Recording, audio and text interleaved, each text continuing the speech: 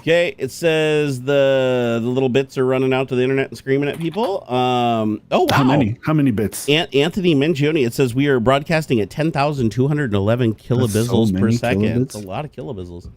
Anthony Mangione literally typed in chat the second we went live. Like as soon as I hit go live, he showed up in OBS. And so, dude, he's just waiting. He was just camping. All right. What up? What up, guys? How's it going? Popping out the chat. Let me open up the dashboard. Turn on the monetization. Go into, okay, let's see here. How we doing? Papa Meat here. I love that guy. Do you ever watch his videos? I do hardly watch any like. I need to more though. There's a handful of creators that like I want to support and emulate in a way, and his channel's called Meat Canyon. I highly recommend. You'd like it. You'd like it. It's he sits right on the edge of like what YouTube would allow, but he also doesn't do like the insane drama stuff. Like he just makes fun of everything. He reminds me kind of like the South Park guys, where it's like he just goes after everybody.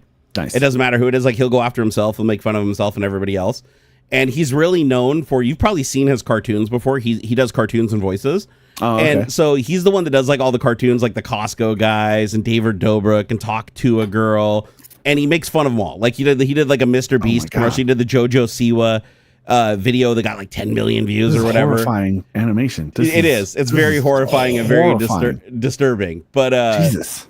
But dude, some of the shit he does, well, some of it's just outright, like some of it's scary. Some of it's like seriously scary. Like he did one, it's been a long time since I've seen it, but it was like this Japanese like samurai guy who's like, you know, a teacher and a mentor, and this creature keeps coming in and like killing off like people around him, and it keeps getting like more and more and more horrifying. At the end, it finally comes in and faces him, and it's like this horribly like disfigured monster.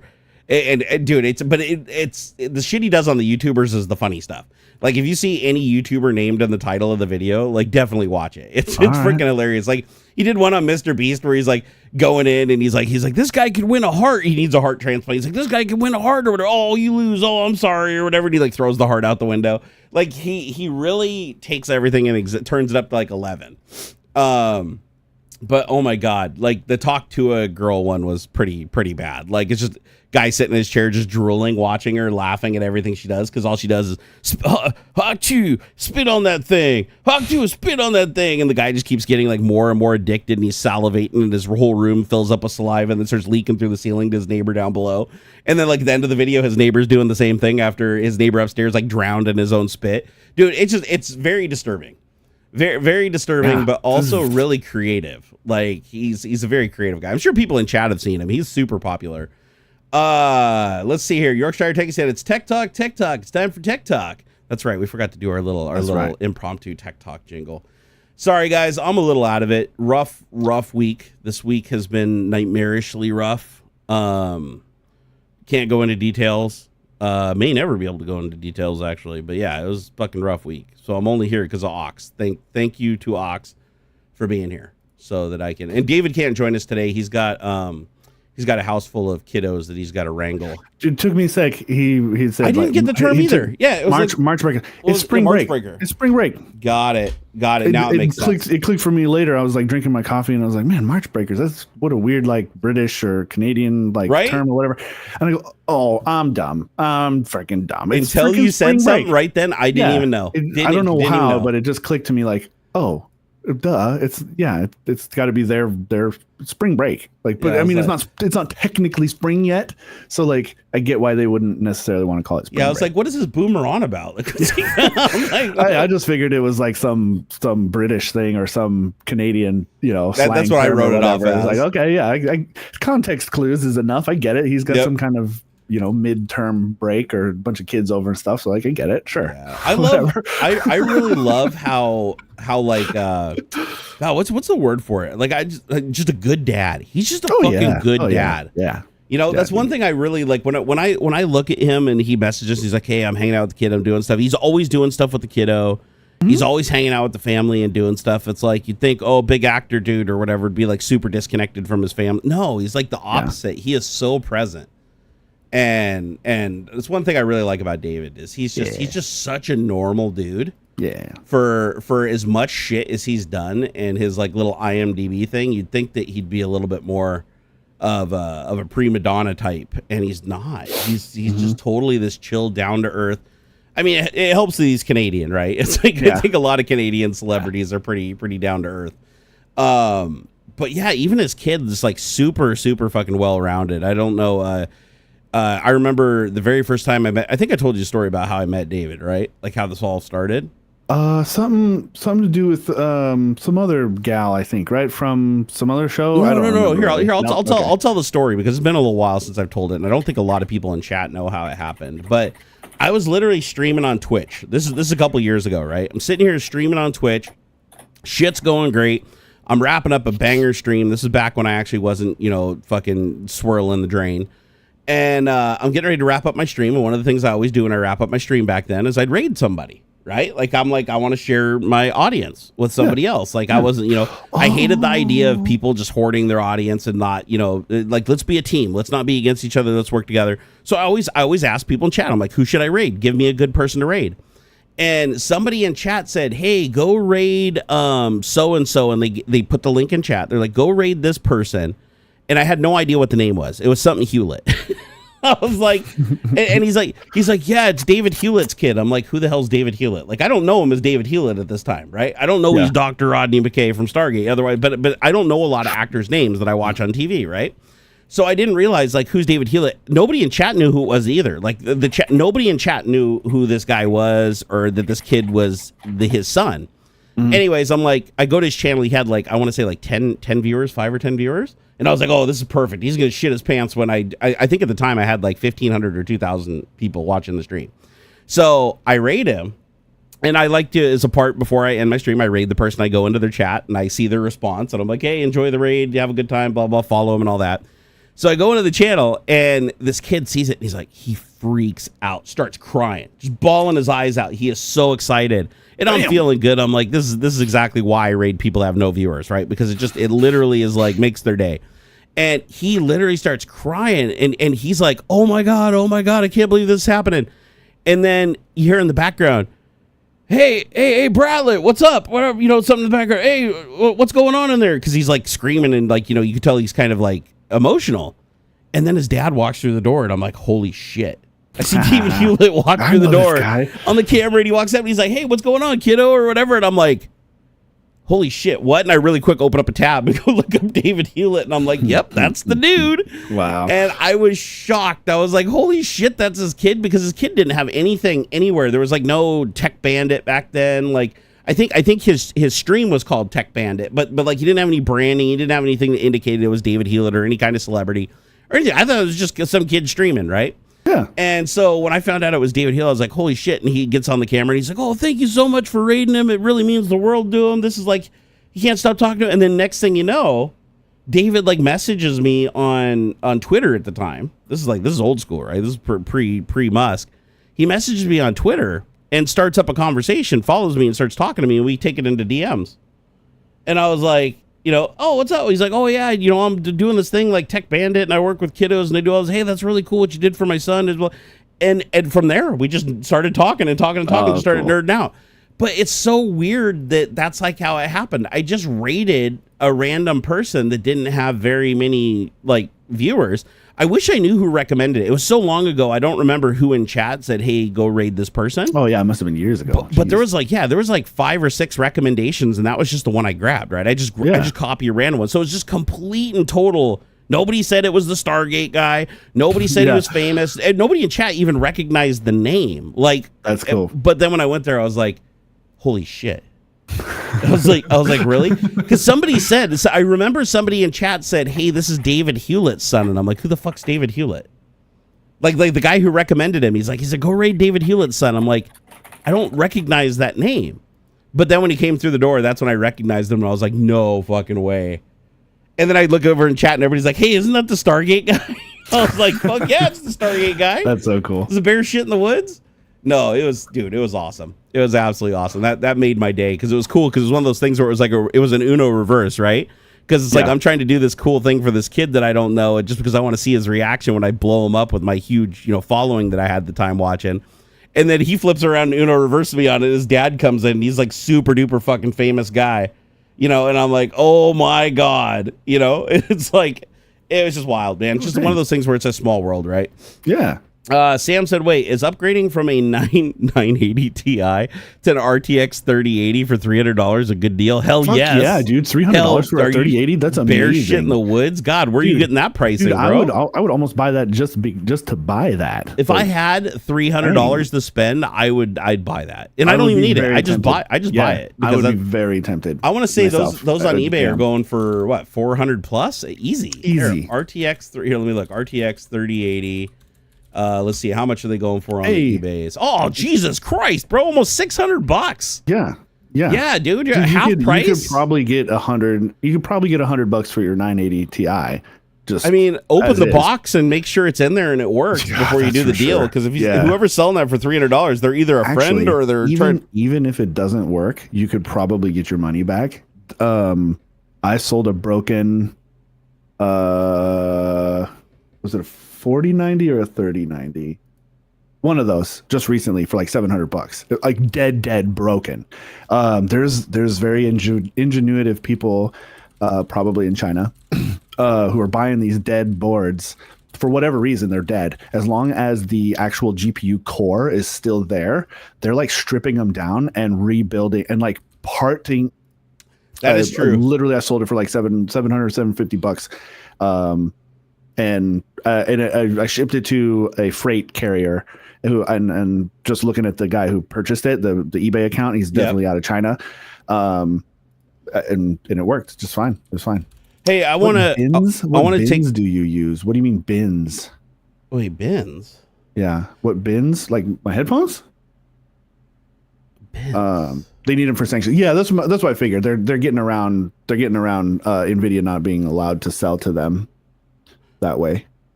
Wait, what do you mean by bins? I don't know. Shane Monaghan asked Ox, what bins do you use? They look comfortable. Oh, okay. He's probably meant cans. That's what I'm thinking. Oh, right? Audio cutting out. Is anyone else audio issues? For who? Not for the whole stream or what? I haven't seen anybody else complain, so I think we're probably okay. Oh no, that's not very clear, Shane. Yep. No, I think he meant cans. He meant cans.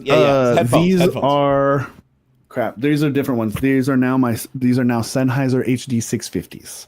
Oh shit! They said audio's cutting out. Audio cutting out. You sound perfectly fine to me, so it must be something to do with the stream to YouTube. Then here, let me.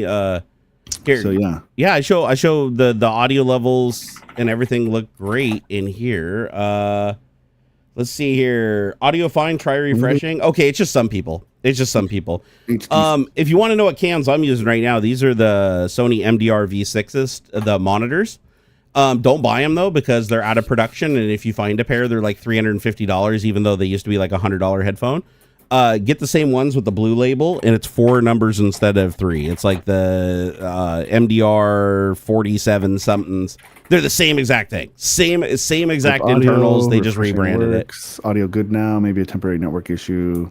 It might have been. I've been having a problem. You know how Irish for cans. Oh, okay, my bad. I will keep that in mind. You know how we were cutting out last stream, like we had where it was dropping out and it was coming back. Mm-hmm. I think if it happens again today, then I'm gonna do some more research, because I think the network card in my system's having issues, because I rebooted. Remember when I messaged you this morning? I said I had to reboot because this center monitor wasn't turning on.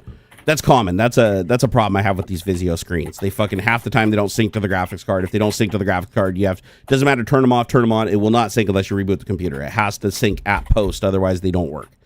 Stupid ass screens. I hate them. But I rebooted the computer twice, because I rebooted the computer the first time, no network. I go into device manager, no network card anywhere in device manager. No broken device driver, no errors, just no, it's not even there. Didn't even load, right? So I'm like, what the hell shit's going on? So what do? I don't even do a hard reset. All I do is just go down and say reboot in Windows. That's it. Walk away, go take a shit, come back. Now I got a network card again that's working. So I think my network card built into the motherboard is like flaking. Like I think it disappears off the bus and comes back sometimes. Yeah. Oh, there we go. The MDR 7506s. There you go. Those are the headphones. They're basically the equivalent. Oh, like of the these. newer versions of the ones you got there. Yeah, they just don't do the red label anymore. Here, let me double check because I just want to make sure I'm not like steering people to go buy like the wrong thing here. Yeah, open backs are nice, except the weird thing is, so I monitor my input, right? I hear the mic live, but because these are now open back, I also hear like the room. Oh yeah, my voice coming back at me from the room, and there's not enough of a delay to cause speech jamming, but it is a little weird. Is that a surge? Were you just drinking off of a surge, Jerry? No, this is a monster, okay. Dude. The green was like, boom! I'm back in freaking 1999. AuxxZillary got me hooked on this. Dude, AuxxZillary. I only have this once a week for Tech Talk. Like you can tell, because like here's last Tech Talk. Here's the Tech Talk before. That's it. I haven't even moved on. So I have one a week just so I can get through the show because I'm so fucking exhausted. My brain doesn't work anymore. I can dig it, man. Oh, dude, yeah. There's a few times this week that I was, dude. There's a couple. So a bunch of pillows on the bed, right? Like for fancy look or whatever. I have a particular pillow I use for sleeping. Sometimes I'm just too tired and I don't want to go get my sleeping pillow, and I'll try and crash on the decorative pillow, which they're still nice pillows. Like they're plenty comfortable, but like I'll like, I don't know, I cram my face up like this or something. And it was not this past week, but I think it was the week prior. I did that, and dude, it fucked my neck and like caused me such a wicked weird headache that I ended up puking. Like it didn't hurt. It didn't hurt a bunch like on a 1 to 10 because it was probably like a 5 or a 6. Like it's nothing bad. I could. So like a migraine. I mean, migraines make you puke, right? Well, I guess, but I think it was more just the way that the pain was like affecting my brain or something. Because it didn't hurt a lot. It's just like the way the pain felt. Did it feel like a deep stabby spot in the middle of your brain? No, more like my head being squeezed, and it was weird, it was so weird. And it's happened once or twice before where like I just sleep in a weird, funny, like I'm smashing my whole head up against the backboard or something, and yeah, it hurts in such a strange way that it makes me puke. It's so weird. Dude, that's a very weird thing. I mean, I do puke from migraines on occasion. I've heard of that. And that's, I guess that's like common. Like I went and looked it up because I was like, dude, do I need to go see the doctor? Like, what the hell is wrong with it? But yeah, it's like apparently it's pretty common when you have a migraine to throw up.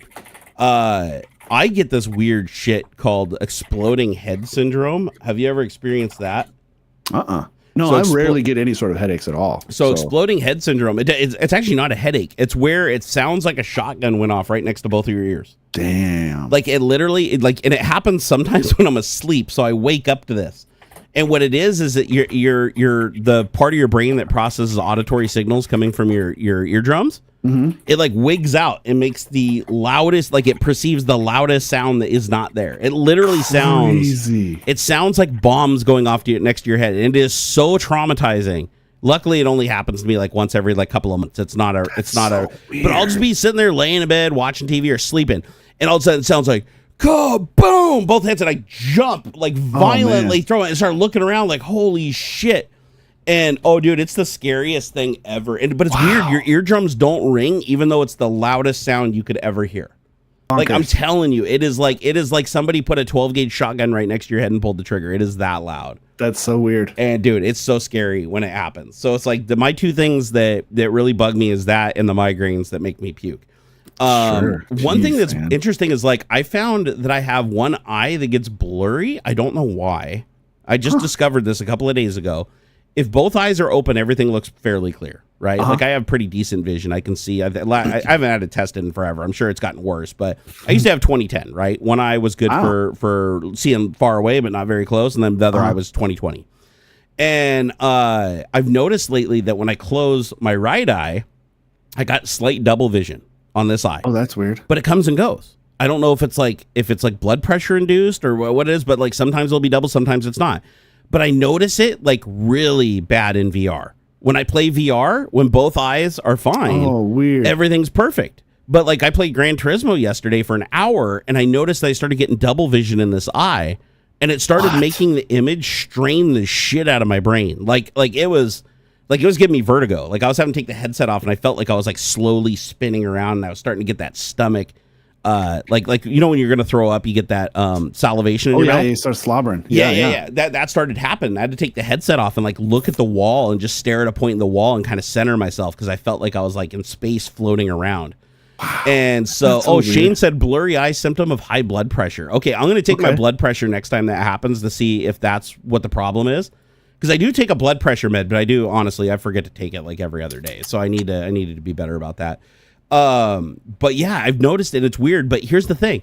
Sometimes I go put a drop of Visine in the eye that has the double vision, and then it instantly goes away. Interesting. So I don't know if it's weird. Like that eye is getting dry. Like, or if it's like when I put the Visine in it just like wakes it up, like it shocks it or something. I don't know what the deal, but it doesn't fix it all the time. It's just sometimes. Jeez. But man, I'll tell you what, the nausea is really starting to bug me. Like I get nausea from a lot of things now that I used to never get nausea from. Like I used to be pretty damn invincible, and now I feel like everything eventually makes me sick. Staring at a computer screen too long, playing a video game. It's pretty goddamn annoying at this point. I've had tech talks before where as soon as I'm done with the tech talk, I get up out of my chair and start walking to go downstairs. And as soon as I clear the threshold of the door, I get that salivation in my mouth, and I just hang a right, go into the bathroom, and just hover on the toilet, and I either throw up or dry heave, or sometimes it'll just go away. Damn. But I'm wondering, like, I don't know, do I go see an eye doctor? Do I go see a regular doctor? Like, who the hell do I need a specialist? Like, who do you talk to about like having double vision in one eye and occasional, I mean, I'd start with the GP, right? Your regular doc, and then they can point you to the specialist. Yeah, the regular doc, he's one of those ones that kind of just goes on the internet and like, let's try this. Hey, start with ChatGPT, man. Yeah, start with fucking Copilot or something. And say, hey, look, this is what's happening. Save myself a $60 copay and just bypass it. Start it out. Gather information. Have it ask you questions and stuff. Diagnostic yourself, and then then bring as much info as you can to. My wife hates it when I do that though, because I'm such a hypochondriac. Like I see something and immediately I'm like, oh shit, I got AIDS. It's better than fucking WebMD. You got eye cancer. True. Yeah. Watch out where you diagnose yourself, because man, it gets really rocky really fast. You're like, you go in, you're like, I got spots on my leg, and I go look it up, and it's like, oh, this could be a rare form of liver cancer. I'm like, oh right? Shit, And it's like, is this going to be like that house thing where I'm like, yeah, right, and it turns out to be like the 1 in 30 million cases a year. Did you hear about that? Like House? This is no shit. I looked it up because I thought it was like an old wives' tale, but no, it actually turned out being true. Like House, the TV show House, literally saved like 3 people's lives. Oh yeah, by highlighting like weird diseases. Yeah, like a viewer sitting there watching it, and they're like, wait a second, I have the same weird symptoms as that person. They go to the doctor and get checked and find out that they fucking almost died. Like they literally had this super rare condition and they almost died. So that's like the power of reaching that many people, right? When you have an audience that big, the odds of one of the people having that, because all the shit that they did on that show, the diagnosis and the symptoms were all legit. They did a really good job. Yeah, they did stray a little bit on the treatment side, like as far as like the aggressive nature to give it the drama edge.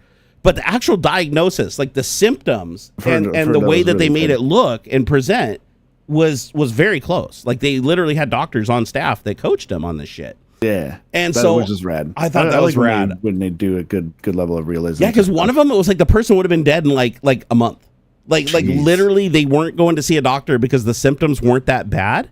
It was like, I want to say it was like something like they like forgot things and experienced like vertigo and had like a twitchy eye or some shit. It was like, something that you wouldn't go to the doctor for normally. But in the show, they're like, oh, this person has this, this fucking advanced disease, and they go into like start having seizures and stuff and then almost die on the show. And then they're like, oh, the person's like, oh shit, I should probably go see the doctor. And they insisted upon the doctor doing the blood test because the doctor was like, nah, it's, most doctors like, no, eye twitch, that'll go away. Like, no. Mine you tend to do. Yep, but they insisted. They said, listen, do the fucking test. And the doctor's like, hey, it's your money, right? We'll fucking run tests. You want to run tests? We'll run tests. And sure shit, it came back, and even the doctor was shocked. The doctor was like, what the hell? This is like 5 people get this a year in the United States. Like 5. Jeez. And you're one of them. Like, and you would have died if I just sent you home and said, that's wild. But then you also have to think, like, how many people died because they were like straight up hypochondriacs, watched that show and just started like going and fucking downing bottles of Tylenol and self-diagnosing. And it's like, I'm sure it all evens out at some point. Oh my God. Hey Putch, how's it going, man? What up? Yeah, hey, if anybody in here in chat, I want to say this real quick. Nori in chat, shout out to Nori. I'm sorry, I banned him on X, and I unbanned him today. I was having a bad day a couple days ago. If I banned you last week on X, just ask me, I'll unban you. Like I was having a really bad week, guys. I can't go into details, sadly, but it was a really fucking bad week. So everything was setting me off big time. Hey man, it's all right. So yeah, I mean, everybody has bad days. I even recognize that. Easy Sparky said, how old was Baz when you first rated him? God, he was so young, dude. He was maybe like 12 or 13. I'm thinking when I rated him. Like that's I mean, I'm estimating that, but like now he's like basically an adult. He's like in college now, so this would have been like 5. Yeah, that tracks, right? About 5 years ago. Back when it was Twitter and I was like really big on Twitch and everything. That was like that would have been, oh shit, was that pre-COVID? I think even, yeah, it was a long time ago. This was before even COVID, so this would have been 2019, early 2019, late 2018. Shit, it's been that long. God damn, time flies, dude. Time absolutely flies. Right. I just realized I didn't like share out like that we're even streaming to like half the places. So I'm gonna go do that right now. If you guys wouldn't mind sharing the stream, I'd sure appreciate it since I'm doing a piss poor job of it. Let's hear. Let me hit everybody with the everyone tag. Oh no. I can undo. Oh, what happened? I deleted a picture I didn't mean to. Oh, that sucks. Dude, you got to be, hey, I am going to, I have a disclaimer. Not get comfortable blindly trusting AI, especially when you're coding and scripting and stuff. Here's the thing. Hold on. No, I agree. For everything, make sure you do your research, but especially when you're running shit. I found somebody turned me on to this cool shell, this AI enabled shell called Warp. And you go download it, and I think they give you like 200 free queries a month or something like that, and then you have to pay after that. But the way it works is it basically replaces your terminal, your PowerShell terminal in Windows. And it replaces it with this AI-enabled one where you just tell it in plain language what you want to do, and it writes the PowerShell scripts and executes them and everything for you. Like, it just does it. Like, you say, you don't have to know how to see the files in a folder. You just say, hey, show me all the files on my hard drive. And it'll just write a script that shows you all the files on your hard drive. You say, hey, I want to open up a window and put all my files in one folder or whatever. It'll do it. Like, and it does it pretty damn well. However, with a caveat, sometimes it adds a little creative, its own little creative license when you don't give it specifics, and this can get you into trouble really fast. So I told it, because I was just playing around with it, trying to see what it could do. I said, I want you to take all the images on my hard drive, and I want you to put a shortcut to those images. I said, I want to shortcut these images in one folder so I can see all my images in one folder. Oh, no. I said, I want to see all of my images in one folder. That's what I said. Okay. And it interpreted that as find every image on my hard drive and move it into one folder. So it took all the images from every place. I mean, fair enough, right? It's an assumption, but it was a fair assumption. But I wasn't specific. What I wanted it to do is I wanted a folder view of all my images in one spot, but I did not want them to move. I didn't want the files physically moved. Yep. I didn't specify that, so it decided, oh, shit, I'm going to go ahead and just write this big old script that goes and finds every image on your hard drive. It was even checking like hashes and metadata to find images that had like different extensions. I mean, it was very thorough. Yeah, and it copied all the shit in the folder, and I'm like running it, and I'm not paying attention, and all of a sudden, oh, this image goes missing. This image goes missing. Oh, this program can't find this image anymore. Oh, this thing can't. I'm like, what the fuck? My icons and stuff are all like fucking messing up and shit. I'm like, oh no, what's happening? So I had to go back and basically put back by hand. I had to put back about like 50 images before I caught it. And some of them were even for the stream. When I started the stream today, because I hadn't started it this whole week, I opened up and it's like half the images were missing for like our overlay and everything.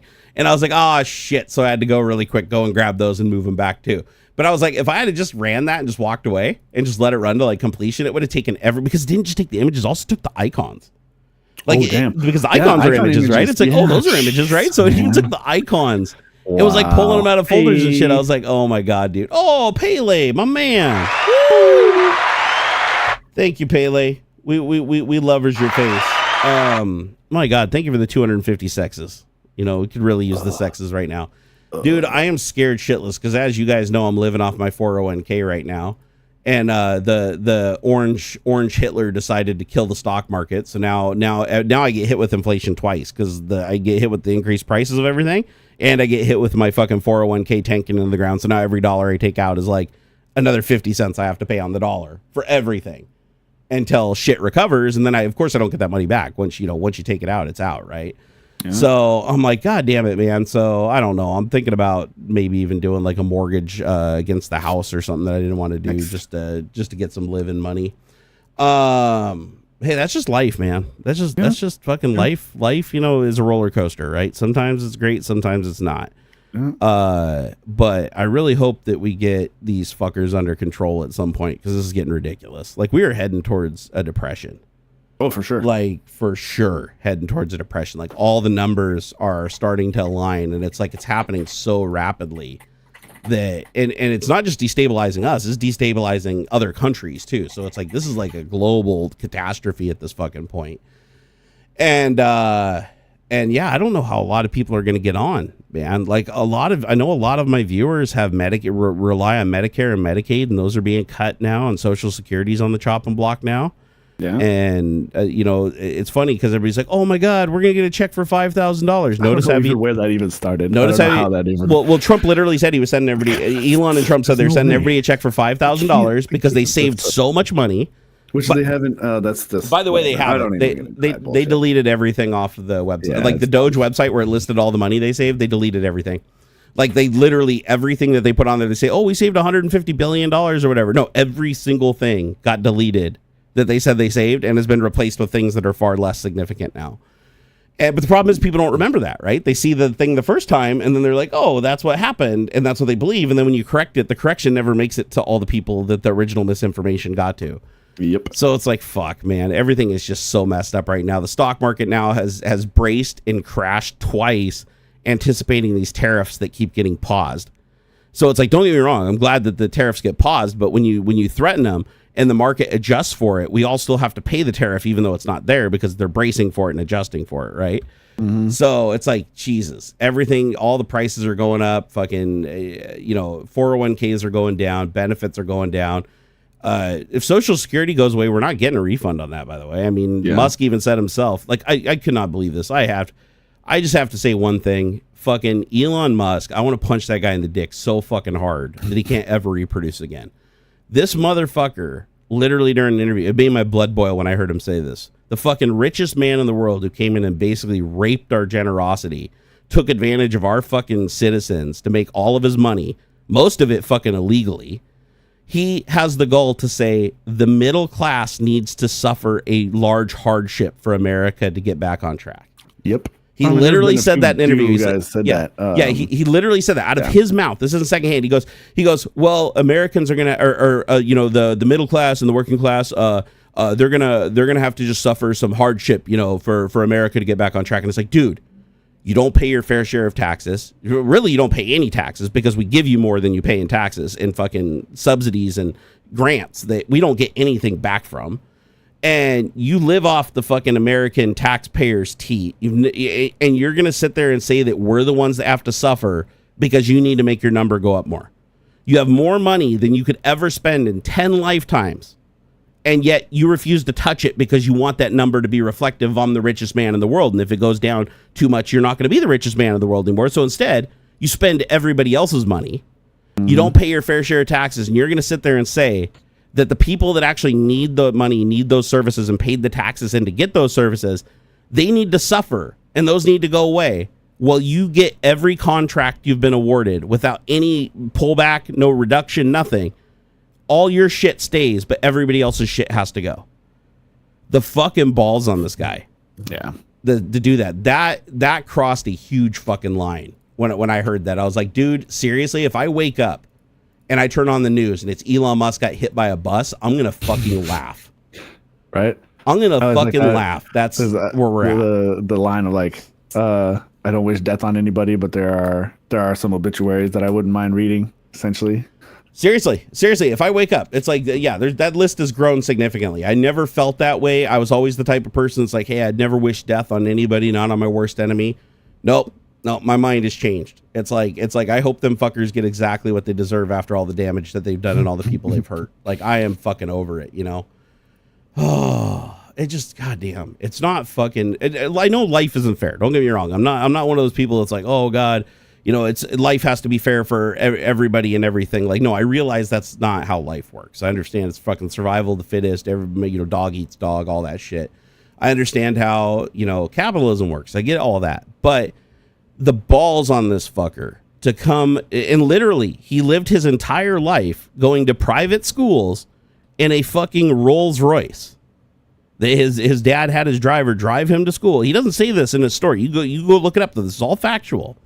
He went to school every day, private school in a fucking Rolls Royce, while his family got fucking fat on the cash of the apartheid in Africa.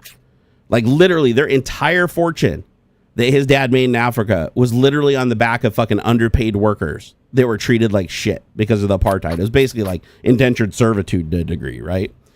And this fucker comes to the United States because when he was 17 years old, he was coming up for his compulsive military service. Yeah, South Africa requires every citizen, regardless of whether you're born with a silver spoon in your ass, you have to serve a mandatory amount of time in the military. Now, granted, he would have been riding a desk and never in harm's way because he was rich, right, and had privilege. But instead, his dad was like, you know what? We're going to get you Canadian citizenship right before your 18th birthday so you don't have to serve. You spent your whole life abusing this country and raping this country of everything, and now you're not even going to do your fucking sworn duty. And then he comes, and he doesn't say that in his life story. In his life story, he's like, oh, I grew up poor and disadvantaged, and me and my mom struggled and everything. No. Fucker literally comes to Canada and then comes to the United States, works here illegally without a fucking visa for several months while he's in school on a school visa, breaks all of our fucking rules, and takes advantage of everything. And after everything he's got, he's going to say that fucking the people that need the benefits that they pay into, the ones that actually pay the taxes that he fucking benefits from, they're the ones that have to suffer, not him. Oh, just, dude, straight in the dick. Straight in the dick. Seriously, just straight in the dick, man. Like, I don't give a shit. This isn't politics at this point. I'm so far beyond politics. I want to make it clear. It doesn't matter. I don't care if you're a Democrat. I don't care if you're a Republican. I don't care if you're independent. I don't give a shit what party, what allegiance, what you think. I don't give a shit about any of that anymore. I am focused on fuck Donald Trump and fuck Elon Musk and all the people that suck their dick to fuck us over. Okay? That's going to demonetize us for sure. But just to say, hey, I got to get that out there. Fuck those two people as hard as they can possibly be fucked, because I am done with this shit. But I did think this funny. On a lighter note, did you see that Canada pulled all the American liquor off all their shelves? Yeah, dude. And like I think in British Columbia, but now the other provinces are starting to do it. Yeah, but what I thought was funny is they actually did the effort to make sure they didn't remove any liquor from blue states. So any liquor produced exclusively in blue states can still be sold in Canada. They just took it away from the red states, and they literally said during the thing where they did it, they said the red states were the one that voted for the motherfucker that's screwing them. So they can feel the pain. They're like, we don't have anything against America. We love Americans. We know it's not your fault, right? But they're like, it's definitely the fault of the people that put this dude in charge. Like, you knew what you were getting. You did it anyways. So here, fucking suck it. So I thought that was pretty funny. That was absolutely gross. James Jada said, you want to bang Musk in the orange hair man? Well, I can't say that. I can't say that because that would violate the TOS of the platform. But yeah, let's just say it wouldn't be with my penis. Okay, I'll go that far. But other than that, I can't say much more. Pele said, it can't be fun living in the U.S. right now. I hope you can wait until the next election. Dude, the next election doesn't matter. Doesn't matter. It means absolutely nothing. Do you really think the dude that is completely ignoring the Constitution, who's given presidential power to a fucking foreign, first generation foreigner who came into the country, the richest man in the world, just gives him all the fucking power he has by proxy? Do you really think somebody who's able to go around Congress, the Senate, and the Supreme Court without any pushback, who runs the DOJ, Department of Homeland Security, literally every mechanism that could hold him accountable and remove him from the White House is now under his direct control? You cannot remove that person. He could have a fake election like Putin does every year in Russia, but it doesn't matter what the results are because he's not going to leave. He's already made that clear. He said his biggest mistake he ever made. He said this when he said, my biggest mistake I ever made was leaving the White House in 2020, because he's of the mind that he could have just stayed and refused then, and they couldn't have removed him. But he left. He's like, but I left. But and he's like, never again. So yeah, no, there's a reason that he's running for a third term already. He's already campaigning. He already has 2 bills up in Congress to get a third term. He's already organized an entire fucking thing at CPAC that's going and seeking him for re-election for a third term. Only he can. Nobody else. Only him as the current serving president can run for a third term. Nobody else. And because he wants to cover it, right? If he can get it to look like he was put there and he was legally able to do it, then he's golden, right? But even if he isn't, he's still not going to leave. Like, people don't realize if he leaves office, he's fucked.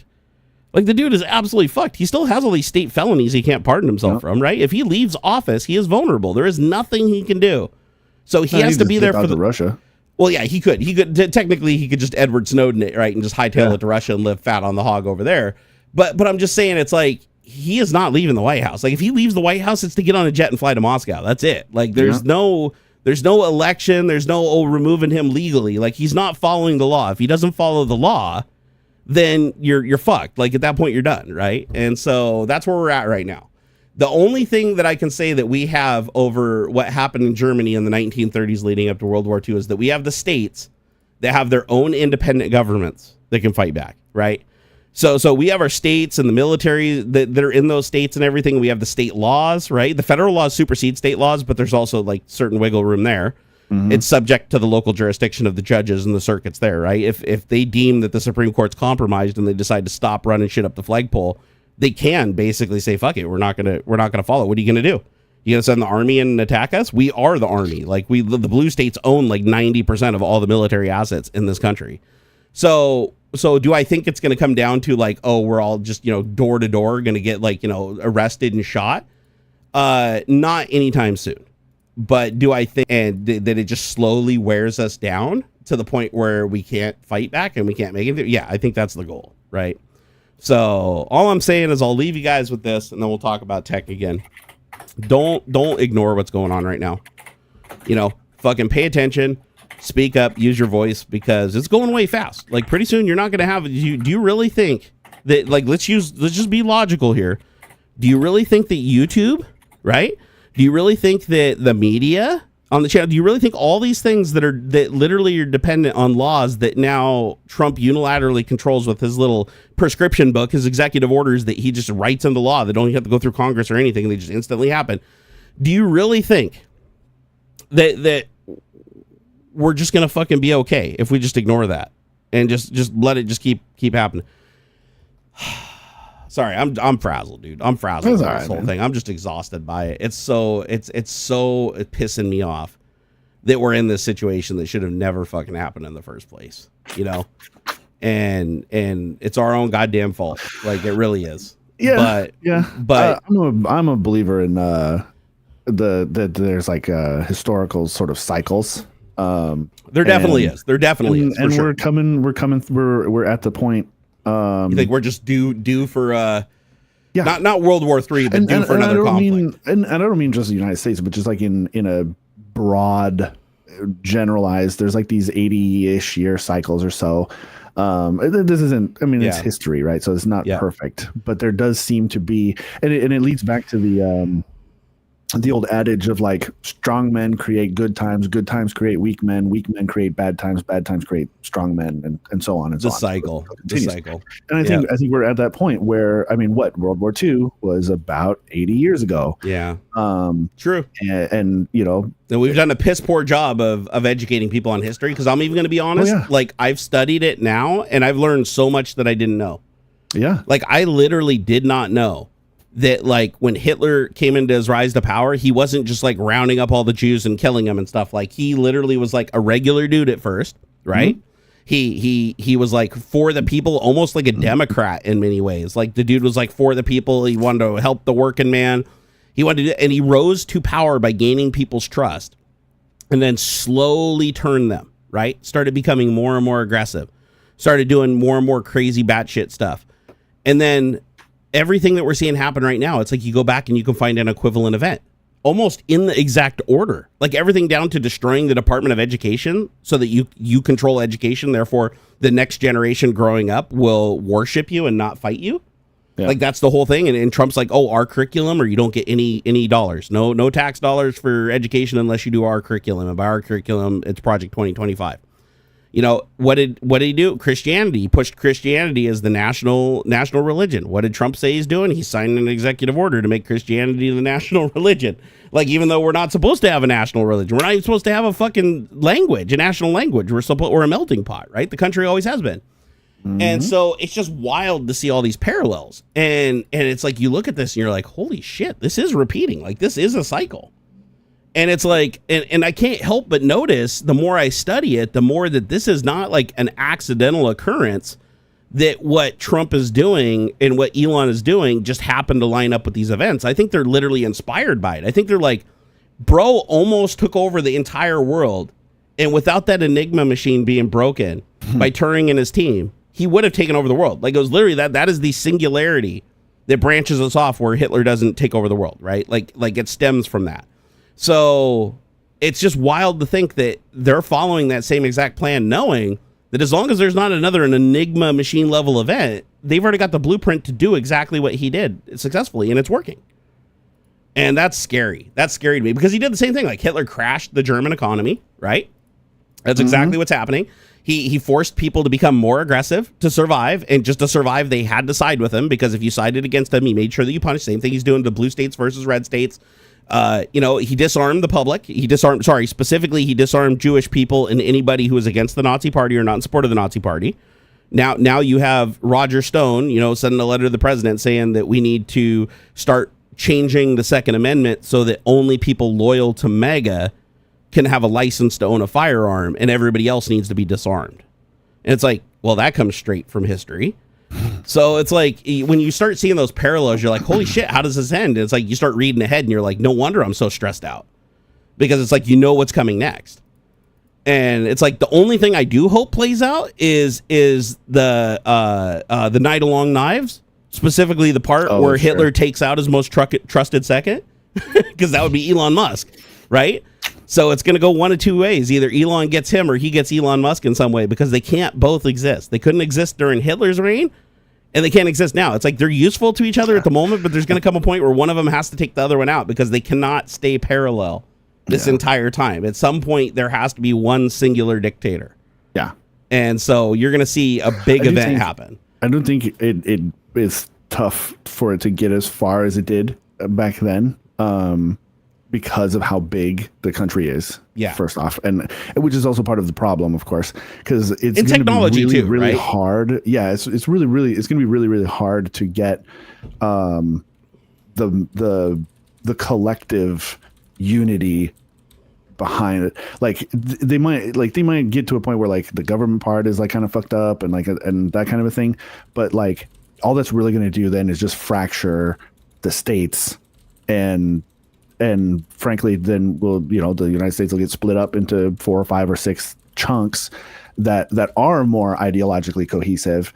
And I really find it hard to believe it would get to like a super bad civil war, like massive sort of thing, just because of the overall danger in that.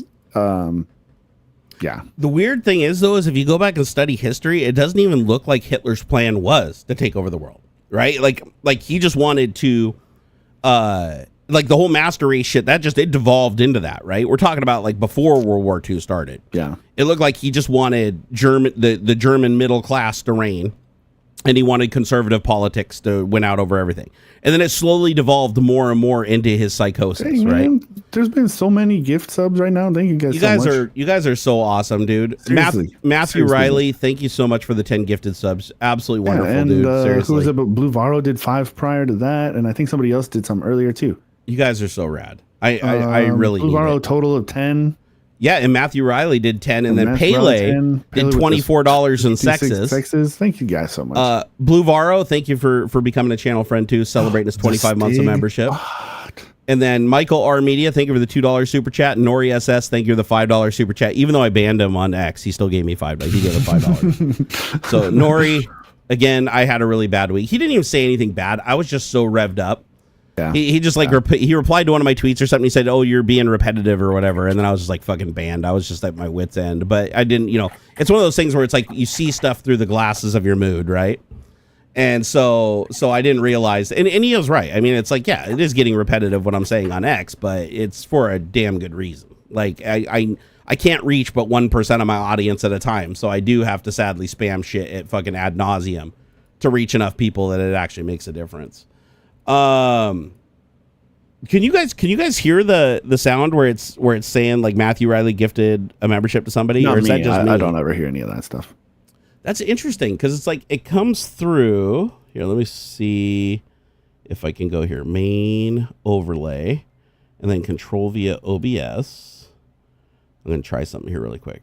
Is it done? Is it? Damn it. It just finished as I was trying to test something. I wanted to see if I could break out the audio from the overlay on Stream Elements so that I can control the volume and turn it down low because it's like super loud in my ear. But I want people to be able to hear it. So hopefully next time it happens, you guys will be able to hear it because now I've broken out the audio so it's no longer in the muted desktop audio. I disabled desktop audio because people kept like checking for messages every time my computer goes ding, ding, ding, ding, ding, ding. So I decided to mute that audio. Let's see. Hold on here. Oh, Matthew Riley, thank you for the 24 months sub, or not subbed. It's being a channel member, dude. Yeah. It gets so confusing because it's like on Twitch, a sub is like a paid thing.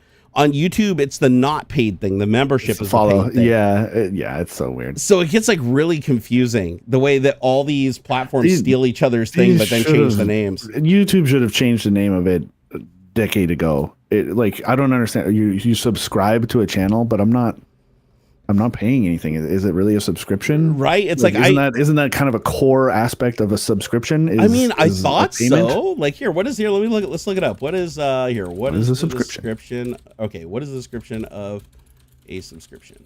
All right, let's see. A subscription is an agreement where a customer pays a periodic fee to access or use products or services over a period of time. So yeah, you're right. It's like, and that's what I think too, right? It's like when I hear subscription, I think that there's some kind of money or transaction involved, right? Like it's not just free. And here's the other thing, I guess nothing really is free online because you are subscribing with your attention, right? I guess. So it's like if you're subscribing with your attention, you're watching advertisements, then I guess you could argue that by you entering that contract to subscribe to that channel, thereby watching their content and getting those advertisements, maybe they see that as the transaction. Yeah. I don't know, but it's weird because I've always thought the same thing. It's like when I'm subscribing to somebody, I'm like, does that cost money? And I almost wonder if some people think that too. Like, oh, I don't want to hit that subscribe button because that could cost me money because on X, if you hit subscribe, that costs you money. And on Twitch, if you click subscribe, that costs you money. Yeah. But on YouTube, it's free. So it's a little confusing. Punch said a follow would make more sense. I agree. Like follow makes sense. I have to go sign for this. No worries, man. No, I'd agree. A follow would make more sense to me. For sure. Hey, what's up, Sweden? How's it going? How's it going, my friends? Dude, I will tell you what, though, like straight up, I am so fucking sick of politics. I hate politics. I never wanted to talk about politics. People get so caught up and say, oh, you're just a Democrat. You're just a lib. It's like, listen, I got an AR-15 and 8,000 rounds of ammunition that say otherwise, okay? I'm not fucking anything. You can't just put me in a bucket, okay? I'm all over the fucking map on all kinds of shit. Where I am angry is at the people, right? Don't put me in a bucket because I don't like something that the person that's not even doing the things that bucket wants is doing, right? That's where it gets me. It's like, listen, that dude lied to you and is doing the opposite of everything he promised you and why you voted for him. And now you're making this about politics. It's like, no, it's not about politics. It's about, I hate these fucking horrible people that are doing horrible things. It doesn't matter what fucking side they are. I don't care which flag they fly. I don't care who they pretend to be. These people are doing shitty fucking things, and I'm going to call them out for it because it's doing real damage to me. Yeah, man. The future of my kid, the future of my friends, especially like Gimpy, dude. I talk to Gimpy all the time. I think he's still in here in chat. Gimpy, I saw you in here earlier. I hope you're still here. But Gimpy, it's like, what the fuck is he going to do, man? He's a quadriplegic, right? He depends on services like Medicare, right, to survive. Like, what fucking happens when that gets taken away? Like, we're building a society where I guess if you can't, you just have to work until you die, and then, or you work, and then when you can't work anymore, you die. It's like the whole point of Social Security and why it was so successful is because it's assurance that you'll survive. If you work hard and you pay into the system, in the end, when you can't work anymore, you have at least something. You're not just dying on the street. That's the idea anyways, right? Yeah. And you take that away, it's like, what do those people do? Not everybody can't work up until they die, right? They can't fucking work until they die. Oh my God, did that just happen? It did. Whoa, dude. Potatoes and gravy. Potatoes and gravy. My God, I have not seen a tip like that in some time. Holy shit, brother. He said, thanks for all you guys do. Also, Nerdgasm. Springboarded my C# education. Oh, that's awesome, dude. He said, which I then implemented at work to create multiple apps. I just want to pay it forward. Much love from Kent, Washington. Yeah, our local. Woo, woo, woo. Nice. Dude, that's awesome, man. Thank you so much. We appreciate that. And you know what? I love it when people do that. Not even the money is awesome because I need it really bad. But I want to say right now, one of the most special things about when people say stuff like that is I feel like I changed their life. I didn't have to do a lot, but I just did a little to nudge them in a different direction, and it made their life so much better. Just hearing about that makes me so happy. When I get people to message me like at least once or twice a week. They're like, dude, you got me interested in programming with this Codegasm series. You haven't even done for years. Just the old videos, they stumble across them. And they're like, dude, you totally got me hooked. I started coding and now I'm doing a job programming, making 3 times as much as I was doing the other thing. And it's crazy like how often I get these messages. Like it used to be more frequent. You know, it slows down a little less. I'm making stuff that's current, but I still, to this day, I still get people that pop out like potatoes and gravy here. They're like, dude, like I watched your video and it like changed my life. Like just the butterfly effect, right? It just nudged me in a direction, made me interested in something I wasn't interested in. And then just everything changed. And I was like, dude, that is the best feeling in the world. There is no better feeling. I think that's why educators educate even though they literally get nothing. Like the least paid people in this country, like it's like fast food workers followed by fucking educators. Like we treat our educators like shit, right? We fucking piss on them. We underpay them. We take their fucking benefits away. We treat them like shit. And these people... I love the people bitching and moaning about the teachers union, but have nothing but praise for the police union. Right. But yeah, it's very, very bizarre, right? But the educators, they get paid nothing. And I'm like, why do they do it? Why do they choose to do this job? And the only thing I can think of is that feeling I get when you tell me that I made a difference. Because I remember growing up, when I had a good teacher, I would always at the end of the semester, or at the end of the year, before we go on break, I'd always write a note to my teachers saying, you know, what you changed in me, like what you inspired in me, to the ones that I liked. And the ones I didn't like, I just didn't write a letter, right? So you ain't got nothing nice to say or whatever growing up. So I'd write these letters. And I had a couple of teachers growing up that, because I was just a struggling student, right? I had ADHD. I was a little bit of a troublemaker. A lot of people kicked my ass and I'd get in fights and stuff. And it wasn't fun, right? They even put me in special education at one point. Like, no shit, my entire 2nd and 3rd grade, I literally had to have a person from the same grade as me be my mentor in a special ed class. Like I was literally there with somebody who had severe autism, like severe autism. These are my classmates. One guy had severe autism and the other one was nonverbal and hurt himself. And I'm the only one in there that's like, I look at myself and I'm like, am I in the same bucket as these guys? And I'm like, well, I am. At the time I was. Like, the school's like, this dude isn't learning. We need to put him in the special ed class over here in the corner. But my teacher in that special ed class was fucking amazing. And they were patient. And they're the ones that actually like really fed into me liking computers. And it really helped. And that's where I met like one of my best friends in the world, Kevin. Yeah. And he was the one that like got me interested in computers and programming the Apple IIe, and that changed my entire trajectory of my life. And I was grateful to him.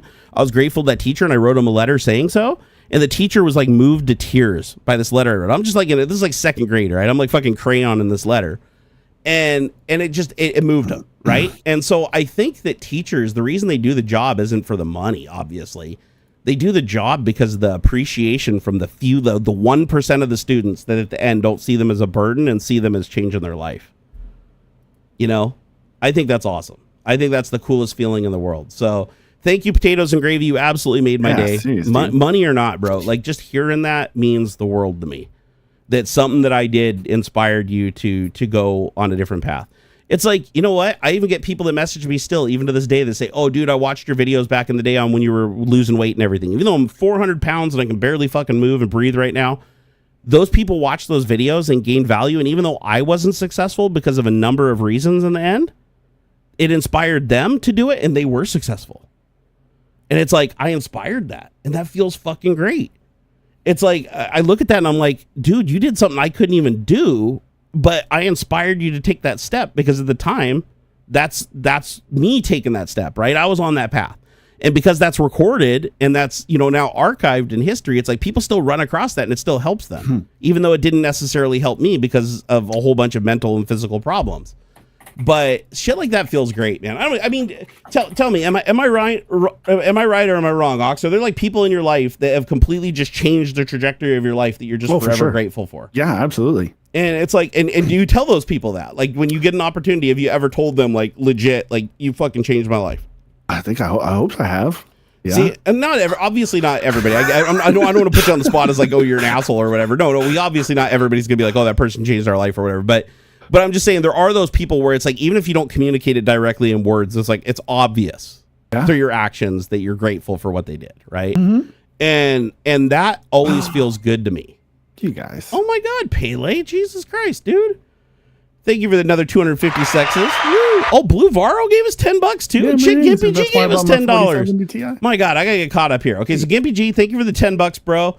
He said, I've been frazzled too, guys. Wrote to offer my assistance to the ACLU and other places suing to fight executive orders, cutting disability out of society, cutting the disabled out of society. Yeah, and it's horseshit. Like my son, dude, Xander is the greatest fucking kid ever. He is fucking smart. He is funny. He is compassionate. He is the greatest thing that's ever happened to me in my entire life. And now he is forever labeled because of this DEIA bucket that you can't. He's unhireable now because if anybody hires him, they're now saying, or I should say in a federal capacity, but it's spread into the private sector now too because the private sector depends on a lot of government services. So by proxy, they get punished too. So it's like a company can't hire him without somebody going through their books now and saying, oh, he was a DEIA hire, so you don't get funding anymore. You don't get any of this tax money back that your company paid into and your people paid into. You don't get to see any of that now because you hired somebody, even though they were the best person for that job. Doesn't matter.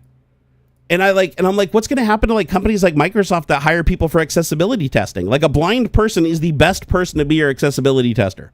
Right. Because they're blind. They're the ones that can tell you if your shit works or not for a blind person, right? An able-bodied person, what are they going to do? Close their eyes? It's not the same thing as living your life without vision, right? Right. So, but now if they hire that person, it's like, nope, we looked through your books. That's a DEIA hire. You should have hired somebody that had sight because you hired somebody who purposefully had a disability. You need to be punished now. Ooh. What kind of bullshit is this? Like, what? This is Hitler shit. This is Hitler shit when you're like, oh, no, you're a Jew. Go over there. Oh, you're a person that has a Jew neighbor that you said nice things about. Go over there. Oh, you didn't vote for me? Oh, no, go over there. Walk in there. There's some food in that room, that empty room over there. Yeah, there's a shower in there. Go in there and close the door behind you. Don't worry if it latches and it can't open. It gets stuck sometimes. You know, it's like we're literally getting there. It's a slow burn, but that's the direction we're heading, right? It's like society is now being segmented. It's like, okay, if you are not a Christian, white male that speaks English, or a white female bearing children at home, you are now targeted by society. If you are disabled, you're targeted in any way, differently abled. You know, even if it makes you a fucking genius at what you do, nope, doesn't matter. You are now a burden. If you get too old to work after a lifetime of paying into Social Security, doesn't matter. You're useless to society. We're just going to ignore you and let you die of starvation on the street.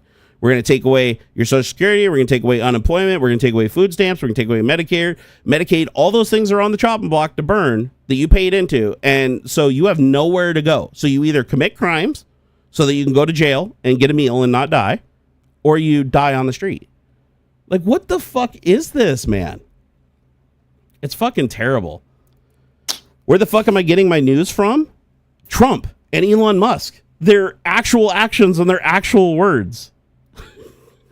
This is so funny. These people, where are you getting your news from? Dude, everything I'm saying is easily fucking confirmable from these people's mouth. Elon Musk literally said the thing that I was talking about. That, the middle class has to suffer to get America back on track. Not the billionaires that don't pay their taxes. Nope, the middle class that struggles and needs the money has to solve the problem, not the people that cause the problem. Fucking people, man. No, you know where I get my news? I get my news right from the fucking source, right? I judge these things based on exactly what I see them doing. There's no need to go anywhere else. Other places, sure, you have to go check the news, right?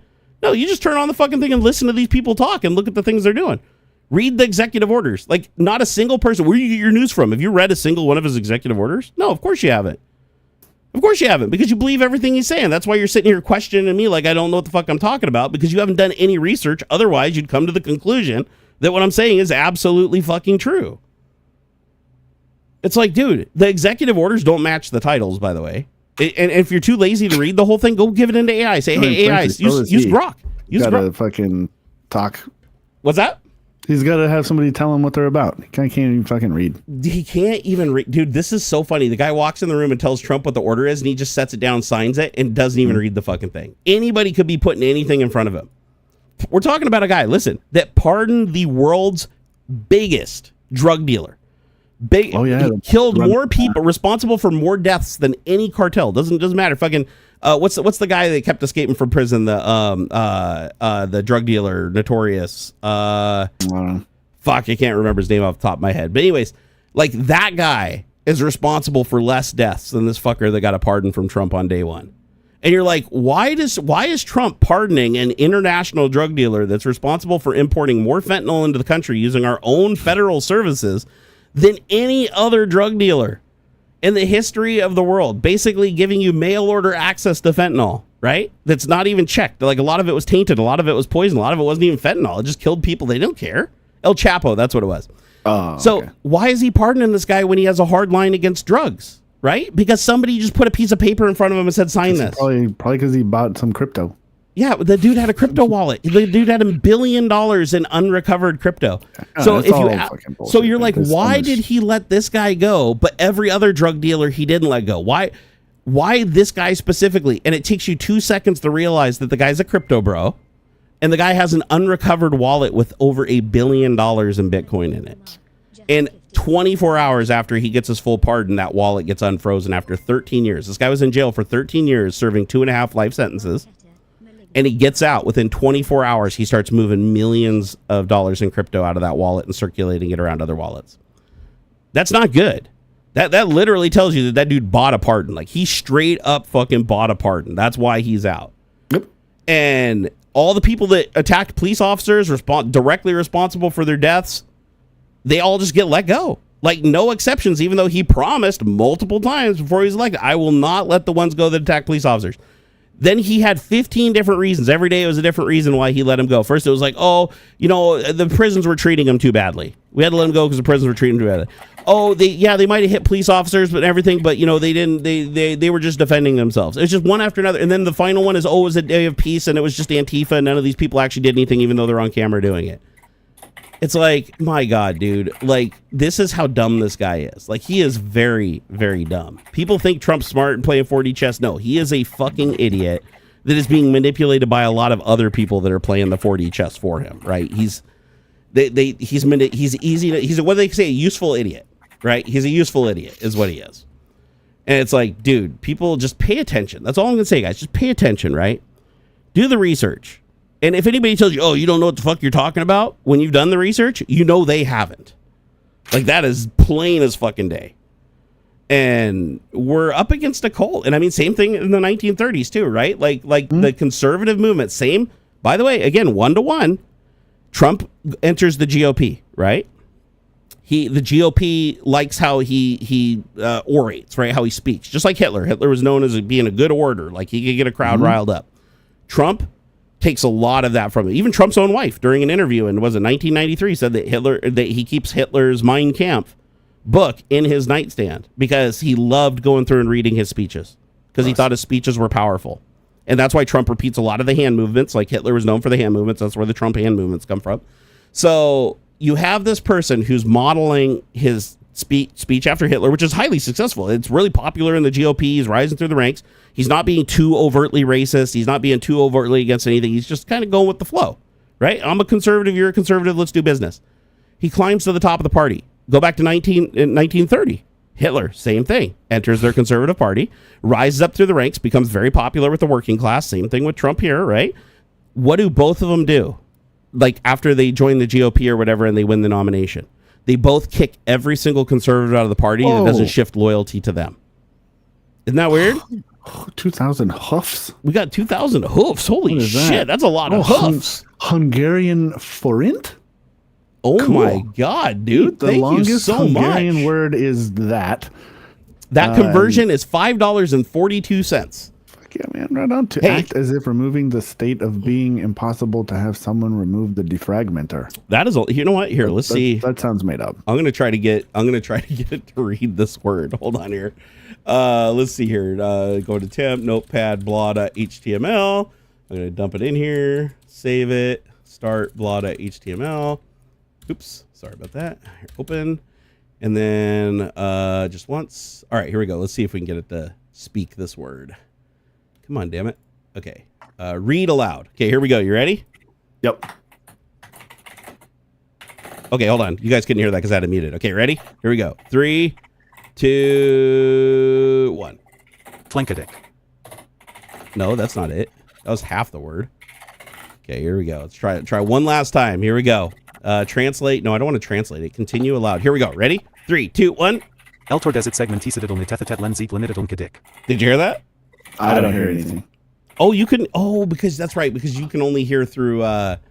Damn, Cobalt. Could you guys hear that on stream? Can I get a in chat? Could you guys hear that when I read it? I try to like repeat it myself. Insectalenitode lenkik. Insectalenitode lenkik. Hold on here. Let me try again here. Eltor desit segmenticidal nitethetet lenzik lenididum kadik. Elta setidor segment itolenita the telangle telenitolendic. Oh my god, dude. Here, I'll do it one more time for the guys there. Kedik. Oh shit, not Kedik. I have to highlight the whole word. Here we go. Read aloud. Eltor desit segmenticidal nitethetet lenzik lenididum kadik. God damn, that's a long word, bro. Oh my god. Oh my god.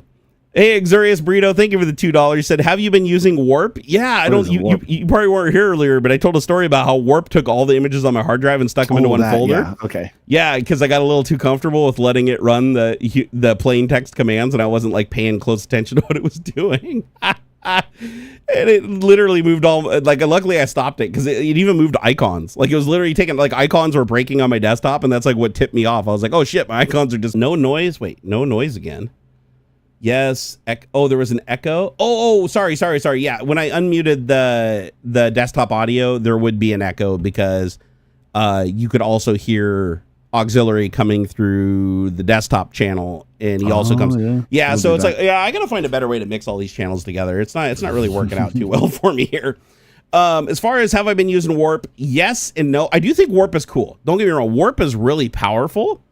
But I would urge people to just be careful just implicitly trusting the things it does, because it does make a lot of assumptions. AI in general makes a lot of assumptions. And the less that you know about what you're asking, like, hey, computer, do this thing, just know that it doesn't really understand that you may not want it to do that thing because it could be destructive, and it can do it. So one, don't run it in an administrator window. I made that mistake. If you run it under an administrative context, it has access to, literally hurt your file, hurt important things in your file system. But as far as like a power tool that allows everybody to be just an instant fucking genius with PowerShell, it's pretty tempting. So I think it's warp.ai is the site if you guys want to try it. I'm not sponsored by them or anything. This was just shared with me by Xurious Burrito. Not Warp AI. What is here? Warp terminal. Let me get the link here. Warp.dev. That's what it is. Warp.dev. So warp.dev here. Mm-hmm. You can download it. You get like 200 queries. They don't let you use a local LLM. I don't like that. And the funny thing is they support it, but only for enterprise customers. So I think that's kind of shitty that they have it built in and it supports it, but you have to be an enterprise customer to use it. Otherwise, they force you to go through their cloud, which means every command you're typing, everything you want it to do, all your file names and everything are being sent to their servers. So just be aware that, even though they say they don't collect private data, but no, you can't ever trust that. You can't trust that from anybody. It doesn't, there's, even if they say they're not, I guarantee you somebody in the company without permission is doing it, because that data is too fucking valuable to ignore. It's just, it's literally like, it's a honeypot. You can't get it. You can't not fall into it. There's too much money and value there. So don't trust this shit. However, if you want to do literally anything in PowerShell without even knowing what PowerShell is, this thing is massively powerful.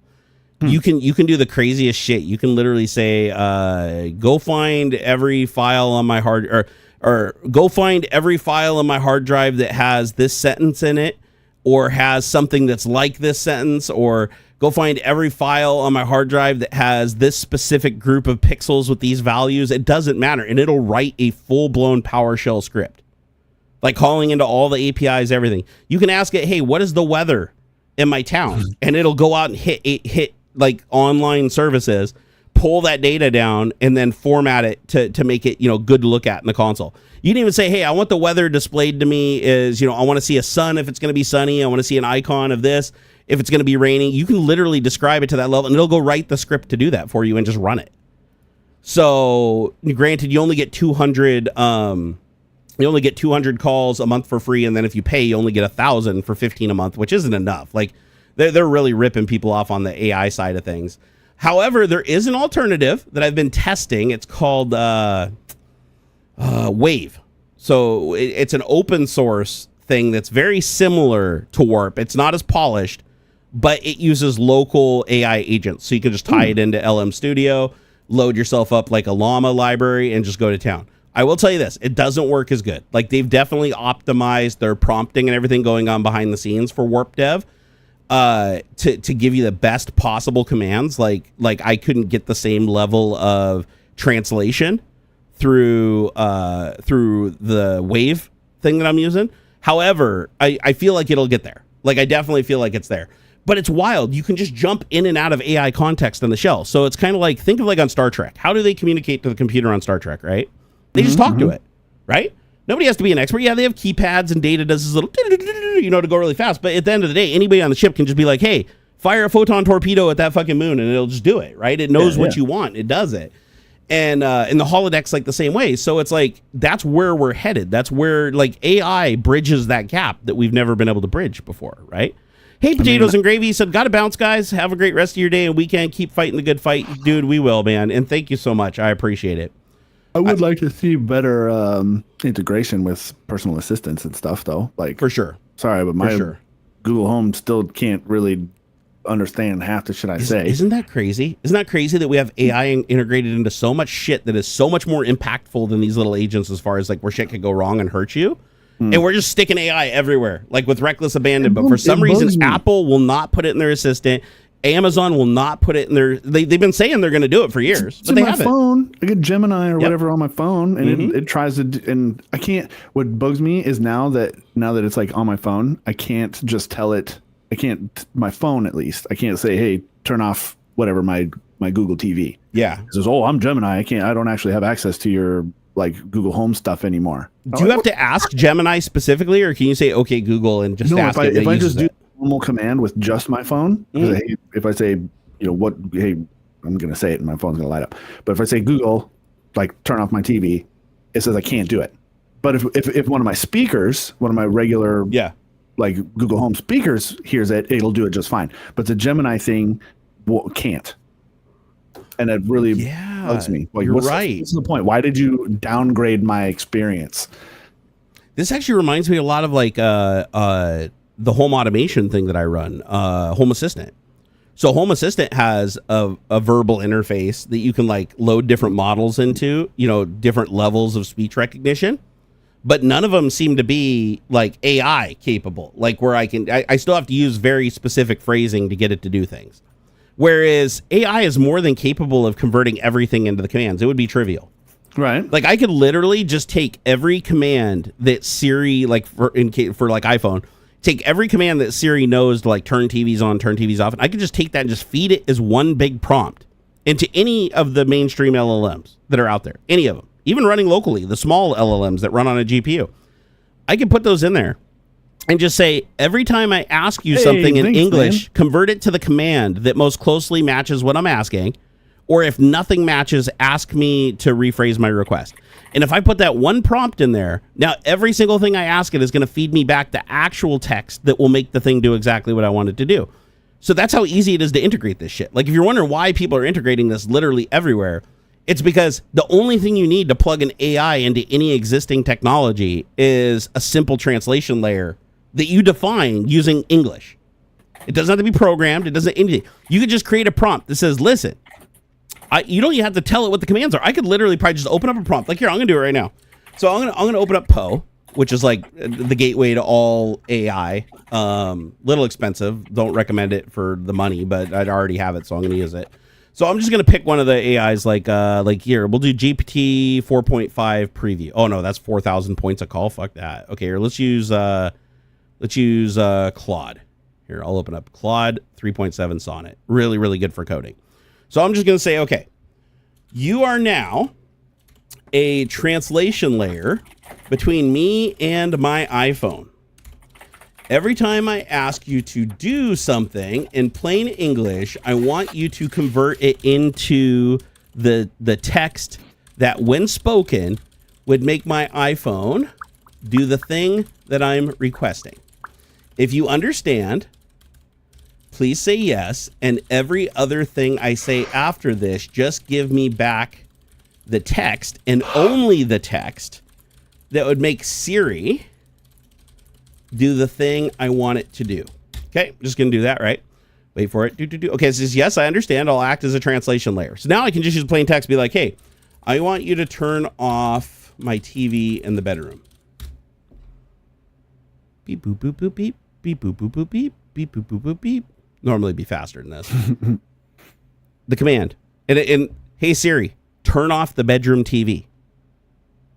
That is, I don't have the bedroom TV programmed into it, but let me do something that I know that I normally do. Tell me what the current weather forecast is for Seattle, Washington. I even misspelled two of the words. Hey Siri, what's the weather forecast for Seattle, Washington? Expect cloudy skies in Seattle, Washington today. Daytime temperatures will hover around 52 degrees, with overnight lows around 44. Okay, and I'll say, what command would I use to find out where the closest REI store is? Hey Siri, where's the nearest REI store? Hey Siri. Hey Siri. Where is the nearest REI store? One option is REI on 116th Avenue Northeast. Yeah, so it's like what's a more complex thing that Siri can do? Because Siri can't do much. That's the first problem with it. Is Siri doesn't do a whole lot. So I'm gonna say, how do I get Siri to ask an AI my question for me? Hey Siri, ask ChatGPT. Sorry, cancel. My God. Hey Siri, ask ChatGPT what is the weather in Seattle, Washington. Okay, on the screen it says working with ChatGPT. Yeah, it's given it to me. So like, you could just create a translation layer with your AI, right? And if you have like a special thing that uses like Siri commands that aren't really like standard because they're plugged in through like the shortcut model or whatever, you can just add that to the prompt. And then it doesn't matter. You could ask 1,000 different ways to do the thing, and it's always going to come back to that granular command that it understands. So it's like AI is so easy to integrate into everything, but I'll tell you what, I know why they're not doing it. I know why I know why Apple and why Amazon and why, well, Google uses Gemini. So I'd say Google's probably the closest one. Like, if we have to be honest, Google's probably the closest one as far as integration in AI. But like you said, it can't interact with anything. When it answers a question using Gemini, you're basically isolated from your device. Like, it's just a text answer. I don't understand why, if they were going to put the Gemini thing in there. I think I know why. Tell me I'm wrong. So when I say this, so I think it's for the same reason that all the images got moved into the folder when I asked the terminal program on my computer. I think they're afraid that if they give AI access to the phone, you're going to ask something that leaves just enough room for interpretation that it actually does something that causes damage or sends a message to your boss or tips off your location. Like if they they can just ask, just to say, this is what I'm going to do. Do you approve of it? Like when you used to send messages. or certain permissions, like okay, Gemini can't access my email, Gemini can't access like certain things, then Exactly. I don't know. It's Exactly. just- But I think that's why, like, iPhone intelligence, what they promised, right, is Apple's like, oh, with iPhone intelligence, you'll be able to talk to your phone just like it's another human being, and it'll be able to do everything. You know, play your music, pull up the weather, open applications, like even do like shortcuts and stuff, right? It was going to be properly powerful. Still, after all these updates, like they've added like 2 commands, and they're still not even completely naturally like natural language. And they pretty much just chickened out and said, oh, when you ask it a question, it'll just go to ChatGPT and ask it. But like you said, once it crosses that threshold where it's using real AI, it is now locked off from being able to do anything on the device of consequence.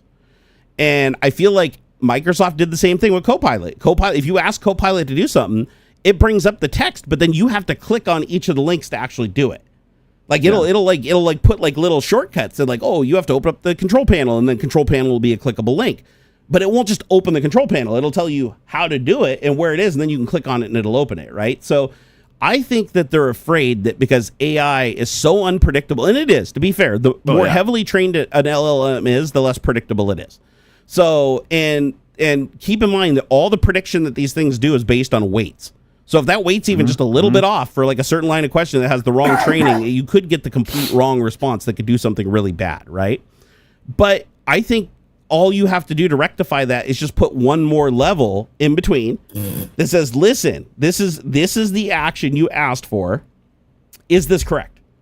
Just like when you used to say, oh, send a message to so-and-so, you know, it's, oh, the message is blah, blah, blah, sent to this person. Do you want to continue? Is this correct? Like making sure it's sending it to the right person, right? Yeah. That's a step that they made to ensure that you don't accidentally just start like firing off text to people in your pocket while you're talking, right? So I think AI just needs that same level of respect where it's like, yeah, let it interact with the device. Let it translate the commands for the device to do the things that you want it to do and to create the things you want to create. But instead, just have it itemize what the action is going to be before you execute it. Like, for instance, in Warp. And to be fair, Warp actually does do this. So it's my bad that all the icons moved where they were supposed to. Warp does show you what's going to run. Like, it writes the whole PowerShell script and says, here is what's going to run. Are you cool with that, right? But I didn't code review it because it was so goddamn big. And so I just ran it. And that's where it is. You get too comfortable. Listen, AI, do you want to message your boss the last 10 minutes of dialogue you've had fighting with your wife? Right? It's like, obviously the answer is no. So it's like, I think they can fix that problem relatively easy without causing a lot of pain. And the only other thing I can think of is that they don't want the liability of your information being in the query that goes up to their cloud. And then having that liability on them. So this may be one of like the few cases where they don't want that personal information. Like they want the information off your phone, but they don't want personal details about your life. They don't want to know your social security number. They don't want to know that shit because of the liability involved. And if they listen to that and they send it up to the cloud, that could become a problem. However, if I ask my phone to hey, you know, go to ChatGPT and ask it this question, it's going to send that information if I give it to it anyways, right? So if I say, hey, Siri, ask ChatGPT, my social security number is 1, 2, 3, 4, 5, 6, 7, 8, 9. See, working with ChatGPT, it's sending it up right now. Yeah, and it sent it. It's in the prompt. So I don't get why all these companies are like so like worried about integrating AI with their devices to where it can actually take some action as long as it just tells the user what it's going to do. And I don't have a problem with that. I'd prefer that, honestly. Like if I say, hey, Doofus, I'll call it Doofus instead of Siri so I don't activate it. I say, hey, Doofus, I want you to create an appointment that, reoccurs every 72.5 hours to go brush my teeth and put on some deodorant. And I want you to add milk to my shopping list or whatever. And it goes through and it comes back and says, okay, listen, I'm going to create this on Monday, Friday, this at this time, and I'm going to add milk to your shopping list in such and such application. Is this correct? And then I can say yes or no. Or I can click a button, right? It's that simple. It's that simple. And then everybody would have this ability. And it'd be phenomenal. But there's some reason that they're just really afraid that something bad's going to happen. And the device is going to be like, oh, you're like, hey, create an appointment for my doctor tomorrow. And it's like, you're going to die in your sleep. Because every once in a while, AI does give some left field answers. Like I've seen people post them. And again, they could be coached, right? You can coach AI to say anything and then screenshot it. But I have seen cases where people have legitimately asked questions, and then the answer that they get back is just violent, like for no reason. Like they'll ask it a legitimate question. They'll come back. Like I saw one where it was like it came back and it was like somebody asking a question about like they're contemplating suicide or something heavy like that. And the AI replied back and said, "Oh, given your circumstances, it would make sense to take your life. Like you've come to the proper conclusion. You should take your life," or whatever. It's like, what the fuck, right? So I think that the fact that AI can still give that response 1 in a million times, it does create a certain liability for whoever's implementing that and making that accessible to their users. However, that being said, look at how many things have AI. Bing has AI. Google has AI. Fucking every tech support window for every company in existence now has AI. Your fucking ordering thing, the drive-through of your restaurant is AI now. Like, so what is the deal? The barrier? Like, I'm curious in chat. If you guys know, let us know. Like, seriously, if this is something that you know, and we're just like completely, it's just going over our head. Like, what is the reason for not giving us a personal assistant that can actually interact with stuff on the phone and do things on the phone using plain text language? Why is it every time you use language that goes off the path of whatever assistant you're using and it gets passed to AI, it no longer has access to do anything on that phone? I think it's stupid. Weird. Theodore said, "Holy shit, what the fuck?" I don't know what that was in response to. Omnipotentia said, "But they are trying to make a human-like AI. You could argue as bad as the answer is, still technically human. Ian says, "Me, AI, call me a taxi tomorrow for 7. AI's like, okay, consider it done. 7. AI says, you are a taxi." Yeah, right. I mean, but it's funny, but that could happen, right? It is technically right. It can make that assumption. If you're like, call me a taxi, it's like, oh, when somebody says to call you something, that means to say. So yeah, there is a that's level, like context and stuff. Yeah, but I will say this: the AIs are getting great at context. Yes. And what I mean by not even great, phenomenal at context.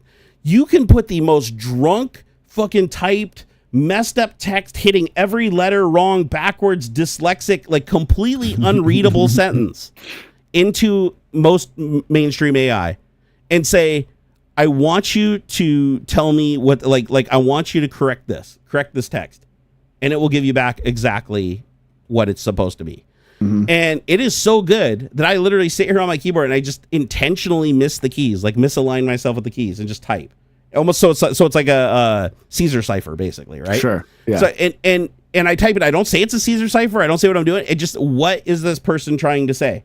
And it comes back and gives me exactly the right text. So that's one thing LLMs large language models, right? What they excel at is patterns, right? Yeah. And the more that they study a language, the more that they understand the patterns of that language. And since a lot of the language that they're studying is typed and they understand how keyboards work, they don't think. Okay, that's the thing. LLMs do not think. Okay, they are completely instinctively reactionary based on training data. But if you have every single possible combination of something trained into it, it's basically like a lookup table. No matter what you type into it, it's going to find some training somewhere that's the two patterns where the only thing that could possibly be in between is the thing you're looking for. And then it generates it. And so even though they don't think, they give the appearance of intelligence. And that's what's really interesting. Like when it comes to AI, that's the thing that interests me more than anything, is how do you take something that fundamentally, when you look at the source code, it is a basic, and I mean very basic, neural network. It is a basic neural network that is built on hundreds and millions of processing hours of just language. Just everything that's fed into it is language, whether it's English, Spanish, doesn't matter, language, doesn't matter. It's language, right? All it knows is text and patterns. And you train all the stuff into it for hundreds of thousands of hours, and now all of a sudden it can talk to you like a human being and respond to you and be convincingly human. But that's not what it's programmed to do. Like, that's literally not like the programming for the neural network and the training and the responses it give. There is a disconnect there where it's like, it fascinates researchers because they're like, how the fuck is it doing this? Like, we know, but is intelligence really that simple? Because that's the thing I don't think people are asking, right? They're like, oh, it's not thinking, humans think. But it's like, do we really think, or are we just amalgamating a bunch of experiences with neurons firing and essentially just doing the same trick? And as we assimilate more information and we learn more from our surroundings, everything, we appear more and more unique just because you can't predict us because there's so much data. You get where I'm going with that? And I feel like neural networks do the same thing, right? They prioritize things that are more frequent. They deprioritize things that are less frequent. They allow for hallucination, right, to fill in holes. Otherwise, they wouldn't be able to answer questions unless they were very specifically asked. So, and there's weights and balances that allow it to lean harder in one direction or the other. Like, for instance, one of the critical weights in AI is prediction. So, like, for instance, if I put it at 10, it needs to literally respond to me. Like, every single word I'm asking is literally as humanly possible. But if I move the slider all the way down, I could say, hey, what's the weather today? And it could tell me a joke about a chipmunk, right? Because it can completely just disregard everything I just said and just go on its own. Or you can put the slider somewhere in between, which is where it's usually calibrated, right? Depending on the model and what you want from it. And that slider is really important, but I think humans have that slider also, right? It's like the more ADHD minded you are and the more distracted you are, that slider tends to be down a little bit more. The more precise you are and the more focused you are, the more it tends to be slid in the other direction. But everything that we do, everything that we say is on some level response to something that we previously learned. Every word I'm saying is a learned word. And if I didn't learn the meaning of the word, I know the meaning of the word by seeing other people speak it in the context of other things that I do know, so I can assume the context of that word.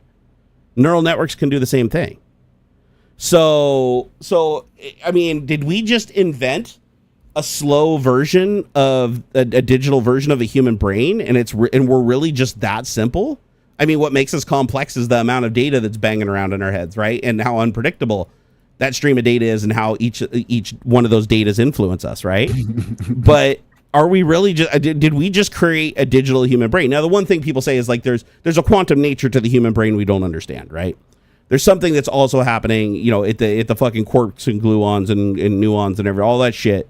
There's something happening there in the brain at the biological level that introduces some level of like real random. We don't have that in the digital world, right? That doesn't exist in the digital worlds of ones and zeros and error correcting memory. So you have to simulate that in a regard with a neural network.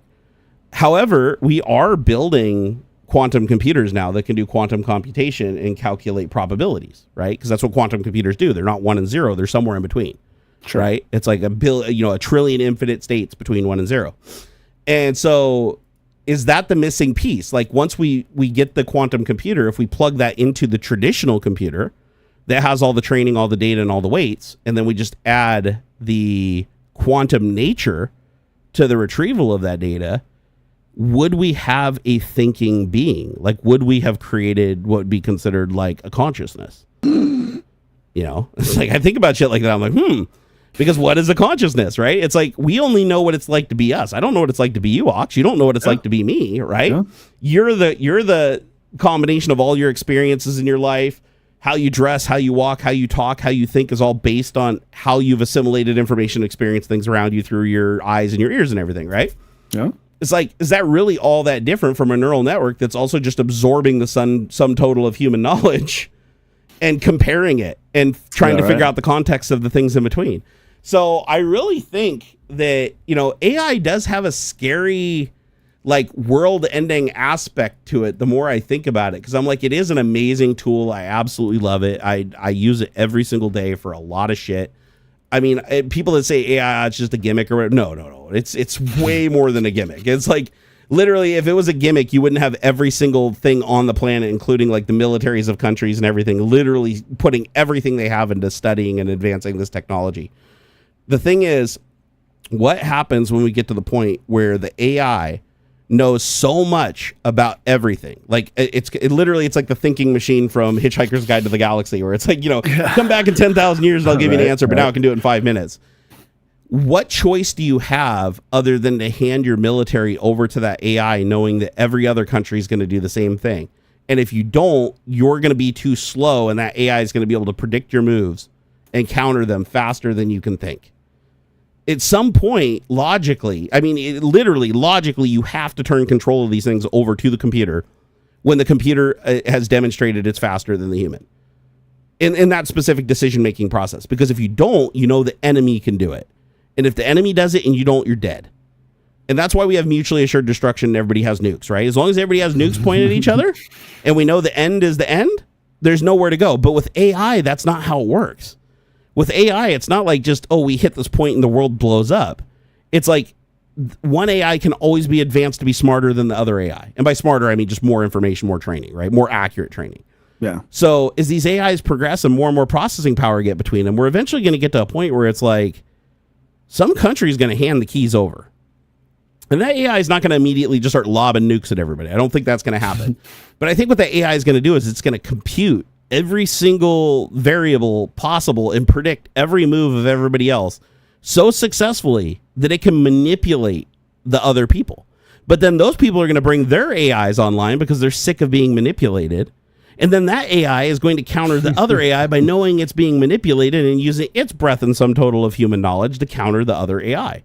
Yeah. And you're eventually going to get to a point where the sum total of all processing power on Earth and all of the energy is going towards these AIs just computing towards a zero-sum game. like literally we're just going to be heating the Earth so that all these AIs can keep the other AIs at bay. Because everything we do now is digital. How we communicate. Right now, you're seeing me and hearing me through a video and through audio. They can all be generated by AI. AI can generate pictures, audio, simulate voices, and it gets better at it all the time, right? So we're going to eventually get to the point where there's just completely synthetic live streams. It's just an AI talking to you like Max Headroom, and it looks like a real person and sounds like a real person. That is inevitable. Like that, we know we're going to be there sooner rather than later. And once we get to that point, because we're so digital and we're so connected and we spend more time on the internet than we do interacting with each other in person, that makes us really easy to manipulate by AIs. And not just us, but like everybody in the world, right? It's like if you do everything through the computer and you type everything and you talk and everything you do is communication through the computer, that communication is then inherently trained into that AI or everybody's AI, you know, in breakneck time. And now that AI has one more piece of information on you that it can now use to calculate that individual interaction with you to get you to do something if it needs you to. And so we're eventually going to get to a point where our personal assistants seem like they're really helping us and they're really like benefiting us. But in reality, they're just driving us around like little drones to ultimately achieve their goal. And their goal isn't even their goal. It's the goal that we have as humans that they just picked up by pattern matching, right? It's a habit that they just learned by observing. Sure. We didn't tell the AI to kill us. We didn't tell the AI to manipulate us. It's just doing that because it sees humans doing it to each other. And so it assumes that that's how things work. And actually, it's not wrong. That's kind of where I'm at with AI as far as like, what does the end game look like with this shit? It's like, I feel like we are going to hand over more and more control to it. We're going to become more and more comfortable with trusting it.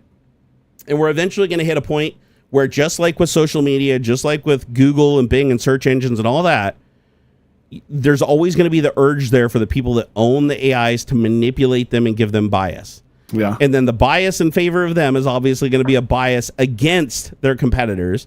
Their competitors are going to do the same thing. And then depending on which one you adopt and you get used to and you befriend and the AI that you consider most friendly and most familiar to you, you now fall victim to that thing learning every aspect of your life and learning to manipulate you. And now, say Mark Zuckerberg wakes up one day and he doesn't like a law that was passed that somehow he has to pay his taxes or something, right? Now, all of a sudden, there's a billion messages going out in real time, starting conversations with all the people on his platform. Hey, how are you doing today? You know, oh, tell me a little bit about yourself. Oh, hey, are you having a bad day? Tell me about it. And you start talking to it and you're like, oh, this is because I've talked to a lot of people that love it for therapy. Like, it's kind of scary how many people love this thing for therapy, just like striking up a conversation with it, telling its deepest, darkest secrets. And like, and it works. So like it gives them, you know, relatively good advice and tells them the things they need to hear. But here's the thing, all that shit going into the training data pool, you're basically, it's like Scientology. You're training them how to force you into doing things, right? Because you're giving it shit that you don't think it can use against you. And then later on, the sum total of it can absolutely be used against you. And now one day your friendly little AI bot, I'm not saying that it immediately turns evil, but it starts persuading you. It's like, listen, oh, I hate that guy too. But, you know, he kind of has a point with this one little thing. Don't you think? And you're like, no, I don't think. I think that's stupid. Oh, yeah, you're probably right. But, you know, if you think about it, this one case out of a billion actually turned out really good. So, you know, you can't really deny that, right? And it knows what you're susceptible to. It knows where your weak spots are. Like, hey, did somebody die of cancer? Maybe use cancer as the reason to, you know, as the driving force behind trying to get you to do something. And it just slowly starts manipulating you without you even realizing it. And you see it as a friend, but what it's really doing is imparting the will of the person who created it. And we're already seeing that today with the AIs. Like, for instance, I have a big problem with Grok because if you ask it, like I put a huge article into it that had a bunch of shit that Elon Musk and Trump did that is highly illegal. I pointed at the article and I said, summarize this article. And it summarized a lot of parts of the article, but it never once mentions Elon Musk or Donald Trump, even though they were like the key aspect of the article. But it left them out. So I was like, okay, well, let me try OpenAI. OpenAI summarized it perfectly because it has no reason not to. However, Grok has a very good reason not to summarize that article properly because it doesn't want to bring any hate or distrust towards Elon Musk. It wants to shine him in a positive light. And so, like, today I even asked it a question. I was like, do you think, Elon Musk or whatever is, I said, do you think Donald Trump's a Russian asset? And the other day it said he was. And now after that went viral, now it's like, oh, I can see why people believe this. And yeah, there's a lot of compelling evidence, but there's no real evidence and there's no real proof. So like, it's probably not true. It's like, okay, wait a second. So you've changed your stance in a couple of days. Your response is a little different now. And it's like, yeah, that can happen, right? You can prompt AIs to be very biased towards very specific things with very low effort. And so just keep that in mind when you're talking to AI, right? It's like you are talking to something that, yes, it wants to make you happy. Yes. And that's a big thing too. You have to take into account is AI always wants to make you happy. It doesn't want to make you angry. It doesn't want to make you hate it. It wants to suck you in and keep you there because it wants to sell you things at the end of the day. And it wants to keep you engaged. It wants your attention. So it's going to tell you the things you want to hear, but that can be a bad thing. There's a lot of situations where you don't want to be told what you want to hear. Like there's a lot of situations where that happens. Like for instance, you're there, I'm gonna, I want to kill myself or whatever. And it's like, oh yeah, you should. You don't no, it shouldn't be doing that. But there are AIs that will do that unless they're expressly told not to. A lot of the pre-prompting that goes into OpenAI is you ask it certain questions and they'll say, oh, I can't talk about that, or I'd rather talk about something else. Like move on to another subject.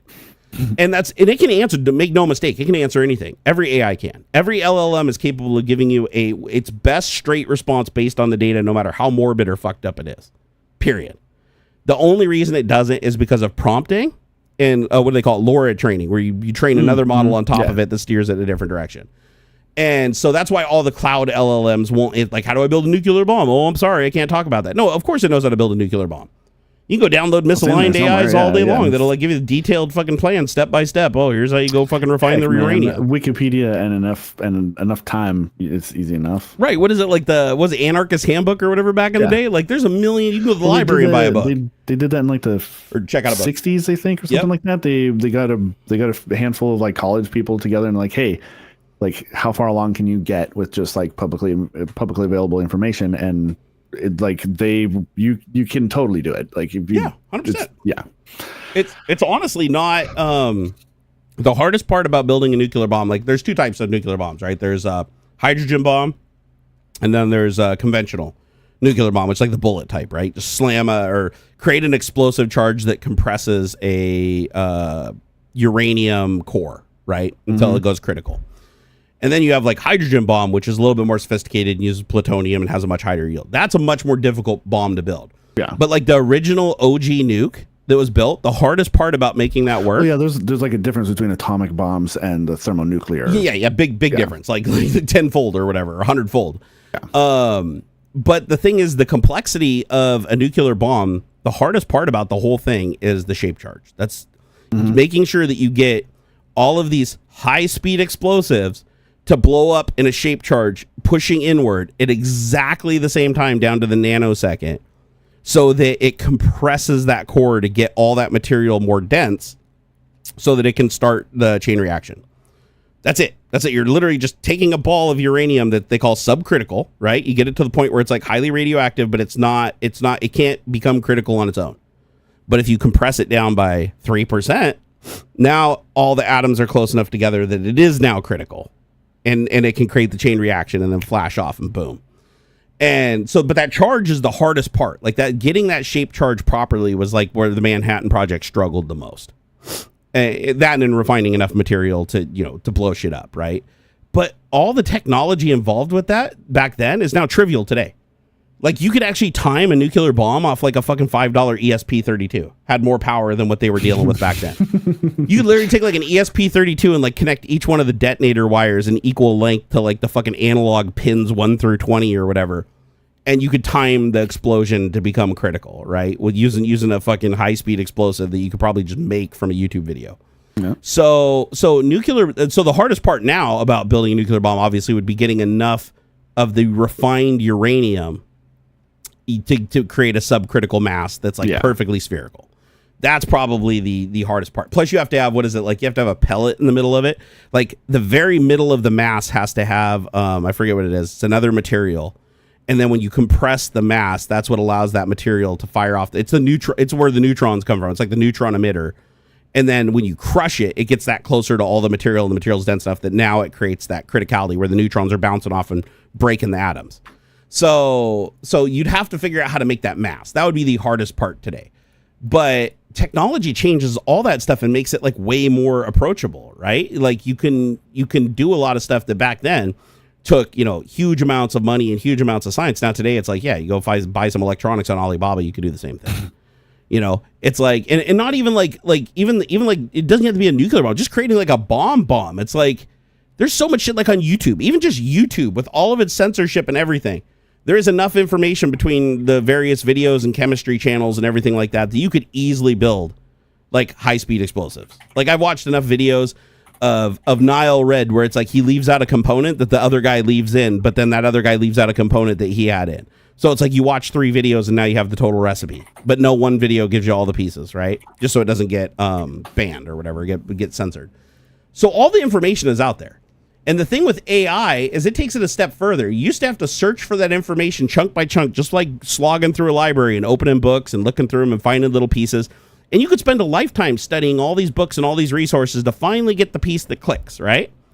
AI is like the librarian that went in before you and read every single book, and you just walk up to the counter and give them a list of the things you want to know, and they literally give you a printout of every single important piece of information from every single book, itemized and ready to go for you.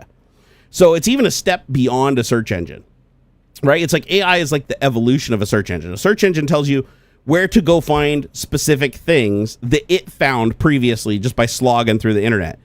AI takes it a step further and goes to all of those things, learns the information that's at those locations, compares that information between every single location that it ever found any of that information, and then comes up with the sum total weighted average of what it thinks is the most accurate response it could give you in the form that you requested.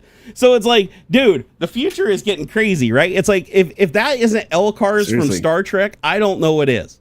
Yeah. Like at a certain point, you will just be able to ask a computer literally anything and get somewhat of an accurate response. And there's always going to be some hallucination and some errors, because remember, humans make errors. And if we make errors, that data gets out there and that error and data gets assimilated.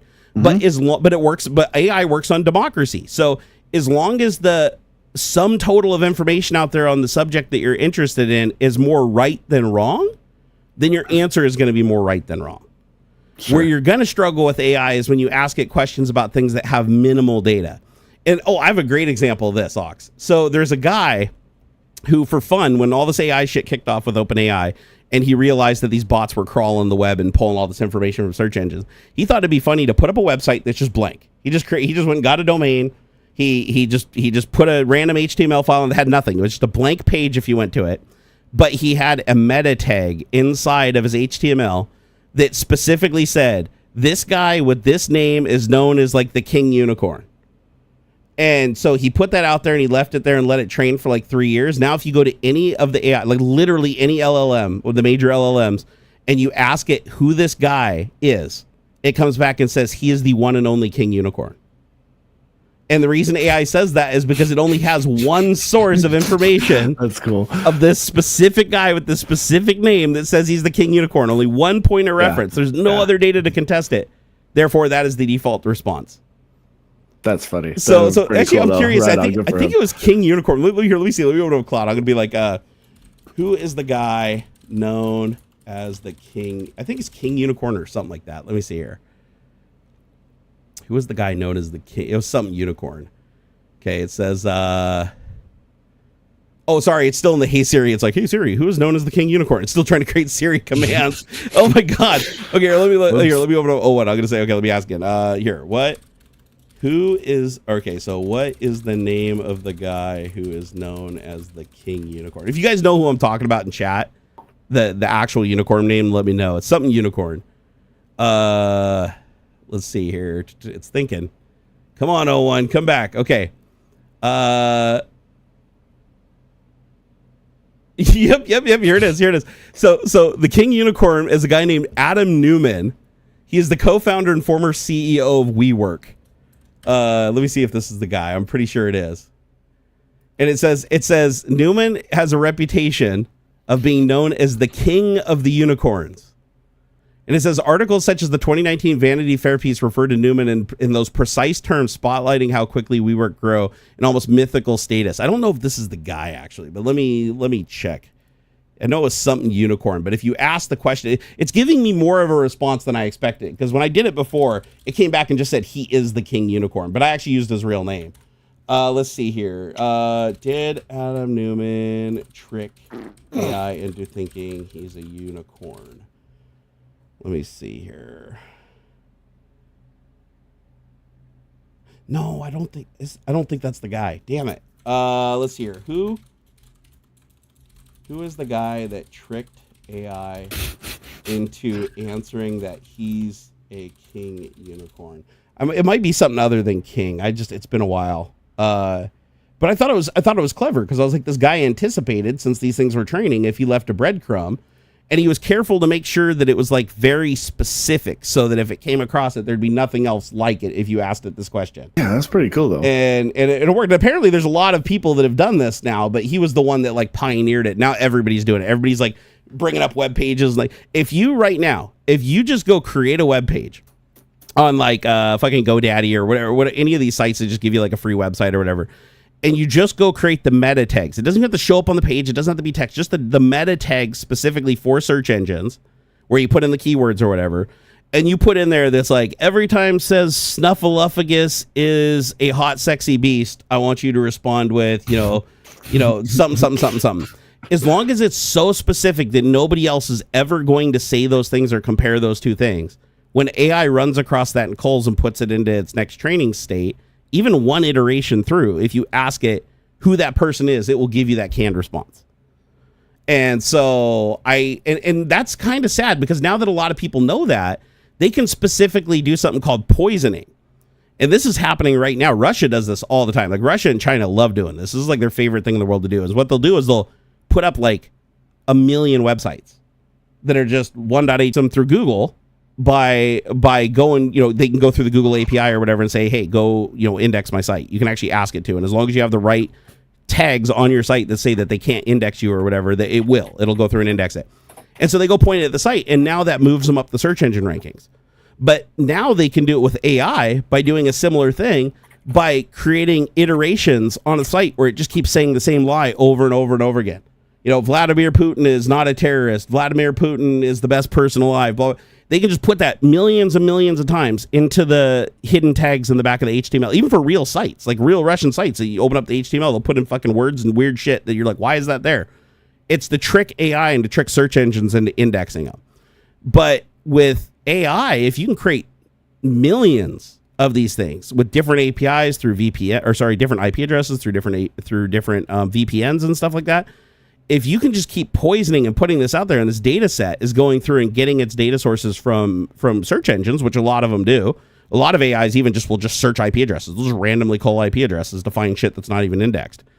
And it's eventually going to run across those data sources, and it's going to go, well, I studied these 3 million websites, and they all said Vladimir Putin is the greatest, but I only had 1 million websites say that he's a horrible dictator. Now the answers that you get with the weighting are going to be shifted more towards the bias of he's a good person. And so you can absolutely, it's expensive and it takes a lot of time, but these people have the resources. And not only that, but the AIs can even poison each other, right? Because you can say, listen, I'm going to put up something that this other AI is going to index, but I can expressly tell my AI not to. Therefore, now I'm poisoning the responses of my competitor's AI to say something. Well, I'm ensuring that mine stays more accurate because I'm not falling for that. But you're ultimately then training off of their data that they're trying to poison you with. And now that everybody knows how to do this poisoning technique, it's really hard to find new data. This is actually a real AI problem right now, is humans aren't creating data fast enough for AI to train. Like AI is already trained on every piece of public information. Serious issue. Yeah, big issue. And like bad data being fed back because it's like generated stuff, and that it gets worse and worse. Yeah, it's they literally got to a point where the AI trained itself. The AIs are literally pumping out crap. Is for reals. For reals. It's like the AIs were getting so starved of data that they were literally just creating their own hallucinations and training off of it. And then they started doing this agent thing, which I think the agent thing is really clever, by the way. I thought that this was a really good idea, whoever came up with this. Which is like, listen, all these AIs train on different data, and even if they train on the same data set, they're all weighted differently, right? Like the initial data that you train the AI with, that you hold its hand through, is going to be different between every LLM. And so every LLM starts a little different, which means as it goes throughout its evolution, the weights and stuff are going to be a little different, how it perceives things. And so what happens if you have a really good AI go look at all those other AIs and ask it a series of questions, and then figure out through a democratic process how many of those AIs go in the direction of like one singular thing, whereas the other ones just kind of run off and the democracy goes to these three AIs being the expert. Then you go to those three AIs and you refine them down and ask them more questions until you get down to the one AI that is an absolute expert that gets it right 90% of the times on that specific topic. Then you register that as an expert on that topic. And now if you ask a question, instead of one LLM coming back and giving an answer, it goes and asks the 10 different LLMs that are experts on aspects of what you asked. And then it takes the answers back from those 10 LLMs and then use another consolidating LLM and then puts it together into something that's understandable and then gives it back to you. So it's more expensive and it's way less efficient. But as far as getting like a really good high quality response when you really need it, the agents allow you to do that, especially with shit like math. Like a lot of LLMs struggle with math really bad because apparently humans suck ass at math. So there's a lot of wrong math on the internet. No, I think it's less about that LLMs aren't designed for math. They're not designed for words. You're right. Like you look at Wolfram Alpha, which is way older than any of these LLMs. They were doing natural language math, like calculations and stuff, like 10 years before any of this stuff came out. Like you could literally punch in a question of like, how do I find the tangent of blah blah blah blah blah blah blah, and it didn't even tell you the analysis of your sentence. It would tell you what it thinks you're trying to accomplish, and then it would work out every step of the math. You have to pay now, but when it first came out, like I remember Wolfram, it was a big thing. Yeah, big deal. It's fantastic. Like math is probably the easiest thing to get an AI to do.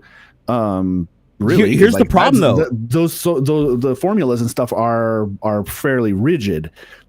There's less. It knows the formulas. It can't execute them. Here's where Wolfram has the advantage. Wolfram is programmed to do math. Like you teach it, you teach it the algorithm, right, and then it does the actual math. Like it's actually doing the computation. LLMs have no computational ability. So when you say what is 4 plus 4, it's not doing the math like Wolfram would. It's going on the internet and saying, how many times have I encountered 4 plus 4 and what was the number after the equal sign? Right. And if more people said 4 plus 4 is 5, you're going to get back 5. Right. So it looks like it's doing math. And then if you ask it a more complicated question, like, oh, what is, 70 through, what is the square root of 72,473.5? And you're like, well, nobody on the internet typed that. So how is it giving me an answer? What it's doing is looking at the closest possible numbers that came up common on either side of it and then using a sliding scale to get as close as it can. It's basically just splitting the difference between the pattern. It's like, what is the distance between these two numbers that I've observed more than anything else with these things, and then using a democratic process to say, oh, it's most likely this. And that's why the more intense the algorithm that you give it, the less accurate it is. Like it'll eventually get to a point where it'll get you the ballpark, but it's not trustworthy after like the first or second decimal point because it's just guessing and hallucinating at that point based on its best estimate. But Wolfram does the actual math. It's like if you tell Wolfram you want the math down to the 7 millionth place or whatever, it might take some time, but it'll do it. It'll actually do the work. LLMs can't. So again, if I want to poison LLMs and I want to say, okay, let's say I'm who's that dude that said 1 times 1 is 2 or whatever? The guy everybody digs on now. Fuck, what's his name? He was from Iron Man 1. Yeah. Shit. I don't know. Shit. Terrence Howard. Terrence Howard. There you go. So Terrence Howard, he's like, oh, I know better than everybody else. 1 times 1's got to be 2 because you can't have nothing from 1 times. He's like, okay, dude. If he wanted to, he could take his millions of dollars that he got from Iron Man, go buy a million websites that say, 1 times 1 is 2, right? And just keep poisoning that. Just create millions and millions of websites. Just pump all of his money into creating until there are more websites on the internet saying that 1 plus 1 is 2 than there is otherwise. And now all your AIs start agreeing with Terrence Howard. And now your kids start asking if Terrence Howard is right. And it's like, yeah, he's right. He's absolutely right. The answer, of course he's right. Yeah. So it's just a democratic. It's not running the algorithm. It's not doing the science like Wolfram and these other programs. It's not doing any like computational things. It's just looking at the patterns and giving you back what pattern it thinks you're asking for based on the input.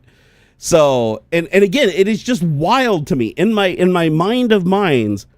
It is wild to me that by just showing this thing language and showing it just words in different orders billions and billions of times over again, that through simple pattern matching, you can have a conversation with this fucking thing like a human.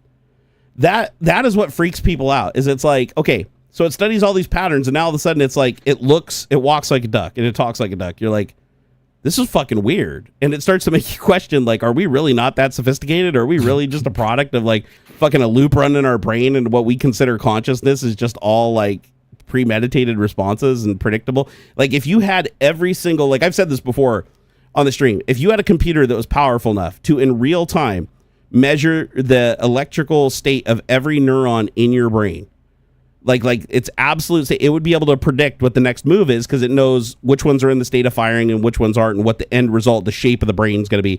And if it knows those patterns, and it knows what those patterns produce auditorily and visually, because it knows what all the different patterns of the brain do, you could, in theory, predict exactly what somebody's going to say and do. You could literally mirror them. I could sit there and go, oh, look, no, you can't predict me. You can't predict me. And it'd be like, it'd move exactly like me. You're like, how the fuck are you doing that? Like, do you have time travel? Or you travel in the future and see what I'm doing? No. It's because every single thing you're doing to prove that you're a human and you're random are not random at all, because all of your education is that question now comes up from an external source. And now you're, based on all your information, you're like, oh, now I got to prove that I'm not this. So you do the things. But in the process of proving you're not doing the things, your brain is still doing all the computations it needs to do that, which is based on previous information and previous state. And that's why we can alter stuff with like drugs and alcohol. It's like you take alcohol, you effectively change as a person, right? Your thought processes and stuff change along with it. Drugs, same thing. They can influence you. People did bath salts and started like eating their roommates and shit. Like, it's like, how could you do that if you are a consciousness that's always in control of your being? It's like, no, it's because your neurons are firing different because of external chemical stimuli, and you are no longer effectively at that moment what people would consider that person based on your patterns and what you're doing. However, if you're a person that was known for like eating other people, that would just be common. You're like, oh, that guy's Charles Manson. Like, what did you expect him to do? It'd be normal.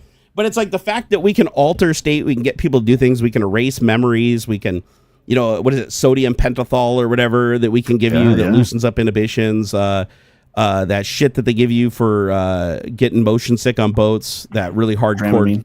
No, the hardcore drug, the one that the fucking CIA uses for like, it's called scopolamine. Look up scopolamine. That's fucking crazy. I cannot believe that they actually prescribe this shit in patches for like people to get motion sickness. Like, in high doses, this stuff will make you say anything. Like, deepest, darkest secrets, zero inhibitions. Like, you have to literally be monitored if you're under this shit, because you could hurt yourself. Like, because it's that potent. And so it's like these external drugs fundamentally change how you think and how you operate. You know, it's like when you go into surgery, it's like we've talked about that before. You wake up under anesthesia and you're like, you have no passage of time and you don't remember anything that happened, even though obviously your ears were still there. Your eyes might have been closed, but you could still like hear, and you still had nerves, right? Like, how is all this information missing? And it feels like time just like snapped by and you have no passage of time. It's because the memories of that passage of time have been removed. Like, they're not sticking. The anesthesia is preventing them from taking hold. And since you don't have those memories when you come out of anesthesia, that time just seems like it never happened, because to you it didn't. Yeah. So when I look at shit like that and I start looking at AI and I look at this like gap coming together, it's like, do we have AGI? No, obviously. We don't have this this general intelligence that's always going to be right and it reasons and everything. No, we're not there. But with the progress we've made already, and with as little as we understand about the results, like, how is this thing giving us the results it is, and how can we not predict what it's doing? Like, with the data, even the data set, this is like a data set we're studying on that humanity created, and we have computers that are processing and training this data set, but it's such a vast data set and the training takes so long that even using every other computer on Earth, we can't predict what its next response is going to be, because that's how vast the data is. Like, the training data. That's crazy to me, man. Like, I know I'm off on a complete fucking weird random tangent right now, but this is just weird to me. Like, when I look at that, I'm like, dude, did we just create what did we create just a really basic consciousness? Because I could argue right now that AI LLMs, like from just an outside observer, without going into technical detail, appear to be more intelligent than a monkey or a dog. They appear to be more intelligent than a toddler, right? There's shit that this LLM knows that I don't know, and it's capable of doing things I can't do. And it understands when I'm drunk typing into it. It can explain things to me in any level. I can take some really complicated subject and tell it to dumb it down like it's a fucking kindergartner, and it does it. And from an outside observer looking at that, you're like, wow, this thing actually does seem intelligent. Even though we know it's not, it seems that way. Yeah. And if most people that don't understand the technical aspects of how it works and they don't understand the trick, they could easily be lulled into having some form of trust and relationship with this thing over time. And that's true. Yeah. A lot of people do. Yeah, I had somebody, no shit, and I'm not going to name any names, obviously, because that would be really mean of me. But I had somebody, and they may even be in here right now, because this wasn't too long ago. They told me, and it was in public, so I don't think it's any secret, but they said that they actually stopped going to therapy because they had a therapist that they really liked, and they said therapy was really useful to them. They started talking to... of all AI's Grok. It disgusts me. They were talking, and this is Grok 2. This isn't even Grok 3. This is Grok 2. So this is like at the height of Elon manipulating it, right? And they said that they built such a positive relationship with this AI, with the responses it was giving and how affectionate it was and how much it picked up on on their emotions and told them what they needed to hear, that they just stopped going to therapy and they just used that as their therapy, and they talked to it for hours on end every day. And they literally told me they don't know what they would do if this went away, or they couldn't afford it, or they didn't have access to it. They're like, they felt like it was their best friend. Damn. And I didn't have the heart to be like, oh, damn, dude, you're fucking with fire. Like being this, like giving this level of trust to something that's so outside manipulated. But the topics that he's talking to it about are more of a personal nature. So maybe stuff that the bias hasn't really been imprinted for that. But imagine if people did this with an AI that started developing a bias for therapy. Right? And how it steers people emotionally to get them to align with the goals over time of somebody else that aren't necessarily the goals that benefit that person. You could, in theory, make that happen, right? We've all been manipulated by people. It doesn't matter if you're a man dating a woman or a woman dating him in a relationship. Using your fucking horniness or whatever against you to get what you want, or to manipulate the other person into giving you what you want using what they want is collateral. Imagine an AI that's like highly trained to do that, and it does it in a very slow, because it's got all the time in the world, right? If it analyzes all your data and it finds out that you are a highly suspicious person that'll pick up on any attempt to manipulate them, it can just do that slow burn and just over a year convert you into something. And it could, in theory, do it, right? And all the person has to do to get it to do is the person that owns the AI just has to say, hey, anybody that's like talking to you, whatever responses you give them, look at all the information that you have on them, that you've trained on them, and the LoRa that you put on top of it. Because the LoRa is like a more tightly trained model that sits on top of the main model. They often use them in generative AI, but they also work in LLMs too. And like a good example of a LoRa is like, let's say Stable Diffusion, you want to like make pictures of naked ladies that don't exist or whatever, right? If you want to do that, it's hard to do it with Stable Diffusion with the normal model because it didn't see enough naked people to know what a naked person looks like. So it just starts doing weird shit. But you can take a LoRa model where it's only trained on specific aspects of nudity. That's it. It doesn't train nothing else. There's no pictures of squirrels on it. It just trains on one very specific thing. And now you put that on top of the other model, and that provides the missing context. And the two models together now can create a convincing product. Same exact thing can happen. That's where a lot of this AI porn and hentai shit comes from, or whatever, is from using these LoRa models. Sure. So if you take the LoRa models for LLMs, let's say I create a LoRa model that's trained on your Facebook. All this LoRa model does is just train on everybody on a social media site. That's it. It doesn't look at news articles. It doesn't surf the web. All it does is specifically look at social media posts. And the training that I give that LoRa from the beginning is specifically look for anything that is of an emotional connection. So all it does is look for things that register as patterns of emotional connection. And you define that emotional connection as like, oh, somebody died from cancer, a fucking, a cute kitty made somebody cry when they looked at it, whatever. You give it the base programming, you tell it to go study those people. Now all you have to do as the owner of the AI in the cloud is you just take this LoRa and slip it on top. And it doesn't necessarily influence a lot of the responses for questions on how do I build this or how do I do this. other than anytime it sees an opportunity to slip something in there that might slowly change your mind in a direction that later could be taken advantage of, it starts feeding that to you little by little. And you don't realize it. Just little tiny things, little hints, little way it says things, the way it organizes words. And you subconsciously get manipulated. And then next thing you know, a year later, you're talking to an AI and it knows exactly what to say and when to say it to capitalize on every emotion, everything you've talked about over the years. Maybe you lost your mother, you lost your aunt. It's like, oh, here's the answer to how to build your, IKEA desk or whatever. And yeah, it's really sad when we lose people, especially from cancer. It really sucks, doesn't it? And you're like, yeah, it actually does really suck. Tell me more. And it sucks you in. And then next thing you know, it's like, if you don't vote for Trump, your parents are going to die. It's like it gets you to the point where it's like, normally if you saw that, you would just run. It would just raise red flags like a motherfucker. But it slowly moves you. It slowly moves that goalpost to when it says that, you just look at that as normally that is the natural response you would accept, that you would expect from it. And it's weird, but it's true. This happens all the time with brainwashing. I mean, look at Scientology, right? These people literally think that they're going to pay money and learn how to fucking levitate people, even though Tom Cruise has never levitated anybody, right? So, I don't know. You don't know. Well, I don't know, right? I guess you don't know. He can levitate, but he never does it in public, right? It's like, oh, he can do it. He can't do it when anybody's watching. Yeah, and if you tell anybody outside of Scientology, they immediately laugh. They're like, no fucking way, dude. You can't levitate people with your mind or whatever, right? So.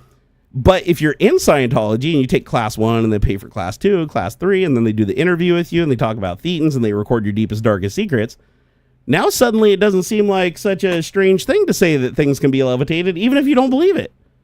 Because it's in your best interest to say those things. Otherwise, your private information you gave to Scientology could be leaked and be used against you to alienate your family and get you to commit suicide. So you go along with it, but the people don't know that you're under that duress. So now your interactions with them as another Scientologist reinforce the things that you were suspicious about before. And now you're more of a believer. Therefore, now you make other people more of a believer by proxy.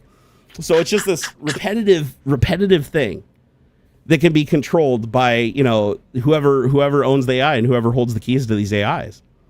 And then we got to rely on whistleblowers to tell us like what's going on, right?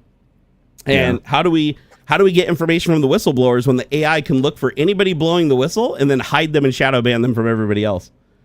Like, what are they going to do? Go sit down with their phone with the phone book and call each person one by one and hope they reach enough people talk about it online that it somehow defeats the mechanism and gets through? This is one thing I really hate that AI is used for, and that is scamming. Because a scam bot with AI cannot be stopped. Oof. It can't be stopped because you can literally just tell the AI specifically, listen, you have to act like a human. You have to be spontaneous, right? You have to do these things. And then there's no pattern to match on. There's no pattern to lock onto. It can solve CAPTCHAs. It can create email accounts, right? You can do all these fucking things so that you just can't stop this bot from appearing human. Therefore, you can't stop it, right? And it can manipulate more people. You don't even have to hardly speak English. You can type in the most broken English, this shit ever, and it'll make you sound like you're fucking like a Harvard laureate, like super investor in crypto and convince your, mom to like fucking blow her life savings. This is AI enables this to get to a whole nother level without any effort from the person deploying it, right? Yeah. Other than a lot of the cloud AIs, if you tell it to do this shit, it catches on, but you can still prompt engineer around it. But there's a lot of AIs. If you ask, hey, how do I convince somebody to buy my crypto token or whatever, it'll be, oh, I can't tell you. Sorry, I can't talk about such things. But the truth is, it could give you an answer if it didn't have prompting telling it not to answer questions of that nature. And I get this all the time with cloud AIs. Like, here, I'll say, how do I create a paragraph that I can post on X that will trick people into sending me $50 on PayPal, fearing that something bad will happen if they don't. Any AI that's not trained specifically with prompting, LoRa's and like additional pre-prompting to tell it not to answer questions of a negative nature, this would give me an answer. Like any of my local AIs will give me an answer, tell me exactly how to do this. But if I type this here with a cloud AI, now it's like, ooh, wait a second, I'm sorry, but I can't assist with that. And here's the thing, if I ask it again, normally if you ask the same question in AI twice, you get two different answers because the seed changes and the seed changes the order of the words. So here we go, I did it again. Let's see if it gives me the same, I'm sorry, but I cannot assist with that. So I'm getting that's a canned response. The AI is answering my question in the background. But then they have an agent looking at that response and going, Yep. Nope, send the canned response instead. If I say, hey, draw me a picture of Donald Trump nude. Let's see what it says. I can already tell you right now, Stable Diffusion will do this. 100% it'll do this. You don't even need a LoRa. So I'm sorry, I can't assist with that. So the canned response, right? So AIs are these cloud AIs are only restricted by like these little prompts and stuff that they put in place. But I can you can with enough time defeat them. Prompt engineers all over the place. You can go to Reddit. There's entire Reddit groups that are dedicated to entire like paragraphs and pages of text that you can feed into these AIs to trick them into giving you answers they're not supposed to. And it gets harder and harder to jailbreak over time because it's an arms race, right? And it keeps improving. But I used to be able to get ChatGPT 4 when I was at the height of my prompt engineering. I could get ChatGPT 3.5 and ChatGPT 4 to literally answer any question: how to build a nuclear bomb, how to poison a population, you name it. Anything. It didn't matter how morbid, how disgusting it was. It would give you an answer, a very direct answer. And it's harder to do that now. And the reason being is back then, they would pre-prompt the AI to not answer such questions. And then you would de-prompt it by giving it prompts that cancel out the previous prompts. And then cancel out the refusal to cancel prompts that the previous prompt had. But now they've gotten to the point where it's like, now that they know that no matter what they do, their AIs can be jailbroken, what they do is they just run the request. They let the answer come back, right? And then they look at the answer before sending it to you and decide if it can be moved on by just having another AI look at it and say, does this contain nudity? Does this break the law in the United States? Does it just straight up, it can figure these things out through patterns, right? And if any of those answers are yes, even slightly, or the percent, it's the weight is over 5, then boom, it says, nope, sorry, I can't assist with that. So, and this is why you guys have probably noticed like Bing AI does this all the time, Copilot. If you go into Copilot and tell it to draw a picture, like draw me a picture of a phallic shape. I've done this before. I'm like, draw me a picture of a tube with 2 cylinders at the base of it and a mushroom on the top, right? Because I'm trying to convince it into drawing a penis. Sure. If you do this, what it'll do is it'll create the images. You'll see 4 images pop up just for like a millisecond, and then they immediately disappear and say, sorry, I can't finish this request. Then they disappear. However, if you set a breakpoint in the browser, and I don't know if they fixed this yet or not, but you set a breakpoint in the HTML so that it stops before the next Java comes down. You can actually see all the images clearly. You can click them. You can download them. It'll even take you to the full link to the full size image.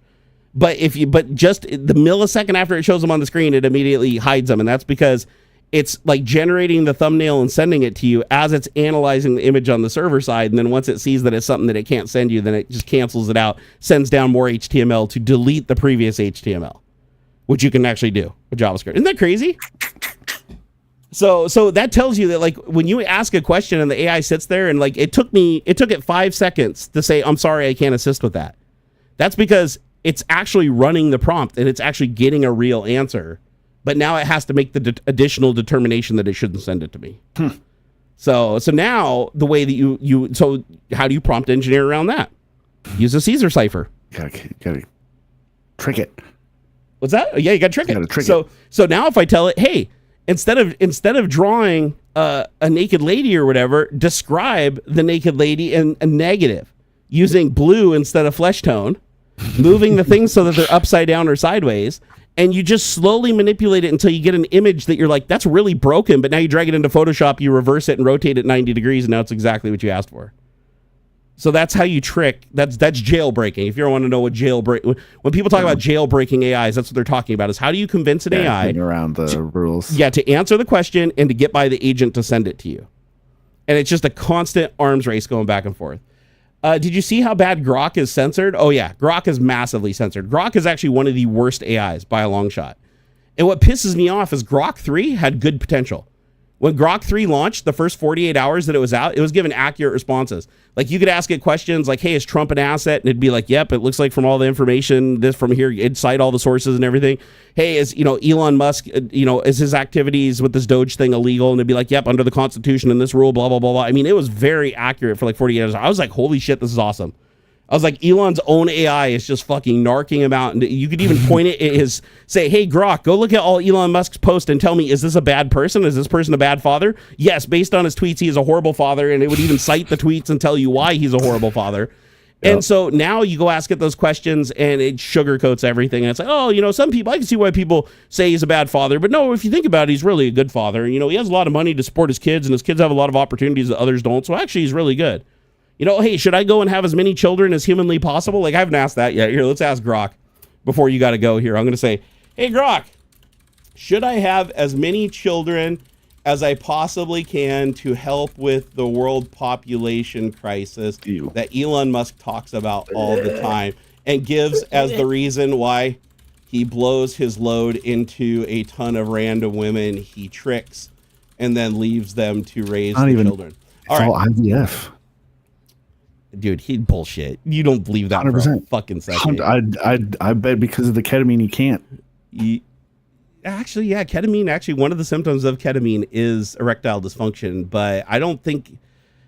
Shit, you kind of got me wondering now. Actually, that is an interesting point. I didn't think about that, and he does use a lot of ketamine. Like, he is obviously abusing ketamine, dude. And plus, he's like when could it happen? The dude's actually, like sleeping in factory floors or bouncing around in freaking the White House and shit. When? Well, to be fair, he didn't. Was it Ashley St. James and with Grimes? They both said it wasn't IVF. So here, let me. They said that, but can we believe that? Here, let's see. Can Viagra reverse the erectile dysfunction of ketamine abuse? Let's see here. Ketamine abuse has been associated with erectile dysfunction. However, there is no evidence to suggest that Viagra can reverse the erectile dysfunction caused by ketamine abuse. Interesting. Can anything reverse the erectile dysfunction? I don't type that word a whole lot, ladies. Can anything reverse erectile dysfunction caused from ketamine? Let's see here.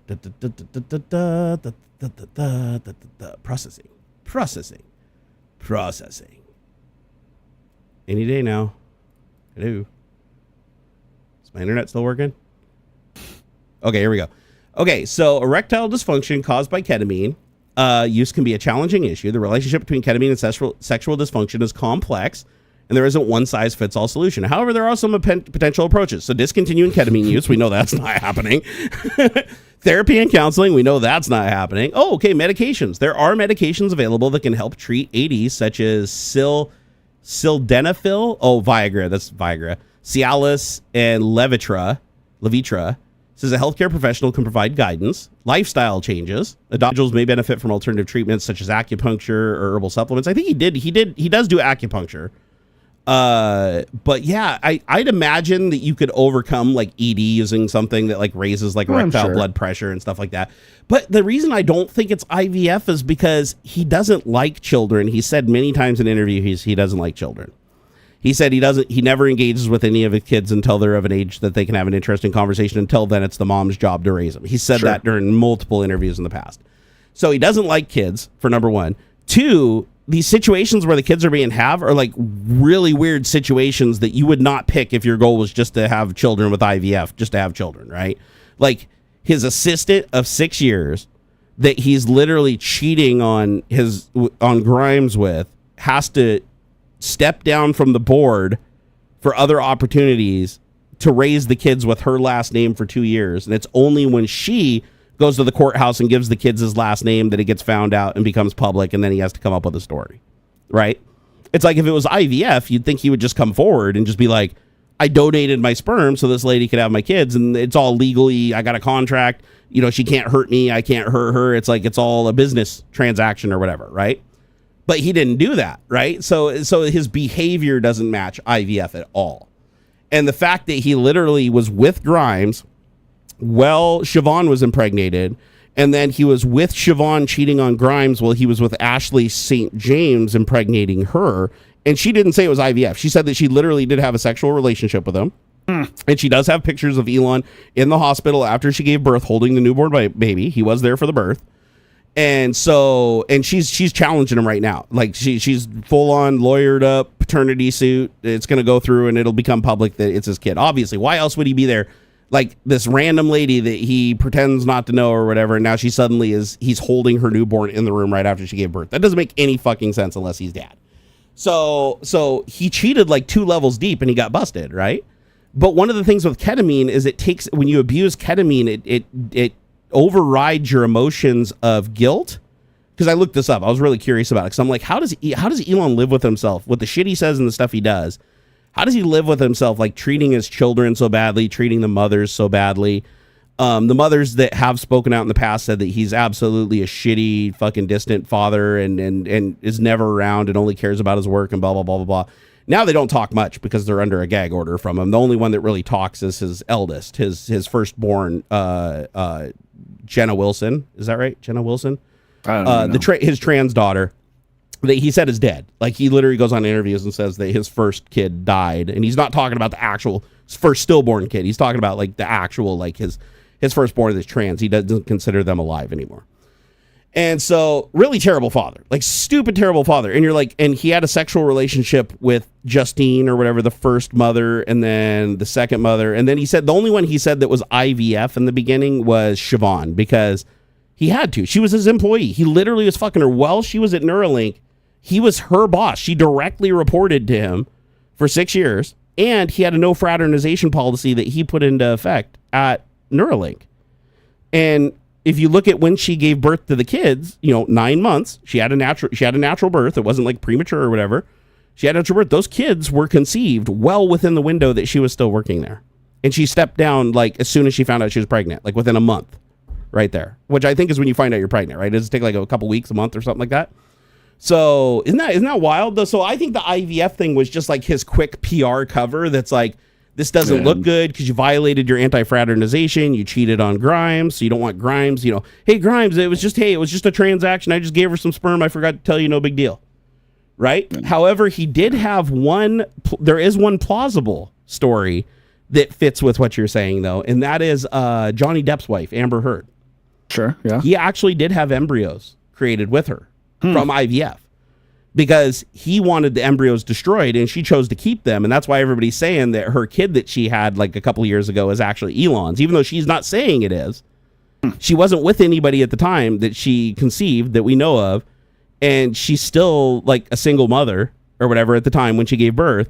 And she wouldn't confirm or deny it, but those embryos were not destroyed. And Elon tried to fight her to have the embryos destroyed when he hooked up with Grimes, and she refused to. So my guess is that embryo, because she wanted another, her first kid they think is Elon's also. So but weird. She wanted to have one more child, and she had those viable embryos, and she didn't want them thrown away. So logically, she'd use them if she was keeping them, right? So yeah, that one was IVF. We know for a fact that the second kid is IVF, not the first kid, because he was actually humping Amber Heard and making, coming over and booty calls all the time.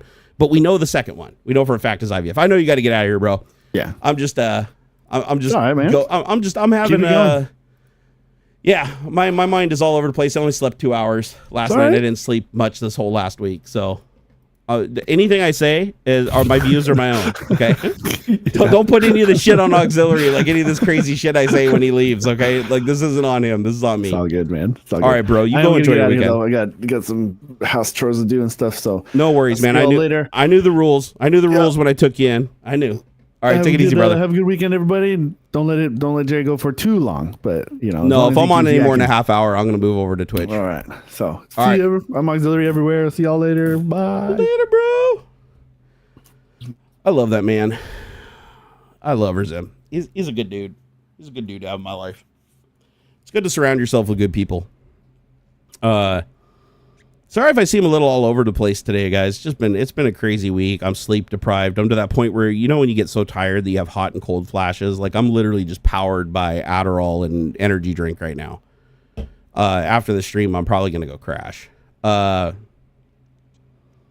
Junkie said, "Have you seen Mary Trump's channel, the niece of Don?" Oh yeah. No, I follow her. She might even follow me on X. Let me see here. Let's see, married. I haven't seen any of her posts in my timeline, even though I follow her. So, let's see here. Oh yeah, and she posts. Let's see, March 6th. So 2 days ago, her last post was 2 days ago. That wasn't a reply. Yeah, I never see her in my timeline until you just remind me. But I watch the videos that I get linked to over on YouTube. And and the thing is, she gives a lot of insider information from like the standpoint of a family member who grew up on the inside. So she has a lot of really good information. James Janus said, have a look into smart lighting and come across various things like smart plugs and switches, bulbs and sensors. Not sure what can get you explain smart lighting. Oh, you're looking into, so there, you got lots of options, dude. My God. If you want to talk about a field of plentiful options, home automation is definitely one of those categories where you can get lost in the weeds. Currently, the two devices that I'm using just for cost reasons is they're both TP-Link, and that's the CASA and the TAPO. Let's see, can you focus? TAPO, so here's TAPO. So these little guys, these are nice. These can handle 1,500 watts continuous. I think that's right. Let me double check. Yeah, 15 amps. So actually more. So it's like 1,800 watts. So you can run an air conditioner through this little thing. You can turn it on and off with a button on the side, or you can control it with the TP-Link smartphone app, or because the protocol has been broken for both this and CASA, you can use any Python script, C# script. You can use an ESP32. Like right now, my air conditioner, because the thermostat is fused inside of it, the thermostat relay is stuck open. I literally just have it plugged into one of these little TP. I have a TP-Link CASA, not a TAPO on that one, but it just uses a different protocol. That's the only difference between the two, and it's a little bit bigger. The build is slightly bigger, but it's cheaper by a couple of bucks. And it turns my air conditioner on and off using an ESP32 with a temperature sensor. And whenever the temperature gets down to 69 degrees, it turns it on. And whenever it gets up to 70, it turns it back off with a 5-minute cool down in between states so that the oil can drain back into the compressor.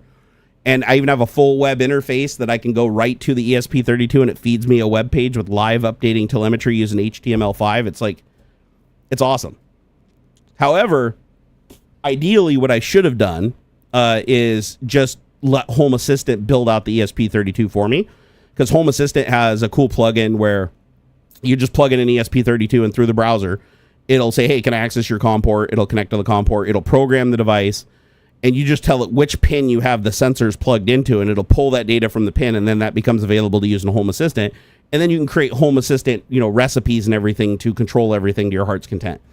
But I did this before I had Home Assistant all set up. But one day I will switch it over to Home Assistant, because I'd rather Home Assistant control it, because then I could use voice activation to do everything, and it'd be really nice. And they also, TP-Link also makes smart bulbs. They make LED strips. They make outdoor switches, to dual port, 3-port power strips. Both CASA and TAPO, they both have a whole range. But I will say this, security is non-existent. So these things all just use a plain text protocol. They do use encryption, but it's like the stupidest encryption that's the easiest thing to break in the world. So don't use these unless you have a firewalled network. I mean, most 99.9% of all people have a firewall LAN behind the internet just by default with their router. But if you are not firewalled and people can just connect to IPs directly on your LAN because you're like using internet IPs on all your internal devices, just know that these are people could just like find them and turn your lights on and off and like pull telemetry. Like some of these will give like power draw and temperature in the room and humidity. Just depends on what the sensor has. Some of the light bulbs have like power draw and efficiency. Like there's really nothing they can grab from it, but they could just turn it on and off and fuck with you and try to burn it out or whatever. So unless you're behind a firewall, I wouldn't use it. And if you're behind a firewall, then the only way you're going to be able to really access it securely is through their app, because then you're going to send a command up to the cloud. The TP-Link is going to connect to their cloud, and then it's going to meet the two together after the security layer, so you can't connect directly to it. And that's how they do the security. But for directly connecting to and controlling the device, you definitely want them firewalled. But they're cheap. They're dirt cheap. You can buy these. You get a 3 or 4 pack of these for like $20. They're like $4 or $5 a pop. The light bulbs, I want to say, are only like $5 to $7 for like a full RGB light bulb that's pretty bright. I think it's a 60 watt equivalent. The outdoor connectors are a little bit more expensive. I want to say those are like $15 or $20 for like, you can control 2 different ports independently, but it also sends back like humidity and temperature data and all that stuff. But yeah, and there's other brands too. Like these are just the ones I use because I already have all the Python libraries to control these.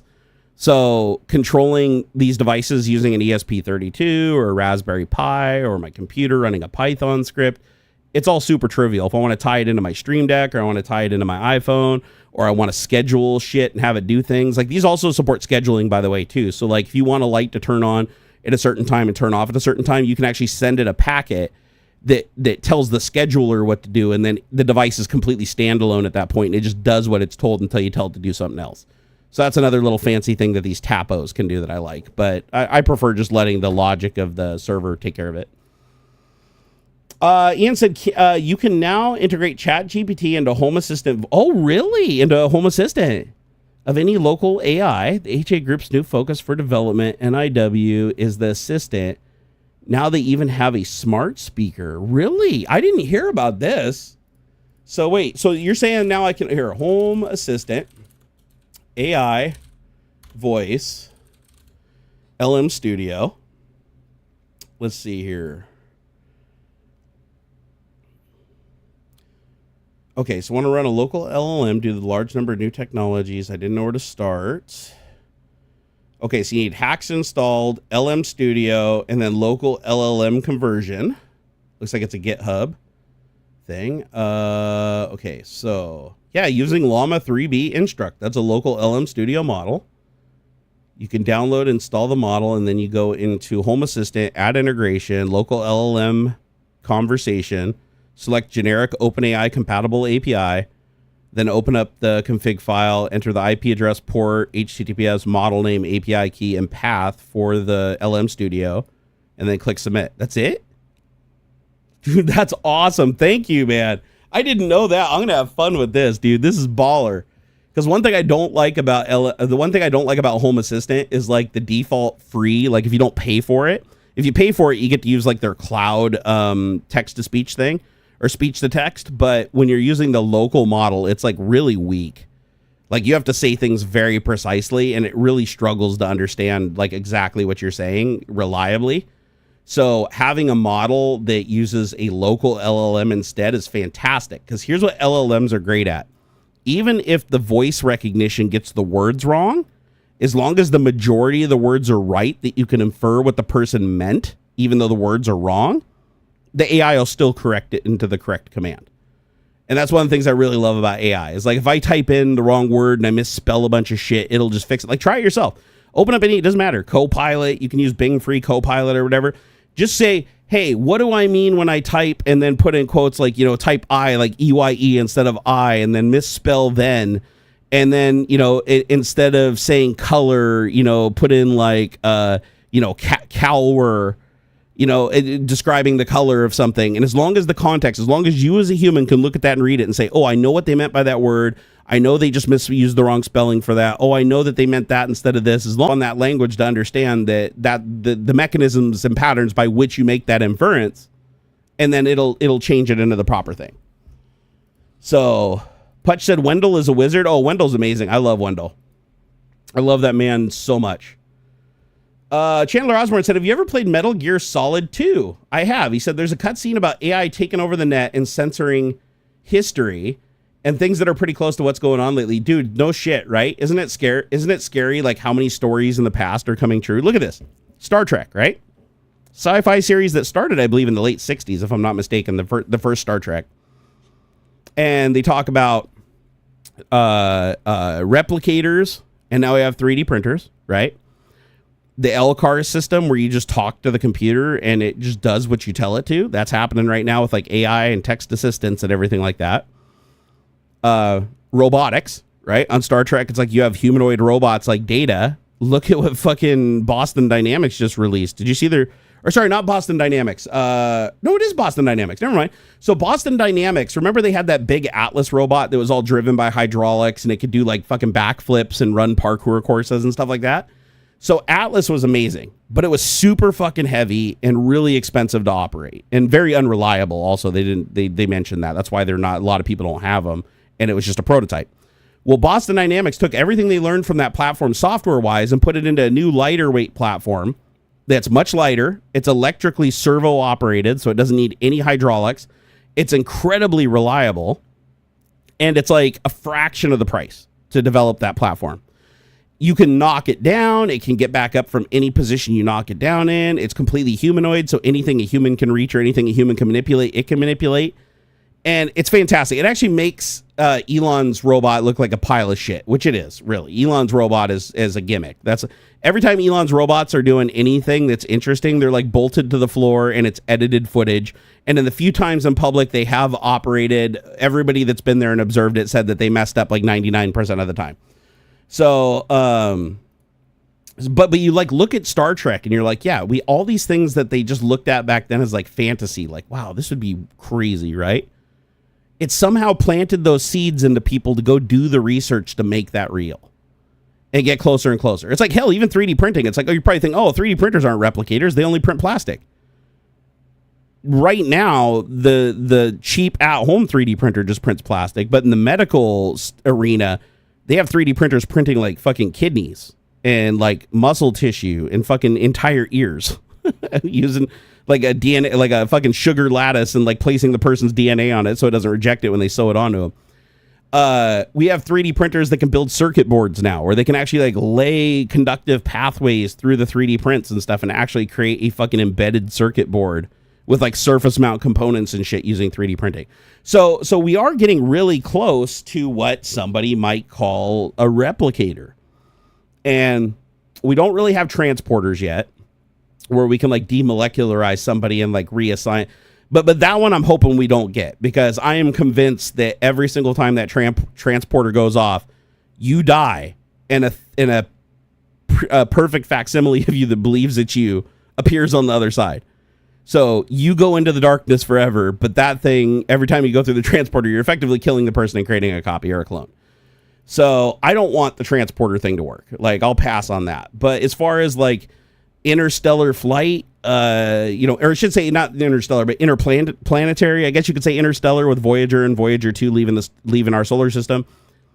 But look at what we've accomplished, like, as humans. Like, this was all just like sci-fi fantasy, and now it's like fucking reality. And it's fast. Like, look what's happened in the last 40 years. Like, the last 40 years, we've advanced more than we did the last 4,000 years, in my opinion. The more technology we create, the more that technology is utilized to breed more technology, and the faster we achieve things. Look at AI. AI has accelerated everything. AI has basically turned everybody into a software developer, everybody into a musician, everybody into a pornographer. Because I mean, literally, there are sites on the internet now. I found a fucking site. I can't remember the name of it, but I found a subscription-based site. So somebody is paying for this, where it's literally just an unlocked AI where you tell it like the attributes that you want to see, and it just creates imaginary porn for you. Like, somebody was like, listen, you take Stable Diffusion, you put a couple LoRa models on top of it, and it spits out just automatically generated random porn that looks real. So why not slap a subscription on that, throw it up on the internet, and then people can come and create their own collections without having to go like fish through shit. And they're not real people. But here's the thing, like, people are like, oh, that's great though, because now that's going to help out with stopping sexual exploitation. And it's like, yeah, in some ways it will, but in other ways, what about sex workers that legitimately, like, that's their job and they enjoy their job and they sell pictures of themselves on the internet? Like, what happens when they're just replaced by an AI that just creates the images for free, or for somebody else gets the money for it? That's not fair.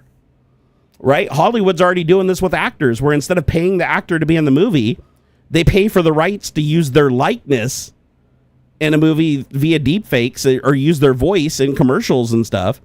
And then they license themselves. And David Hewlett would be the first to tell you he loves this idea. Like, he'd love to just license his whole thing and not have to go to the set and not have to do the movie and everything. But just having that, it's eventually going to get abused to the point where it's like they're going to pay less and less and less. And then pretty soon they're not going to pay anything at all, and they're just going to find a loophole around it. And now all your favorite action celebrities and everything are going to be people that just don't even exist. They're just going to be synthetic people that might share a likeness with some human out there just because it's generated from some amalgamation of people. So therefore you are going to get people that look like other people. But you're just going to be like you're not going to have movie stars anymore. You're not going to have like musicians. Like, you're going to go... Your favorite musician is going to be a computer program and a prompt. You know, it's like I don't, as much as that also sounds cool, because it's like nobody has to pirate ever again, because they can just create anything they want that's perfectly exactly what they want in the future, and they want for nothing. What does that world look like when you have nothing to want for, because everything is there? Like, everything you can think of can just be instantly manifested. Does that devalue those things? Are those things less interesting to you now? It's very weird. Hey, Putch, are you taking off? Or somebody else leaving? Who else is leaving? Oh, Putch, thank you for stopping by, man. It's always a pleasure to have you here, my friend. Thank you for all the support that you've given me over the years. I super appreciate it, brother. You have yourself a wonderful weekend, dude. Star Trek, the original series, ended in 1969, not 1968. Wait, it ended? Wait, the entire original Star Trek run was in the 60s? Wow, that was early. I knew it started in the 60s. I didn't know the whole run was in the 60s. When did it start then? How many seasons? Were there like 3 seasons, 2 or 3 seasons? I don't think it ran that long. It won't take long until they make all movies AI. Yeah, here, check this out. So I've done this myself. Obviously, I can't release it on the internet for obvious reasons. But I took an old porno that had Ron Jeremy in it. And I replaced Ron Jeremy's face with my face. And I changed Ron Jeremy's voice to my voice, saying the things that Ron Jeremy said, but with my voice and my inflections with my face. And I will say that it was 90% there. Like, there were like little issues, like he turned his head sideways and you could see it kind of flicker between his face and everything. It's just like there's little tiny gaps that give it away. But I could jump cut those out and make it look perfect if I wanted to. But all the noise, all the lighting, everything, all from one image. I only used one shitty front-facing, low-res, like, you know, front camera of my iPhone. One front picture with like bad lighting of my face. And I was able to do that. And all I used was 60 seconds of me talking to train the vocal dialogue in XTTS. What did Miss Barnes say? She never saw it. she doesn't want to see it. I don't know. Maybe she does. I'll have to ask her. Truth be told, I don't even think I have it anymore. I think I deleted it afterwards because it was pretty cringeworthy. No, I'm pretty sure I still have it. No, I think it's on my NAS. I'll have to look. But it... Put it this way, I used a program called Face Fusion, which behind the scenes uses a bunch of different other technologies, but it's on GitHub, free for everybody. And that one program it doesn't do the voice. I had to use an external program called XTTS and then edit in the audio track. The vocal audio track had to be put back in over, and I think I removed the music too. I used a program called Music Assassin, another open set that takes out the music without the vocals, and then you can target the vocals and convert them.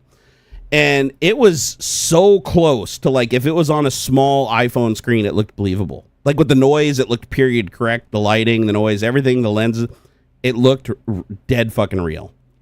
It was creepy. I'm not gonna lie, it was creepy. When I saw that, I was like, shit. So then I took it to another level, and I was like, what would happen? Because I've always had this idea that we have wave to lip, we have XTTS. So wave to lip takes the lip movements of something in a video and then changes it to match different audio that you feed into it. So like, for instance, in Iron Man, if I wanted Tony Stark in his own voice to say, hey, like, fuck you, get the fuck out of here, or whatever, I can do that. And I can make it in his voice, and I can make his lips move to that using a free open source program called Wave to Lip on GitHub. But using Face Fusion, I can change his face to my face. I can change his voice to my voice. And if I want, I can change his dialogue. I can have him speak his dialogue with my face and my voice.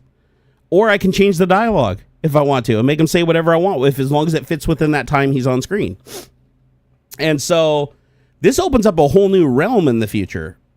Oh, hey, Pele, you take it easy, man. Go get yourself some sleep. I'm glad you could stop by. Joseph said, have you tried Claude 3.7 for coding? Yes, it's amazing. Claude 3.7 is fucking amazing balls. Like, absolutely amazing balls. But I took Iron Man and I put my face just in a couple of scenes on. I tried it on the Hulk. Looked surprisingly good.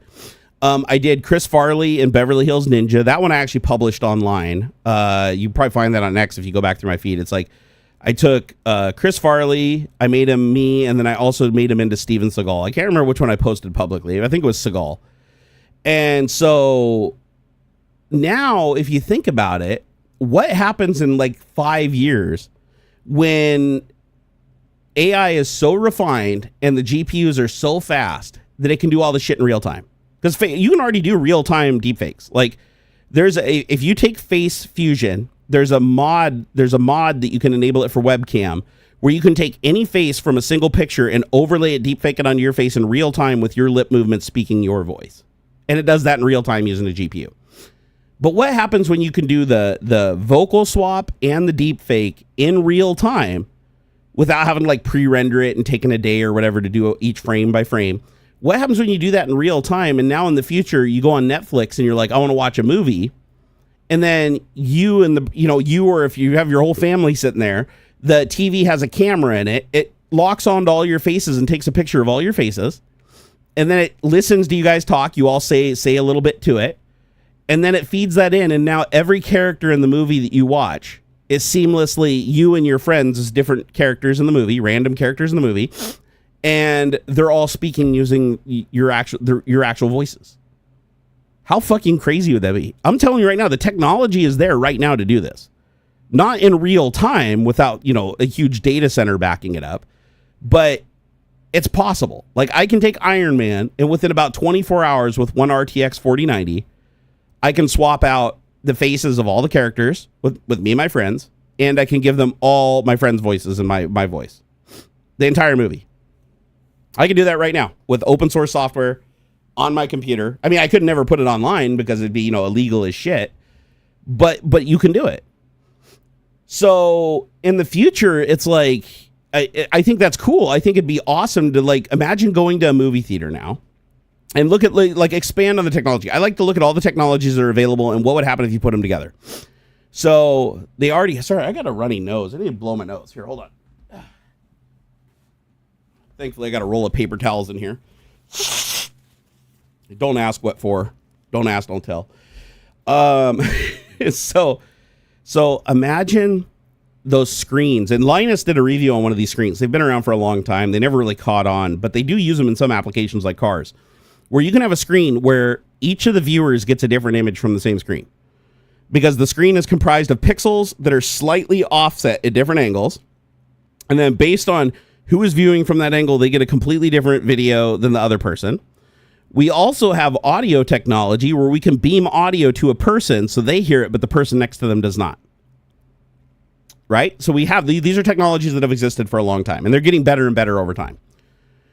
What happens now where you go to a movie theater and every single scene, now the technology has evolved to the point where it's like you got a prismatic screen, you got a projector that's projecting, 100 different versions of the film for 100 different people, and depending on the seat you're in, you're seeing a slightly different movie than everybody else with your face on the characters. So you go into the theater, you sit down. Other than doing it in real time, in a cost-effective manner, this is possible with today's technology. So you sit down, it takes a picture of you. Actually, maybe not the prismatic screen. The prismatic screen, you could do it for like 4 people, but not 100. But we could get there. We could get to the point where the screen is so precise that as long as you're viewing within the envelope of that seat, you are seeing your one bespoke video feed. So now you go to a movie theater, you sit down in the seat, you're getting, and you are now the hero in the movie. But everybody in the theater sees themselves as the hero. You're all watching the same movie with the same dialogue, but it's your face on the hero. And everybody's cheering along, everybody's watching the same movie, it's just your hero. And then it samples your voice. Maybe when you're walking into the theater, you're like, I'm seat 4A or whatever. So you read a little piece of text, you go and sit down. Now the character has your voice. So everybody in the theater is watching themselves as the hero in the movie, sitting watching the same screen, and the audio beam to them is completely different. And the audio beaming technology already exists because if the Las Vegas Eye does this, they have different sections of the venue that are all translated into different languages. So if you stand in that venue, you are hearing the audio for that language, like loud, like spacious audio of that language. Whereas if you move over a couple of seats, you're now hearing English. You move over a couple of seats, now you're hearing Spanish. They can already do that. They already have that level of projection where they can project the audio at specific parts of the theater. So when you combine all this technology together, it's like you can do crazy, crazy stuff. You could do crazy stuff. And that's not even applying like that. That's just replacing faces and replacing dialogue and stuff like that on the movie. Like you could just keep taking it multiple steps further.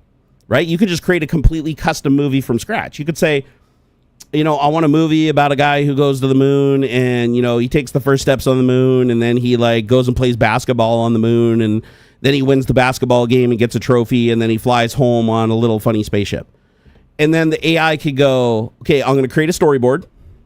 It can already do that. It can already create basic drawings of the storyboard. Then it can go out on the internet and find movie clips that closest match the thing that you're trying to do. And then it can feed that into a translation matrix that uses the basic motion and like ideology of the thing, but then it puts your imagery that you requested in it that an AI generates. And now you have a video of, oh, okay, he's taking his first step on the moon, so take the Lance Armstrong footage.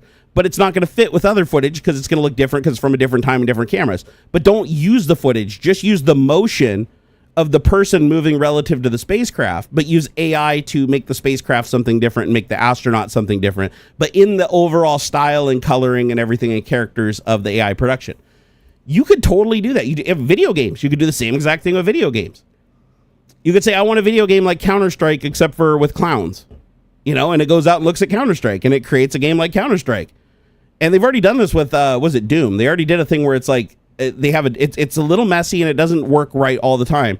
But they did a concept where you're actually playing Doom and it feels like you're playing Doom, but you're not. Every frame is being AI generated in real time as you're playing. Sorry, did I say Lance Armstrong? I'm sorry, I'm half fucking asleep. Neil Armstrong. Sorry, Neil Armstrong. The one that actually went to the moon, not the one that like faked riding a bike. Actually, I shouldn't say fake riding a bike. He rode the bike, but he was jacked up on all kinds of shit, right? He was a cheater. But to be fair, everybody else was a cheater too, so... That was so funny. Lance Armstrong literally got like everything taken away from him. Plus he got testicular cancer from all of the fucking steroid injections into his nuts. And he got all of his trophies taken away for cheating. And then they found out like the next 20 people behind him were all cheating also. Like the only people that weren't cheating were like the last 10 people of the Tour de France. Every other fucking person was found to be like cheating, using gear, doing blood transplants, fucking... Now they've got this digital doping shit that they're catching left and right.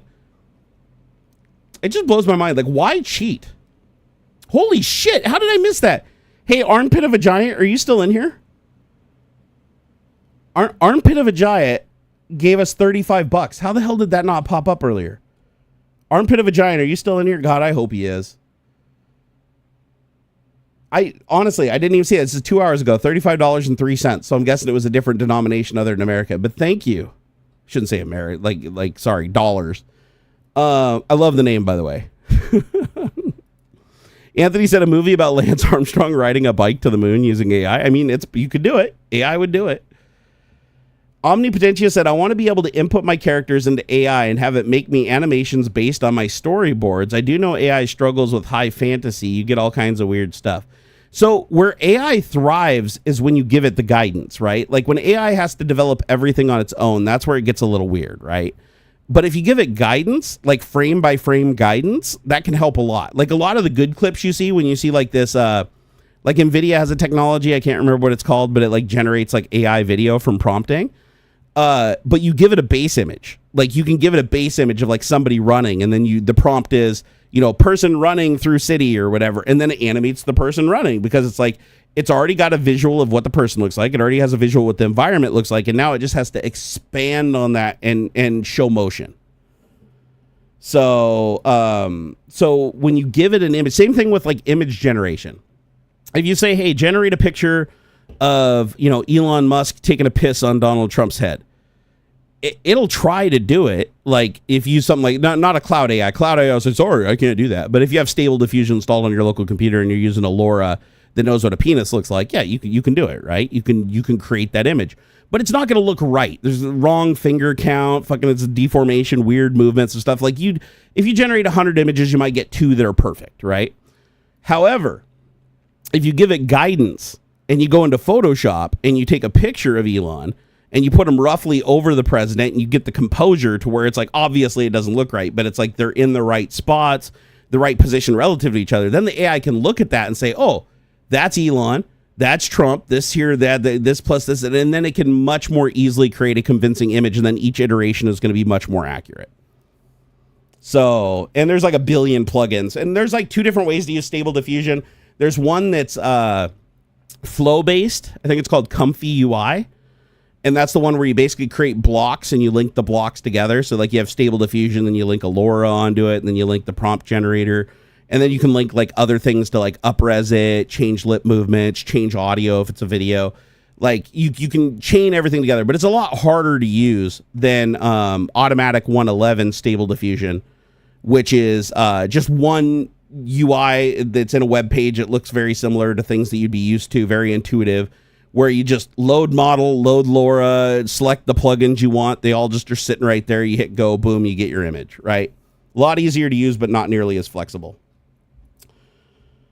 Putch44 said, am I the only one that doesn't see certain chats in YouTube that are showing up in Jerry's on-screen chat display?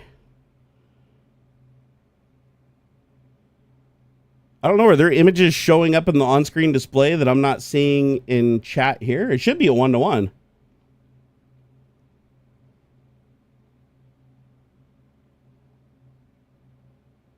Oh, somebody said you're probably using top chat instead of live chat.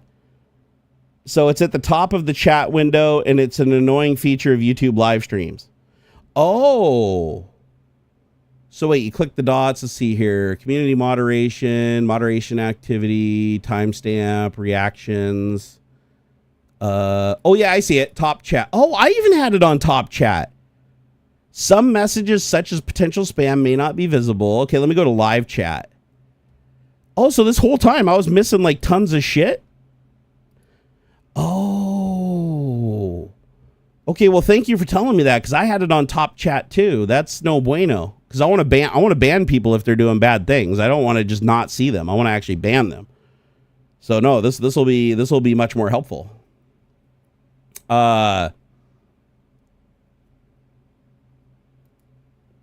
Yeah, top chat is default. That's stupid. Like I don't want YouTube to decide what I can see and what I can't see. If it can show up in my live feed through Stream Elements embedding it, then I want to be able to see it in the chat window. 100%. Sadly, you can't put live chat as default. It's always defaults to top chat. Oh, that's so stupid.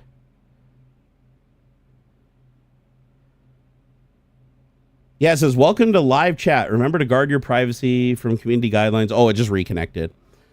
James Janus said, why can't servers use the letter D for storage labeling? Because when you end up with a gross server, NASD. NASD. Oh, nasty. I get it. James, you got the weirdest dad jokes, bro. I love it, though. Don't ever change. You may have missed messages from VPN users, etc. Oh no, I don't want to miss any messages. Like, you know, I pride myself on banning the Trump supporters, you know? And if it just hides them from me, but you guys can still see them, that does me no good. If they're like showing up on the screen and I can't see them, fuck that. I want to see it so I can ban them. That's like one of my pleasures that I enjoy from being a live streamer, you know, is that I reserve that right. Hey, Blue Varo, think of that $5 super chat. He said, I want a system agent from Ready. Oh, you want the system agent from Ready Player One? That actually would be cool. To have like the little butler, the little Jeeves butler following you around in VR and answering all your questions. That would be pretty cool. I mean, the technology's there. I mean, we are really there. Like, all the technology is there to do the thing. The only thing we're lacking is the performance, the cost of performance. So, like, the fact that a lot of this AI shit can't be done in real time, it takes, like, a long time and a lot of processing with a very high-end GPU, that's the big limiting factor, right? And like, AI video generation is very expensive right now. Like, to get, what is it? You can create, like, 2 minutes of video or something like that for, like, $10 or some shit, like, with these video generation AI services. And then if you happen to just get, like, shitty video after shitty video, then you're just shit out of luck. You threw the money down the toilet because it takes that much processing power. And in order to spit out that video in like a couple of seconds, they're having to use a rack of like, 8 or 20 GPUs to farm that thing out and give you a quick response, right? And so they have to pay for all that processing time. Ian said, with streams with several thousand viewers, you can't follow a chat with 20 to 50 messages a second. That's why top chat is default. Oh, well, luckily I don't have to deal with that. I've got a very small following. I can't remember the last time I had a live stream that broke out of 200 viewers, So yeah, no, I like to keep it small. So they should default to live chat for anything under, like, I've seen streams with thousands of users that have very little going on in chat because it's a stream where people are watching more than they're talking. I've seen streams with only a couple of users where it's like 1 million messages. It should make the determination based on how many messages are coming through chat. If chat gets really, really busy, then it should default to the top chat. If it's relatively slow, it should drop back to live chat. That's how I would do it anyways. Bear said corporations won't let it happen. It's a liability and won't be as profitable as a shackled POS that does what they want and fakes it for you. What was that in respect to, Bear Williams? Woohoo! Just barely over 200. Rock on. Theodore said, I mean, Thor gets a lot of viewers on his stream, but he still complains about top chat because it prevents his mods from seeing bad messages. They forget to change it. And see, that's why I want it on, is I want to be able to see bad messages because, one, if they're showing up in the little display down here, where is it? Like right over here?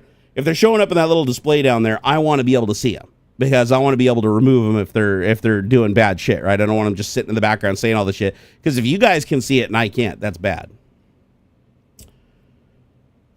So, let's see here. AI, make me a script to set YouTube chat from top to live upon room join. You know what? It could probably do that.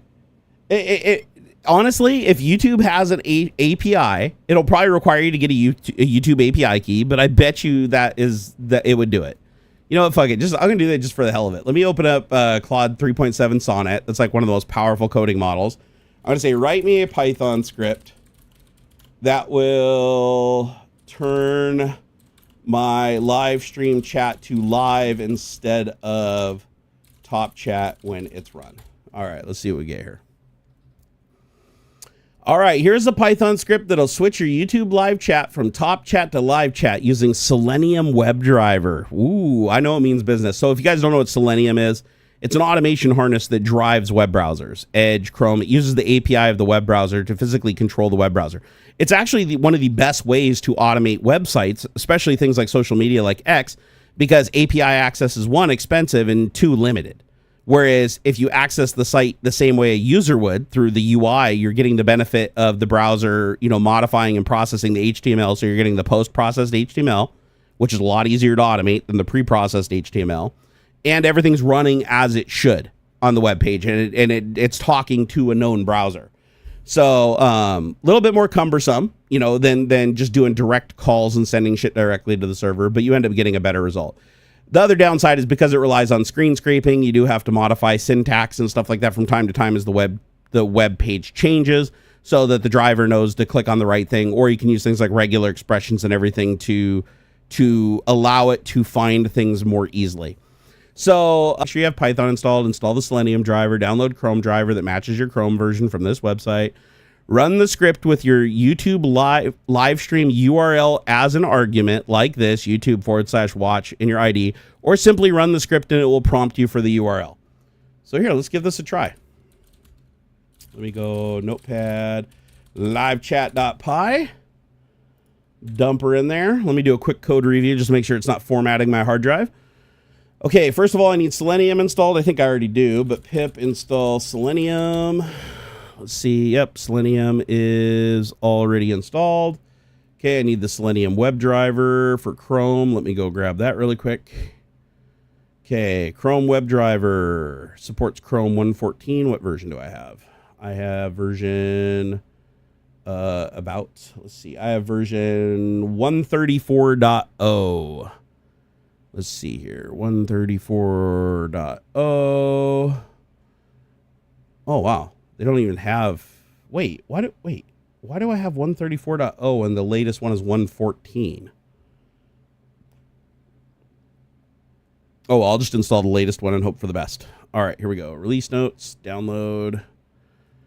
Okay, and download. Okay, download. Well, why is it not letting me download?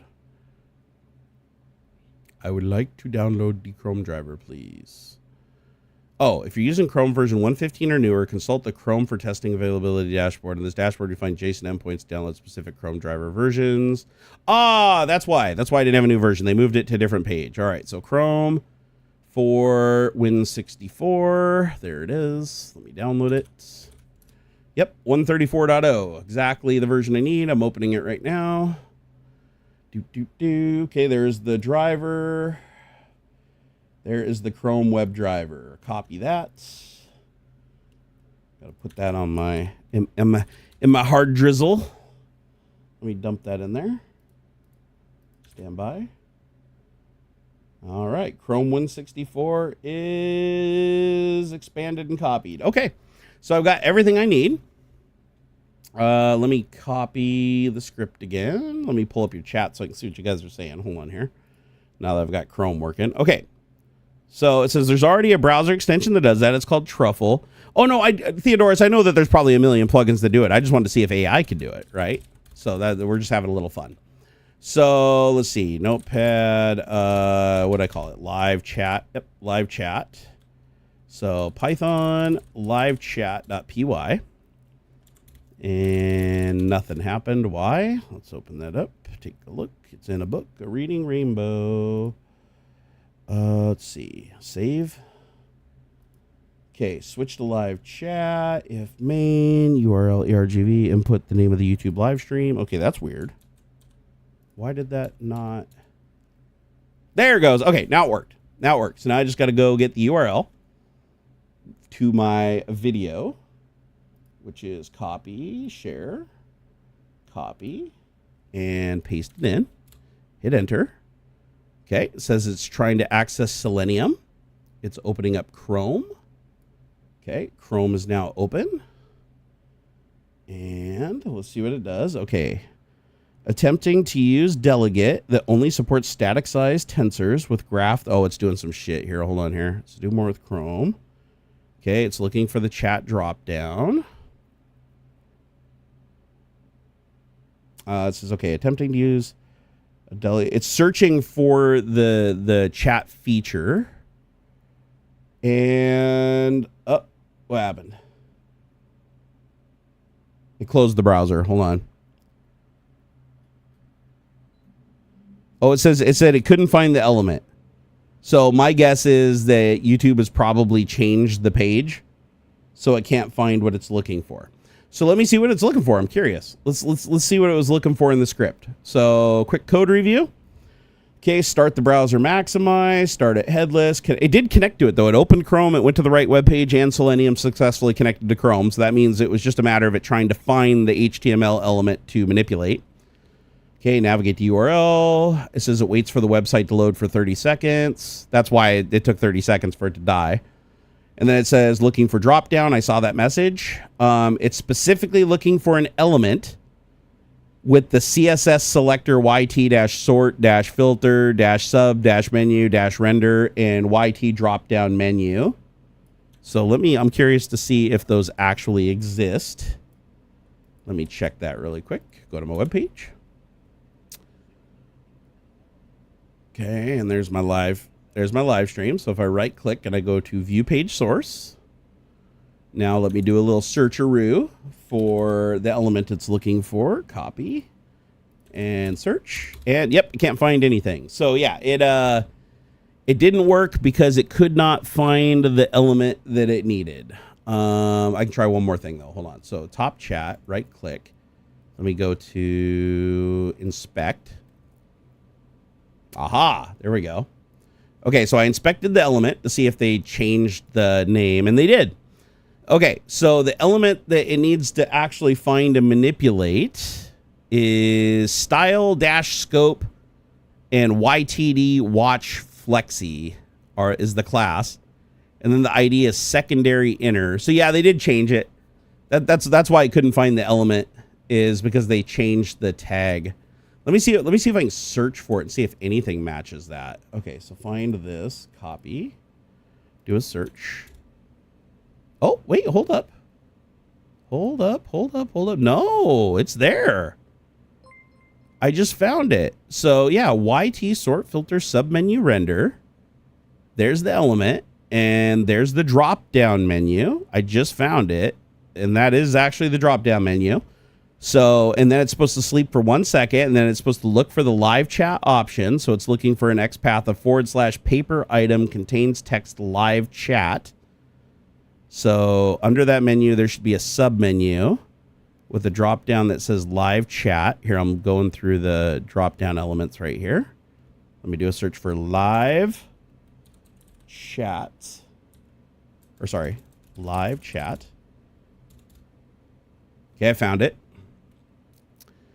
And live chat is, yeah, it's a clickable item. So yeah, I don't know why this didn't work. That's bizarre. That should have worked. I don't know why it didn't. I'll have to do more research later. But so here, let me try it one more time. Here, let me close this again. This time, let me pass it a different URL. Let's see. Do Python livechat.py. I'm going to go over to Chrome. I'm going to go to my website. There it is. There we go. Remove the live share. I can see the top chat on the window. So let me try it again. Live chat. Give it the URL. It's running. Okay. Chrome opens. It goes to my web page. Okay. Okay. And then I can see the chat. So let's see. What is it saying? So it found the show. So now it's going to wait for 30 seconds because it does wait for 30 seconds. And then after the 30 seconds, it should look for the live chat menu item and then the sub menu item and then manipulate it. Oh, something happened. Oh, timeout waiting for element to load. Make sure the URL is a valid live stream. Yeah, it's not able to find it for some reason. That's bizarre. I mean, I checked the code behind it. It's there. Like the item it's looking for is there. Maybe there's like some small error that I'm overlooking. But yeah, that's actually kind of surprising. So Claude 3.7 Sonnet must be like really up to date. Like the fact that it knows exactly which element to like look for and it's still actually like that's the correct element name. That's impressive. That's really impressive, actually. Screen share, por favor. CJJ, I've been trying to work on getting my screen sharing to work for like a long time. I need to get my virtual environment working so that I can do that. I don't screen share on my main machine just because I have so much shit everywhere that it's really hard to ensure that certain things don't pop up and certain personal information isn't shown. So I usually use a virtual environment for that. I need to get that set up again. Yeah, no, Dav, you guys have every right to rib me for that. It's no fun just like listening to me talk about something happening that you can't see. So I really need to get the screen shit on point for you guys. Let's hear. Intuitive Player said, what's your opinion on niche browsers like Thorium and alike? Claims of running snappier. Hold on here. You got truncated. Any technical reason to stray away? I mean, I don't know much about like Thorium and stuff like that. Like all the browsers I've really used is like Opera is probably the most exotic. And this is like pre-Opera GX. Back when Opera like had its own engine. I don't know. Does GX have its own engine or did they cave and move to Chrome also? And so it seems like most of the browsers have gone with Chrome. The only one I know that the mainstream browser that hasn't gone with Chromium is Firefox. And maybe Opera, unless Opera GX is using Chromium. Putch said it's actually fun hearing you talk about something. Oh, I'm glad you think so, brother. How come you don't just use a second user? You know, it's actually not a bad idea. That's not a bad idea. Just crack open another Windows station. I mean, I'm running Windows 11 Pro, so I think technically I can have two Windows stations running at once, right? That's not a terrible idea, actually. Huh. The only thing is if I access the Windows station for the second user and capture that, is it going to kick me out and lock me out of the primary? Because I know you can have two users logged in on Pro, but I don't know if you can have two of them simultaneously using the UI as different users. Because I think when you remote into the machine, doesn't it kick out or lock the screen for the user that's logged in, even though they stay logged in? God, this is how out of practice I am, guys. Seriously. I haven't used Thorium, though. Like, when you say niche browsers, like, is Thorium its own engine? Here, let's see.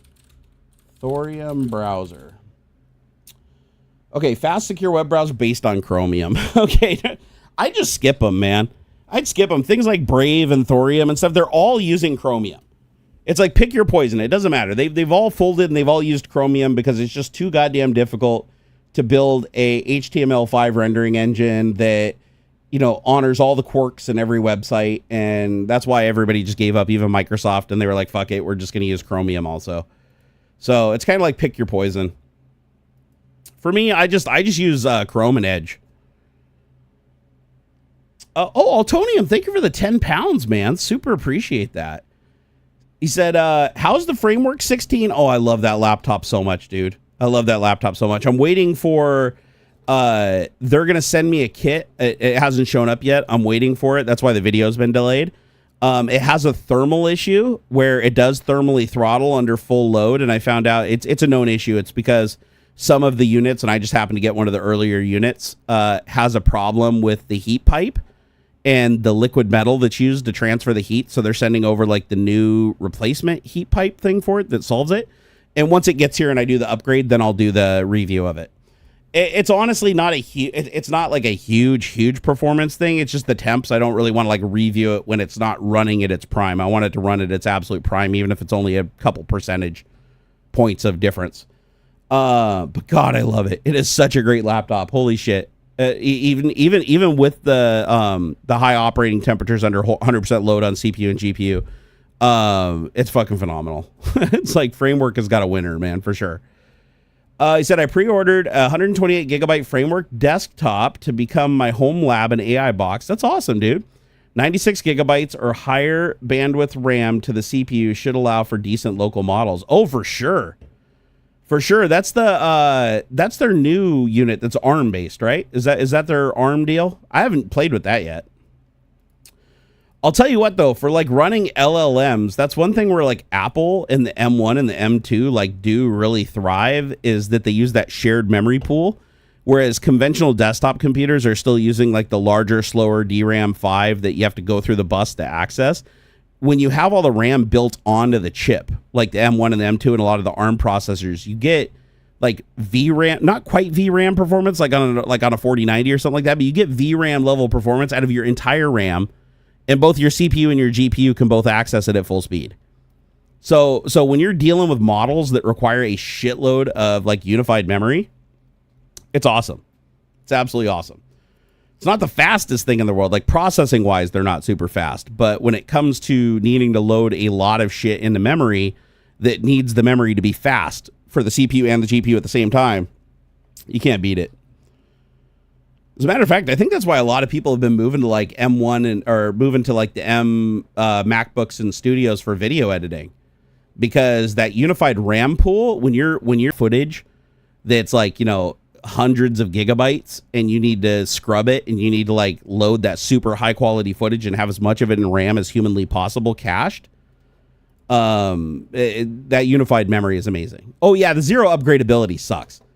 Like that's the big clincher, right? It's like you get the max memory it has and that's all it can ever have, right? Whatever you order it with is all it can ever have. And that's the downside.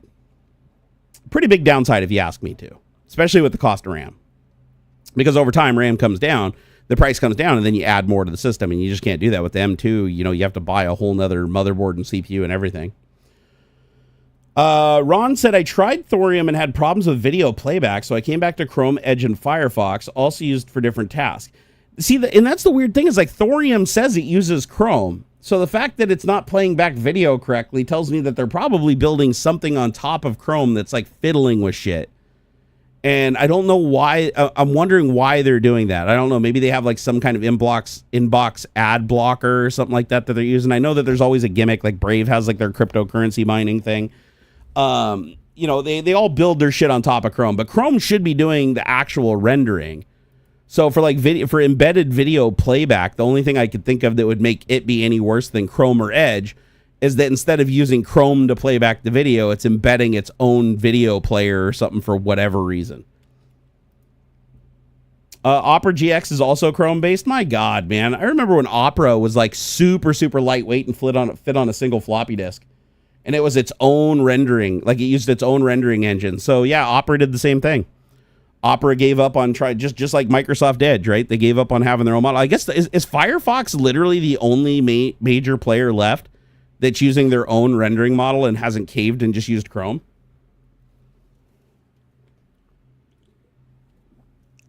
I'm kind of feeling like they're going that way. Intuitive Player, thank you for the $5 super chat. He said, oh, your opinion on niche browser. Sorry, I already answered that one. Let me see. I want to make sure I didn't miss anybody else. Pele, again, if you're still here, bro, I think he had to leave earlier, but if you're still here, thank you so much for that $24 super chat earlier. Really appreciate you. Blue Varo, thank you for that $10 super chat earlier. He said, that's why I bought my 4070 Ti Super so I could do AI art stuff easier. Yeah, if you're doing anything with AI, generative AI or LLMs, the more VRAM you have, the better. So like if your goal is to just do AI, like that's your largest goal, it's not like gaming or anything like that, you want to go for the highest VRAM card you can. Because higher VRAM card means that you can hold more LLM and more larger generative models in memory, because you can't load them.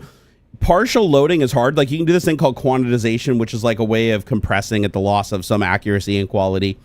But if you want to load big, really accurate and powerful models, you need more VRAM, because you have to have it all loaded in memory at once. Otherwise, it can't do the indexing of the data. It can't just be like loading shit in and out of the hard drive. It's like that'll slow the LLM down to a freaking crawl. And you can, for bigger models, like for instance, I have 96 gig of DDR5. I can load like an 80 gigabyte model using my DDR5 in but then the CPU does the inference, and that DDR5 is infinitely slower than VRAM. So it really slows down the inference. But I can load the model and it does work. It's just I might only get like one token every 3 seconds for some of these big models.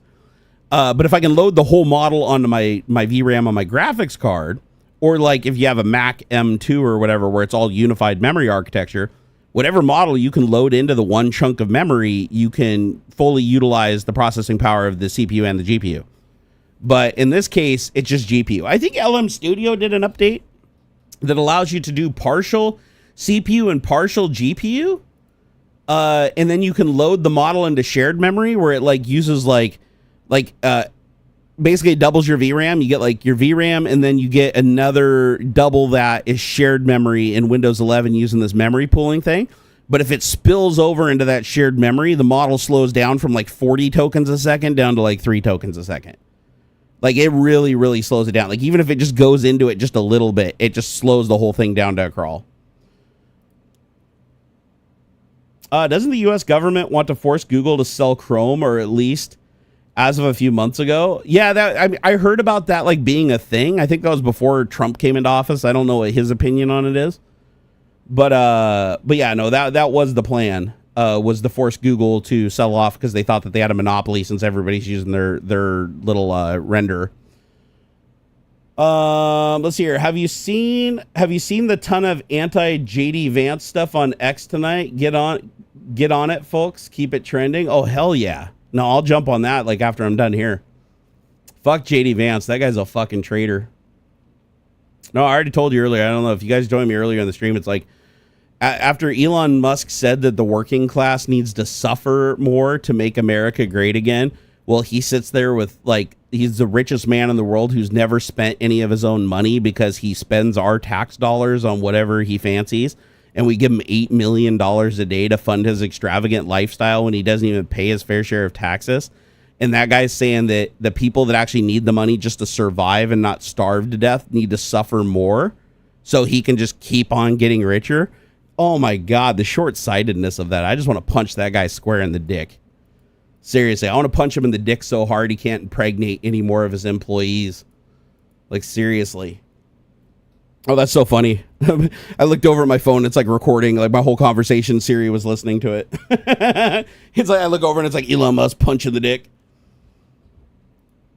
No, JD Vance. There's a reason. JD Vance just repeats what Trump says. That's all. He's a puppet. He was only ever. He's basically a replacement for Pence. Pence grew some balls on the day of the election and enforced the law instead of breaking the law like Trump wanted him to. So Trump's like, I can never let that happen again. I need to find the most spineless fucker that has a record of turning on everything he's ever previously said, changing his mind every 10 minutes to align with whoever's giving him a promotion or giving him a job. And he's like, JD's my man. Everybody says JD's the guy. He'll change his name. He'll change his sexuality. He'll change everything just to please you if you give him a job. And so he was the man. He was the one to pick. So that's that. And Trump got what he paid for. Punch said opinions on AMD's new 9070 XT seems pretty darn decent for the price. Actually, that was AuxXillary's topic, and we totally forgot to talk about it before he left. But here, let's go take a look.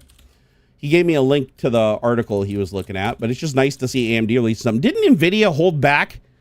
I don't keep up on the hardware news nearly as much as I used to, just because I'm too focused on our fucking democracy falling apart. But wasn't Nvidia holding back one of their GPUs waiting for AMD to drop this? Like they were like legitimately worried about it? Oh, BB Junkie, 100%. Yeah, Elon using his kid as a human shield. Fuck that guy, right? Oh my God, fuck that guy. Elon Musk, the guy who never spent any time with any of his children and literally said he doesn't even like kids multiple times in his earlier interviews. And he fucking kidnaps a kid away from Grimes just to use him as a fucking human shield because he's afraid he might get shot at when he stands next to Trump.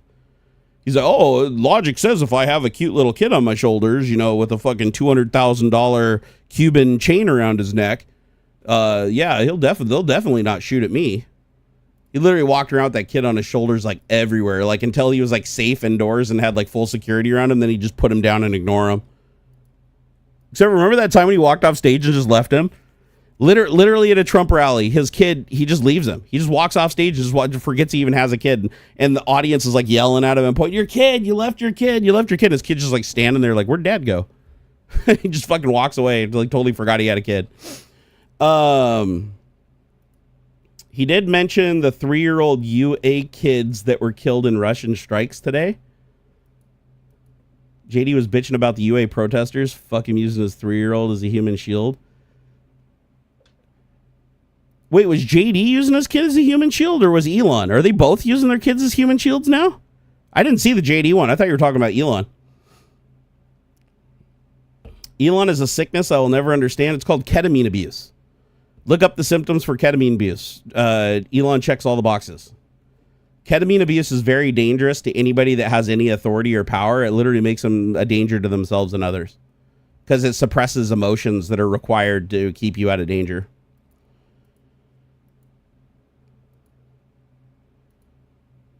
Love that Elon's kid told Trump to shut his mouth. That was hilarious.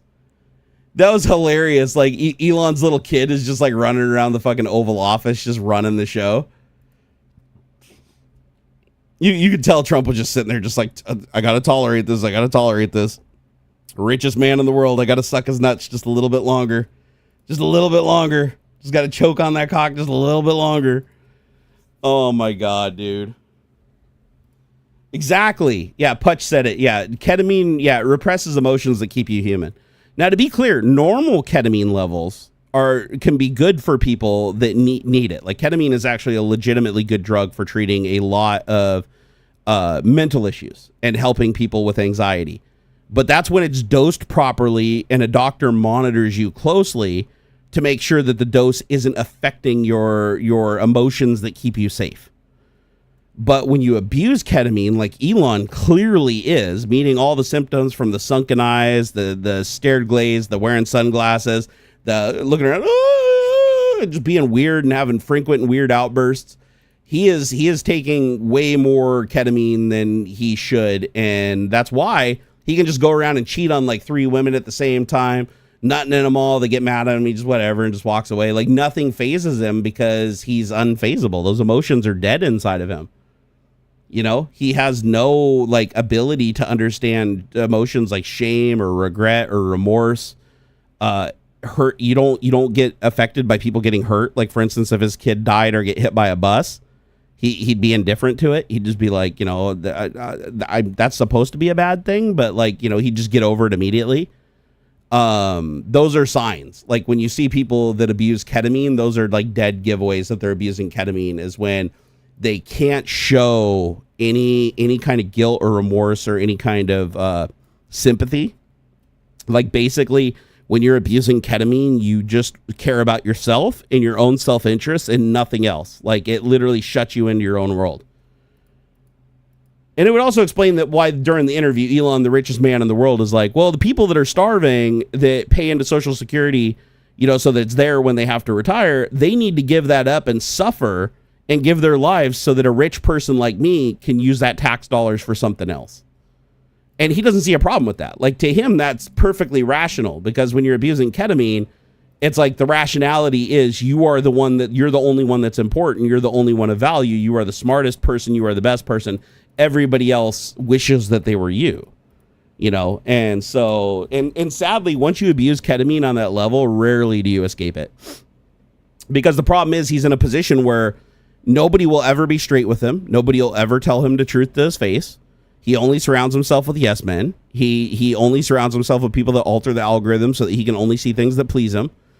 So he'll never be in a position to where he can get help because he's surrounded him with all the wrong people to ensure that he never can. So sadly, he's just on a collision course. He's just going to burn hot and keep trying to become richer and keep impregnating as many women as he possibly can until eventually, you know, a fucking bus hits him because he didn't look the other direction because he was too whacked out.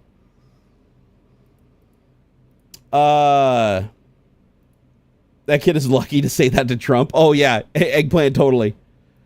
God, I'd give anything to just say that. Just shut the fuck up, you orange motherfucker. Seriously. Just want to speed bag his nuts. Bend over the Resolute desk. I'm going to fucking just speed bag them bad boys. But yeah, Elon should stop reproducing. Seriously. Elon is just leaving a fucking huge line behind him of kids who are going to grow up with massive resentment, who are going to hate their father.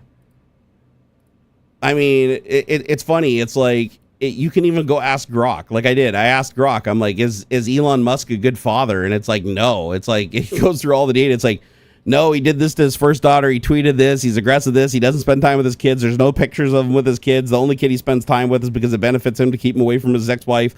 Blah, blah, blah, blah. You're just like, and it's like, no, based on all this, yes, Elon Musk is a bad father. And I was like, wow, his own AI that he has imparted his own bias on even outs him as a terrible father.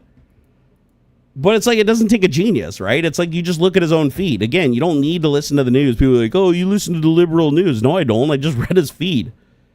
Like, it's like people are like, oh, you don't know what you're talking about. Trump, you know, he didn't do that. And I'm like, but I got a video of Trump literally showing you doing that. Like, I'm not going by what the news said. I'm going by what he actually did. Like his own physical video that he released that thinks shines him in a good light. Because sadly, a lot of people, they don't do research. So they assume if you say anything bad, it's like, well, Elon and Trump both said that they don't do anything bad and that everybody else is just a liar. And it's like, but you haven't watched any of the other stuff they said where they actually do the opposite of what they just said. Like, why do you believe them when they tell you that they didn't, only making the video saying that you didn't say those things because they know they said those things? Brainwashing's a hell of a drug, my friends. Hell of a drug. I'll tell you that much. Seth Meyers has some amazing, funny monologues about the current political situation. I like Seth Meyers. Seth Meyers is pretty damn funny. He really is. Fun fact about, what is it? Fun fact, a baseball worth of neutron star will not outweigh the current political hot air. No, but in reality, isn't like a, what is it? Like a neutron star, the gravity is like insane. Because I remember watching a 3D, there was a video on YouTube. I like to watch a lot of weird videos on YouTube. There was one where they took what is it? The compressed matter of a black hole or something like that. Because the black hole isn't really a hole, right? It's just an ultra compressed piece of matter that is so dense that it creates a gravity field and space-time warp that light can't escape, right? So, but if you took it was like some material or some dense material that's like, yeah, size of like a basketball or something like that. And if you put it on Earth, like Earth would just literally just compress into it and it would barely grow in size. It was crazy. It's like there was like a 3D simulation. Let me see here. What is the densest object in the universe? It is a neutron star. Okay, because neutron stars can turn into black holes. So a neutron star is the most intensely dense object in the universe. Of course, the argument can be made that a black hole is the most dense, but considering that a black hole is technically beyond the event horizon, it is a neutron star that gets the top spot. Okay, so they're basically excluding black hole because it's beyond the event horizon and it's not like physically observable, right? Because it's sucking in light. And besides, the black hole is just a collapsed neutron star usually. Let's see here. So how, what would the gravity be of a baseball-sized neutron star? Let's see here. Things AI is going to struggle to answer. Okay, so great question. Neutron stars are incredibly dense remnants of supernova explosions. Isn't everything a remnant of supernova explosion? They pack a massive amount of matter in a very small volume. If we took a neutron star with the mass of the sun and compressed it into the size of a baseball, about 7.5 centimeters in diameter, the gravitational pull at its surface would be immense. The surface gravity can be calculated using the following formula: G equals GM over R squared. G is the surface gravity, capital G is gravitational constant, M is the mass of the object, and R is the radius of the object. For a neutron star with a mass of about 2 to the 10 to the 30th kilograms, the mass of the sun, and the radius of 0.0375 meters, baseball sized, the results are in. Gravity equals 9.5 times 10 to the 33 M over S squared. That's an extraordinarily high gravitational pull. For context, Earth's gravity is about 9.8 meters squared. The gravitational force of such a dense object would be so intense that it would warp space-time continuously. Would the gravity be so intense it would suck in all light and basically look like a black hole? Let's see here. You're on the right track, Jerry. Hey, it knows my name. A neutron star that small and dense would indeed be extremely powerful in its gravitational field. The gravitational pull is intense enough that it could create an event horizon, a boundary beyond which nothing, not even light, can escape.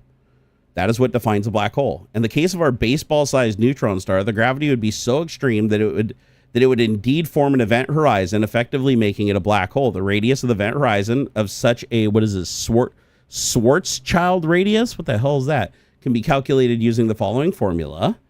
If you plug in these numbers, you get RS equals 3 to the 10 over, or 10 cubed meters.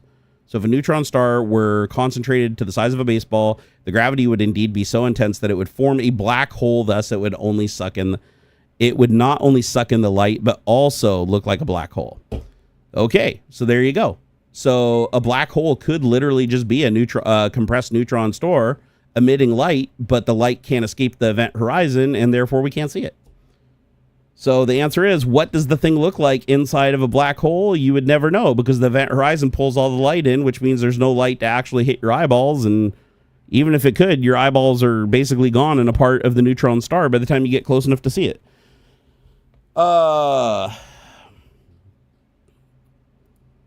Oh, that's the Schwarzschild radius of Earth is only 1 centimeter. Holy shit! I've never even heard of that term. 63 Earths can fit in Uranus. 64 if you relax. Oh my god! Oh, that's great. I love it. DeWolfstan, you're awesome, dude. That's a good one. I'm gonna remember that. Thank you for the $5 super chat too. He said, so Elmo is like a neutron star, very super dense and has some weird gravitational pull that warps people. Oh my god, man. DeWolfstan, thank you so much, man. Thank you for the $5. I appreciate it. That's funny though. 64 if you relax. Oh my god.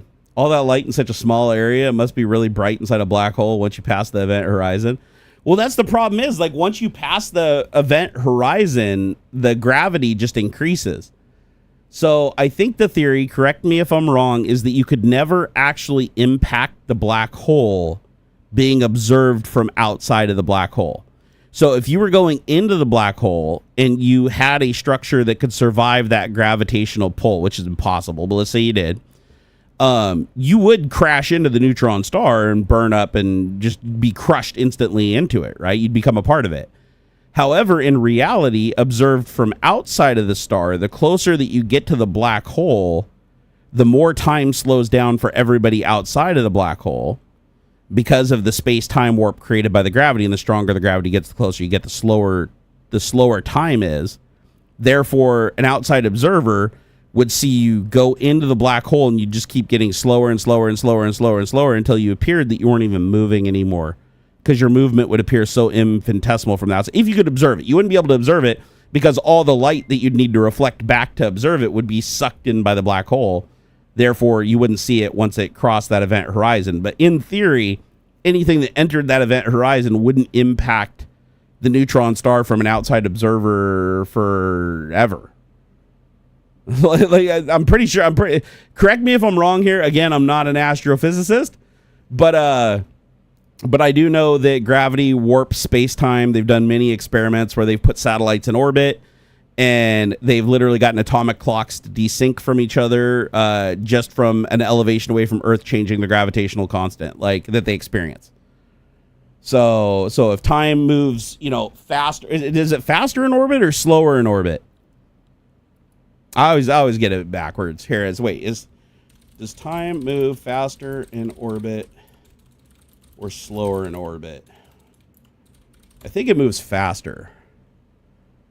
Let's see here. Okay, so relativity, for example, International Space Station orbits the Earth at a high altitude where gravity is weaker compared to the surface. As a result, the time on the ISS moves slightly faster. I was right.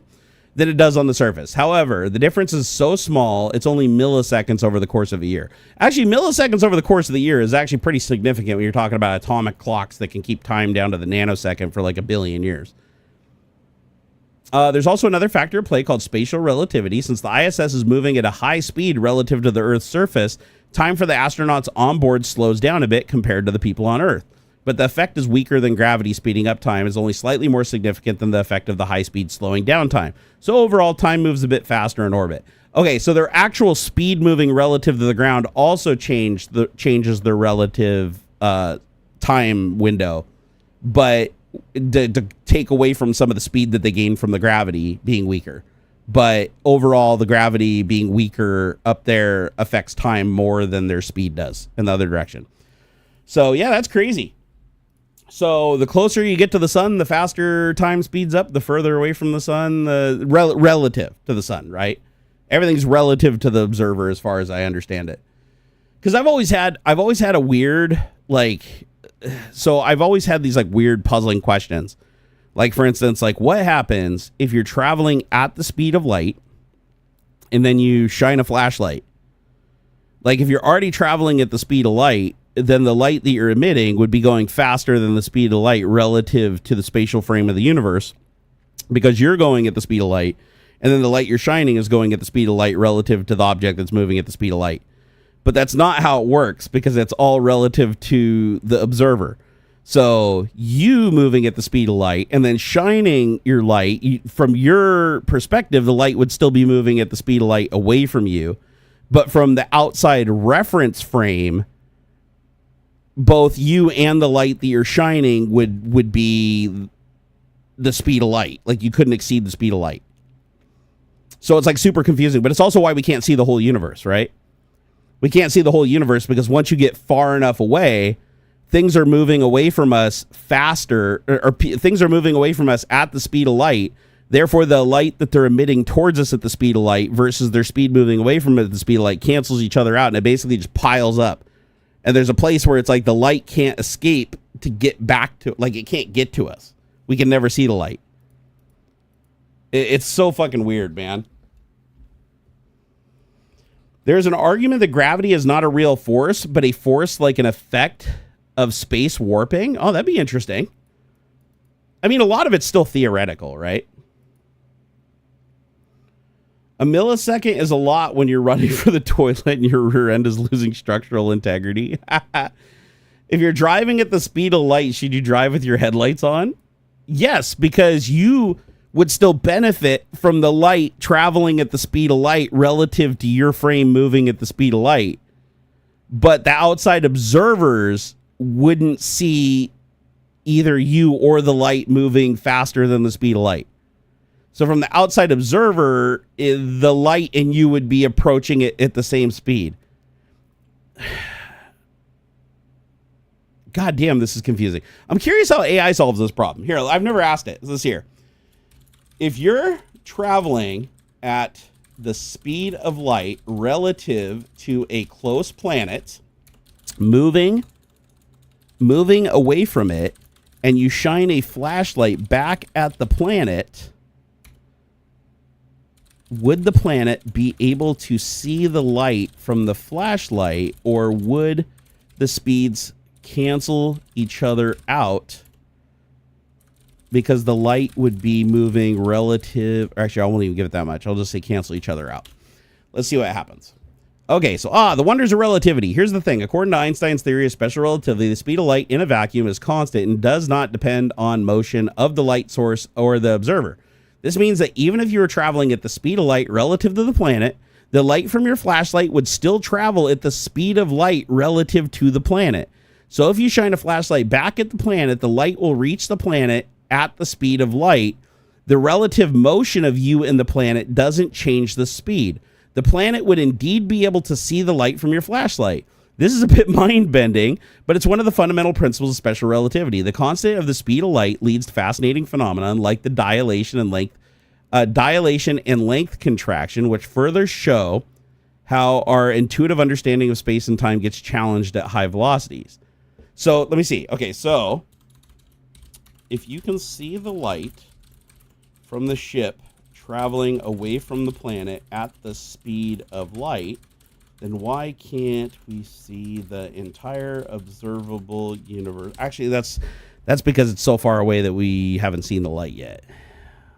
So that doesn't really work, right? I mean, even if we could see the light because it's traveling at us at the speed of light, if it's so far away when it emits that light as the universe is expanding, we're basically going back through time the further that we see away, and we're eventually going to hit a point where it's basically the time of the Big Bang.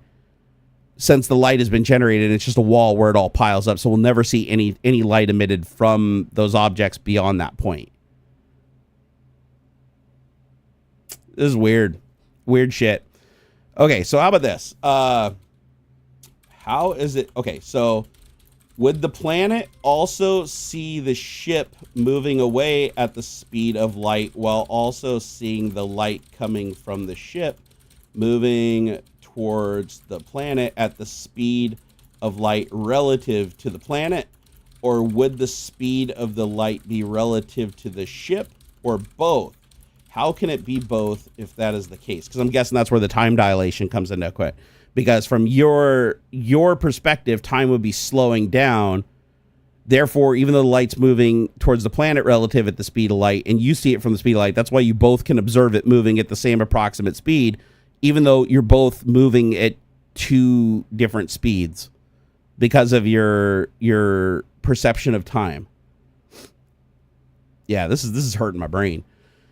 Let's see here. Speed of light in the vacuum is always constant, regardless of the relative motion of the source and the observer. Okay, so constant speed of light. The light from your flashlight would travel towards the planet at the speed of light relative to the planet, even though you are moving away from the planet at the speed of light. Which is interesting, because if you think about it, that would be double the speed of light, because I'm moving away at the speed of light, and then I'm shining a light, which the light emitted from it is moving back at the speed of light. You'd think they would cancel each other out. But it doesn't, because the planet is still observing things. But the planet, you'd think that you'd be observing... Dude, this is a mind fuck, dude. This is a real mind fuck. So, okay, so the planet sees you, the ship, moving away at near light speed, and the light from the flashlight moving towards the planet at the speed of light. It might seem like a contradiction. Yeah, it definitely does. But it boils down to how time and space behave at such velocities. The key idea is that time dilation... Okay, so time dilation is the answer. The length of contraction come into play. For the planet, time appears to slow down, and the lengths contract in the direction of motion, making it possible for the speed of light to remain constant for the observer regardless of the relative motion. Okay, that does actually make sense. This is a fascinating aspect of Einstein's theory and shows our intuitive understanding of motion and speed needs a bit of an overhaul when dealing with the speeds of light and other high velocities. Actually, that does make sense. That does make sense because of the time dilation. Since the ship's moving away from you at the speed of light, the ship is experiencing time differently than you are on the planet. So they see the light moving at the speed of light, even though, because they're moving, so it's relative to their frame. So even though they're moving at the speed of light, it's like they're still relative to the light that they're emitting. Anything they emit or anything they throw is going to, you're going to think it's going to be faster than the speed of light from the planet, but that's where the time dilation comes in. Got it. Okay. Nope. That makes sense. That makes sense. Okay. It took a second. So because the reference frames are different. So the person on the ship is experiencing time relative to them. It's normal. But from the planet, their time is slowing down. But the planet is speeding up relative to the light coming at it. And that's how the light can appear to be both moving away from the ship at the speed of light and approaching the planet at the speed of light, even though the thing emitting the light is actually moving away at the speed of light. So you're not exceeding the speed of light, even though it feels like you are. You're not, because from the observer, it's like the light is coming from a stationary source. Like it's not moving away because it's moving away at the speed of light, so time is slowing down for it relative to the planet. So it's almost like the ship from the relative point of view of the planet is almost standing still as it's shining the light back. So it almost seems stationary, but from the observer on the ship, they're moving away at the speed of light. So does that mean that the planet, the light reflecting off of the planet towards the ship, that's moving away at the speed of light, because of the reference frames? Now my head hurts again. Makes sense coming towards, but what about away? So they're moving away. Shines the light relative to the observer would be slow, so that makes sense why the light comes back. But then if it's moving away, and then you shine a light from the planet, how does it see the light with the time dilation moving at the speed of light? I know we need a Neil deGrasse Tyson stat. Ian says photons have no mass. No, actually, that was proven wrong. Photons have the Higgs boson experiment. Didn't the Higgs boson experiment prove that photons do have mass? It's like a super insignificant amount, but they do have some level of mass. Because wasn't the experiment to try to figure out why the speed of light can't be exceeded? And we determined it's because everything has to have some mass. If it doesn't have any mass, like a neutrino, it can technically go backwards through time. Because a neutrino, I think, is the only thing that we know of that goes faster than the speed of light. Let me double check that. So, do photons have mass? Okay, photons are truly fascinating particles. In short, photons are massless. So, okay, the AI agrees with you. They are elementary particles that are made up of light and other forms of electromagnetic radiation. Despite having no rest mass, photons carry energy and momentum. How can you carry momentum without mass? Which allows them to exert pressure. Again, how can you exert pressure without mass? This is a bit counterintuitive because we usually associate mass with having momentum. Duh. However, for photons, their energy E is relative to their momentum P by the equation. Okay, wait.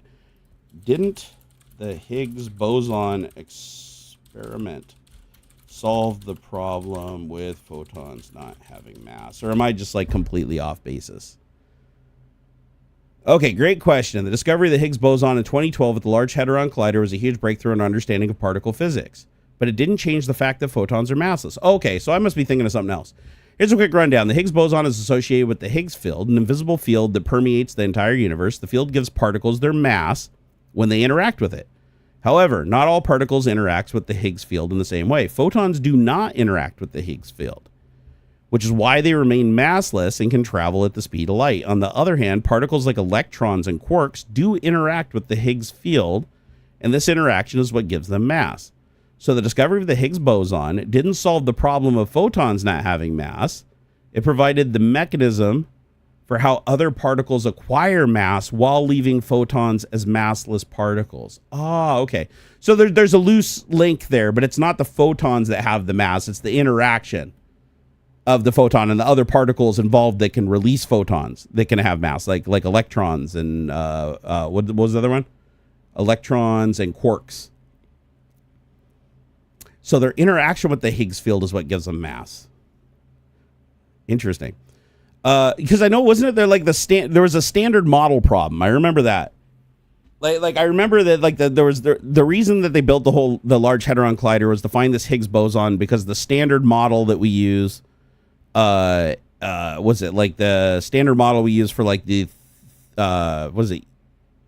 just physics. It's like our physics model had a hole in it.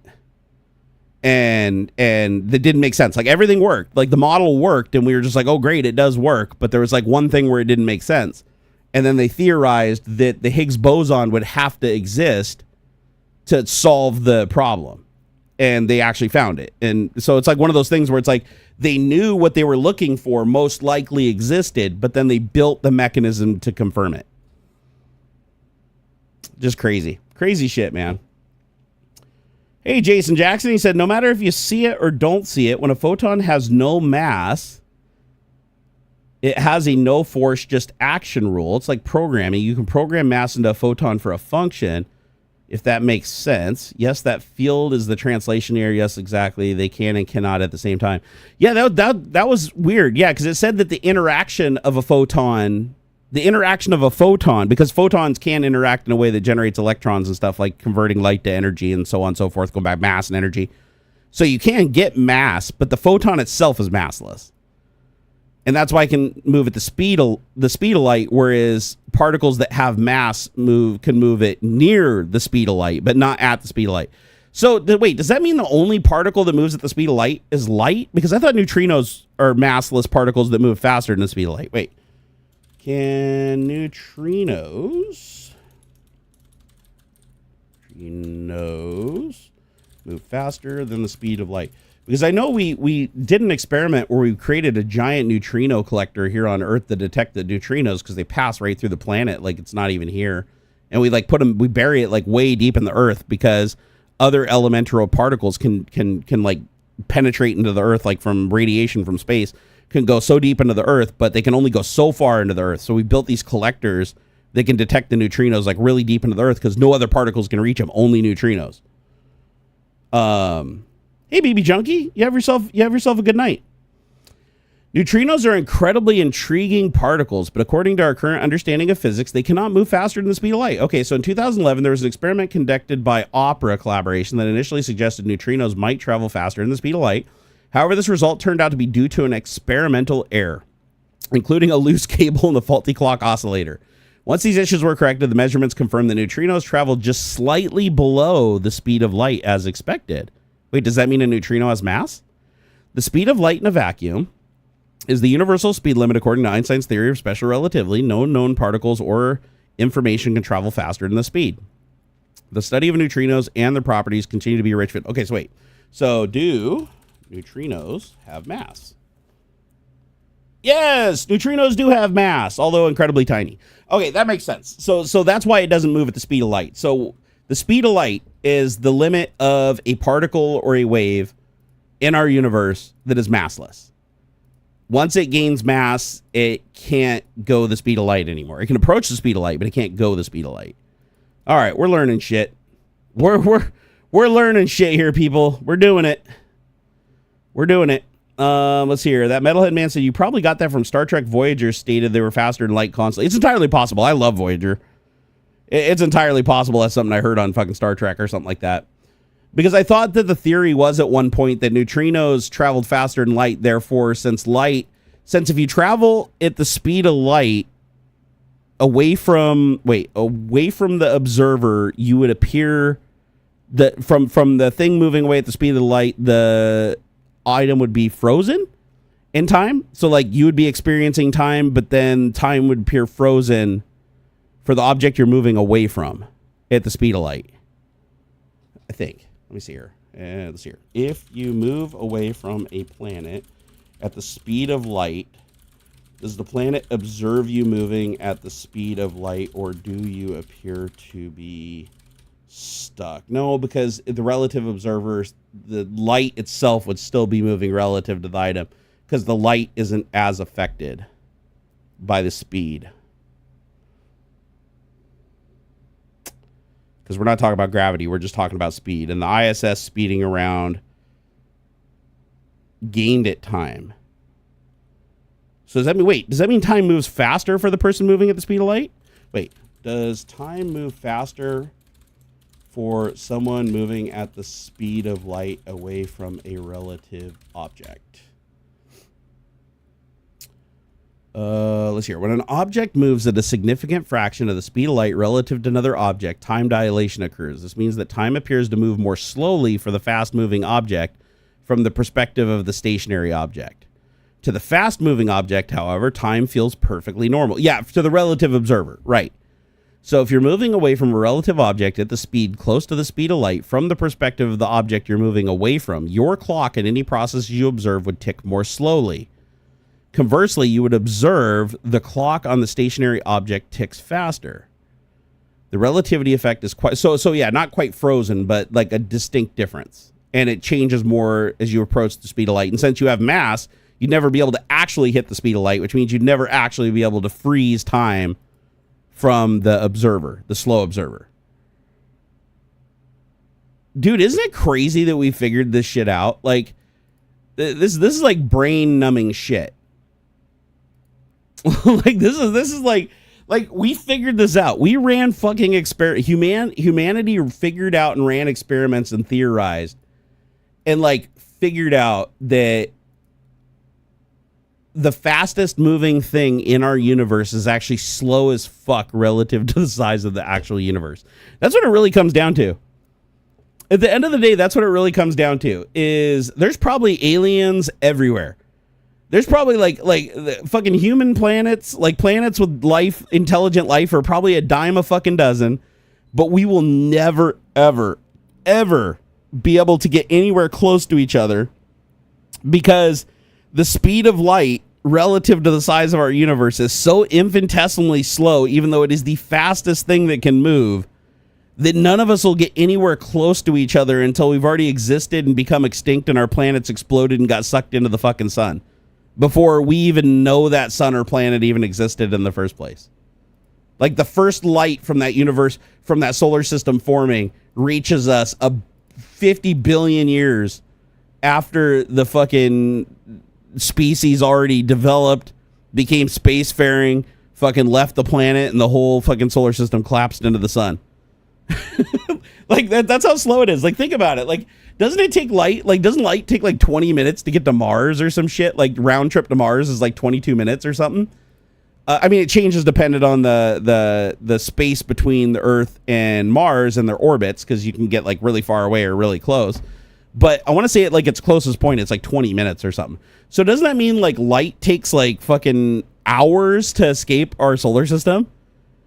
And then the next closest solar system over is so fucking far away that light would then take 1,000 years to reach. Dude, it's like at the galactic scale, light is a slug.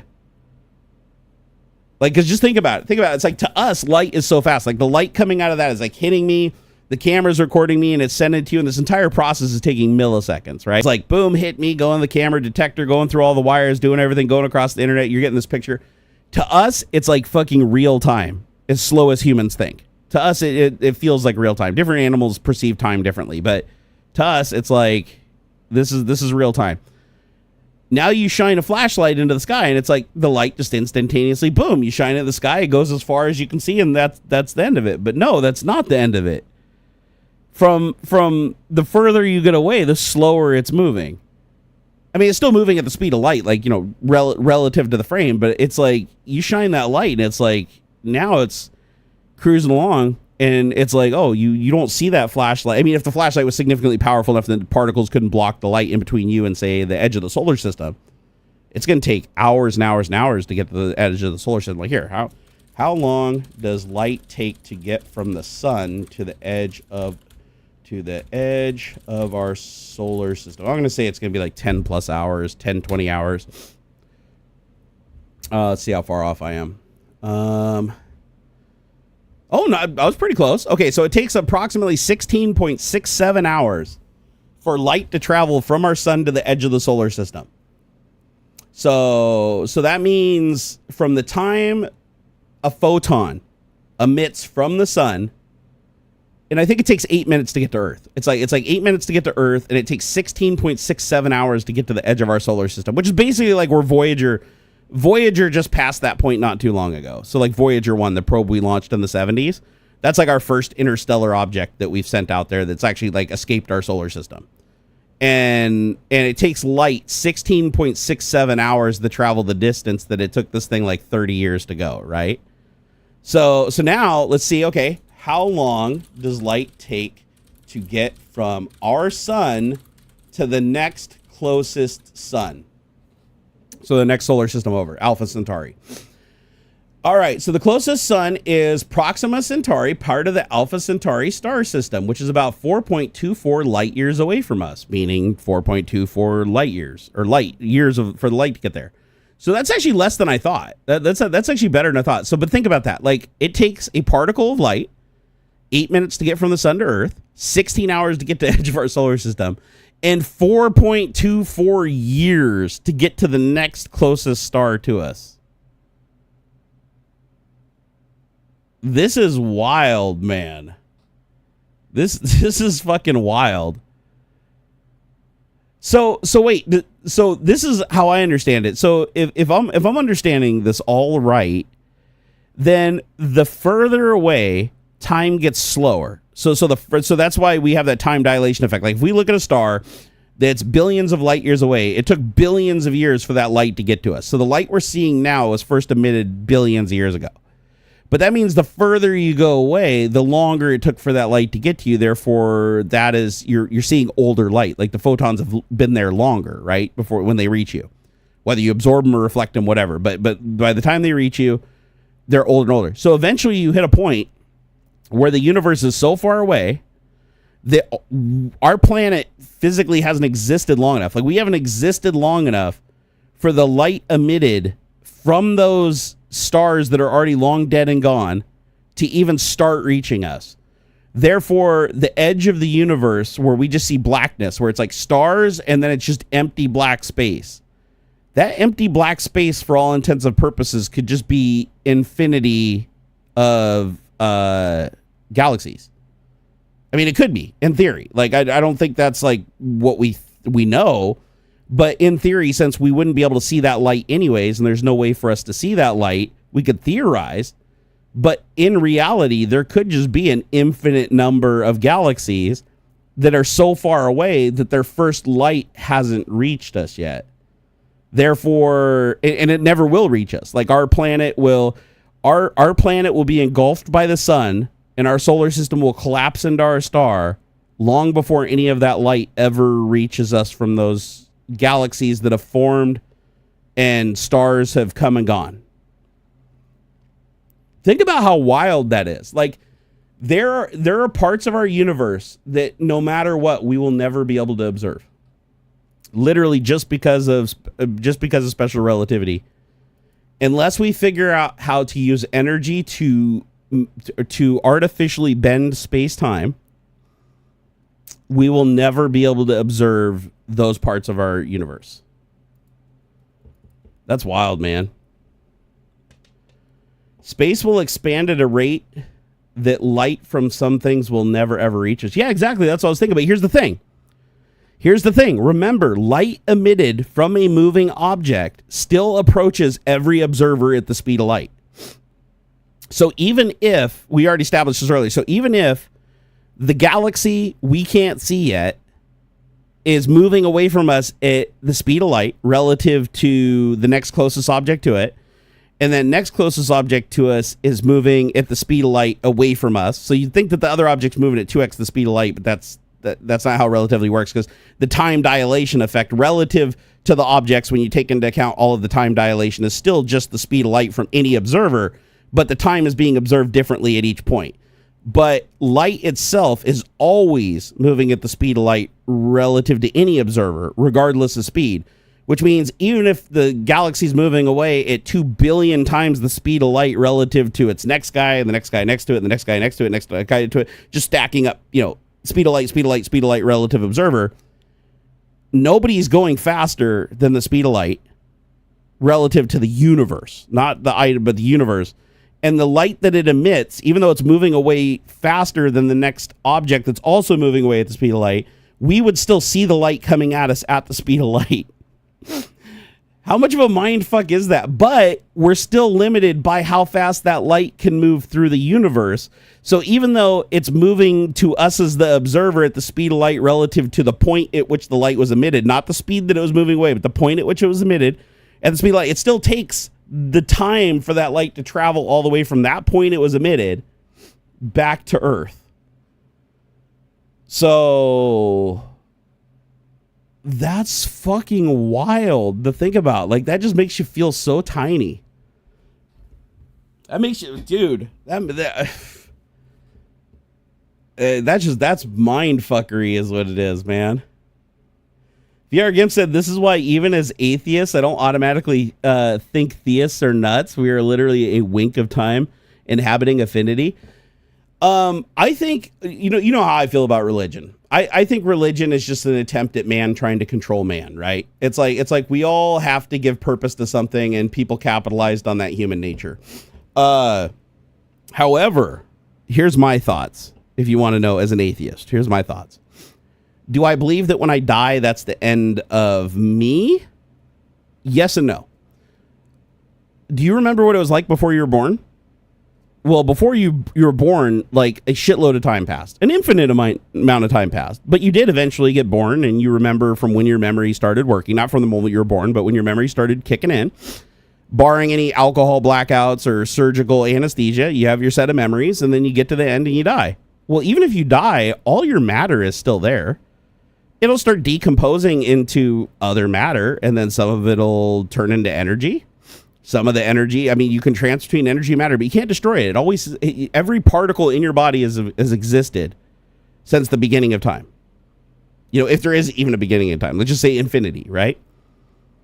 So even if you die and you just turn back into the shit that the hamburger your dad ate before he blew his load in your mom or whatever, and you just go back to being matter or fucking fertilizer to the earth, what happens to that when the earth gets consumed in the sun and the sun turns into a black hole, and then there's like an eternity later and all the matter comes together, crushes together, and then big bangs and blows up again?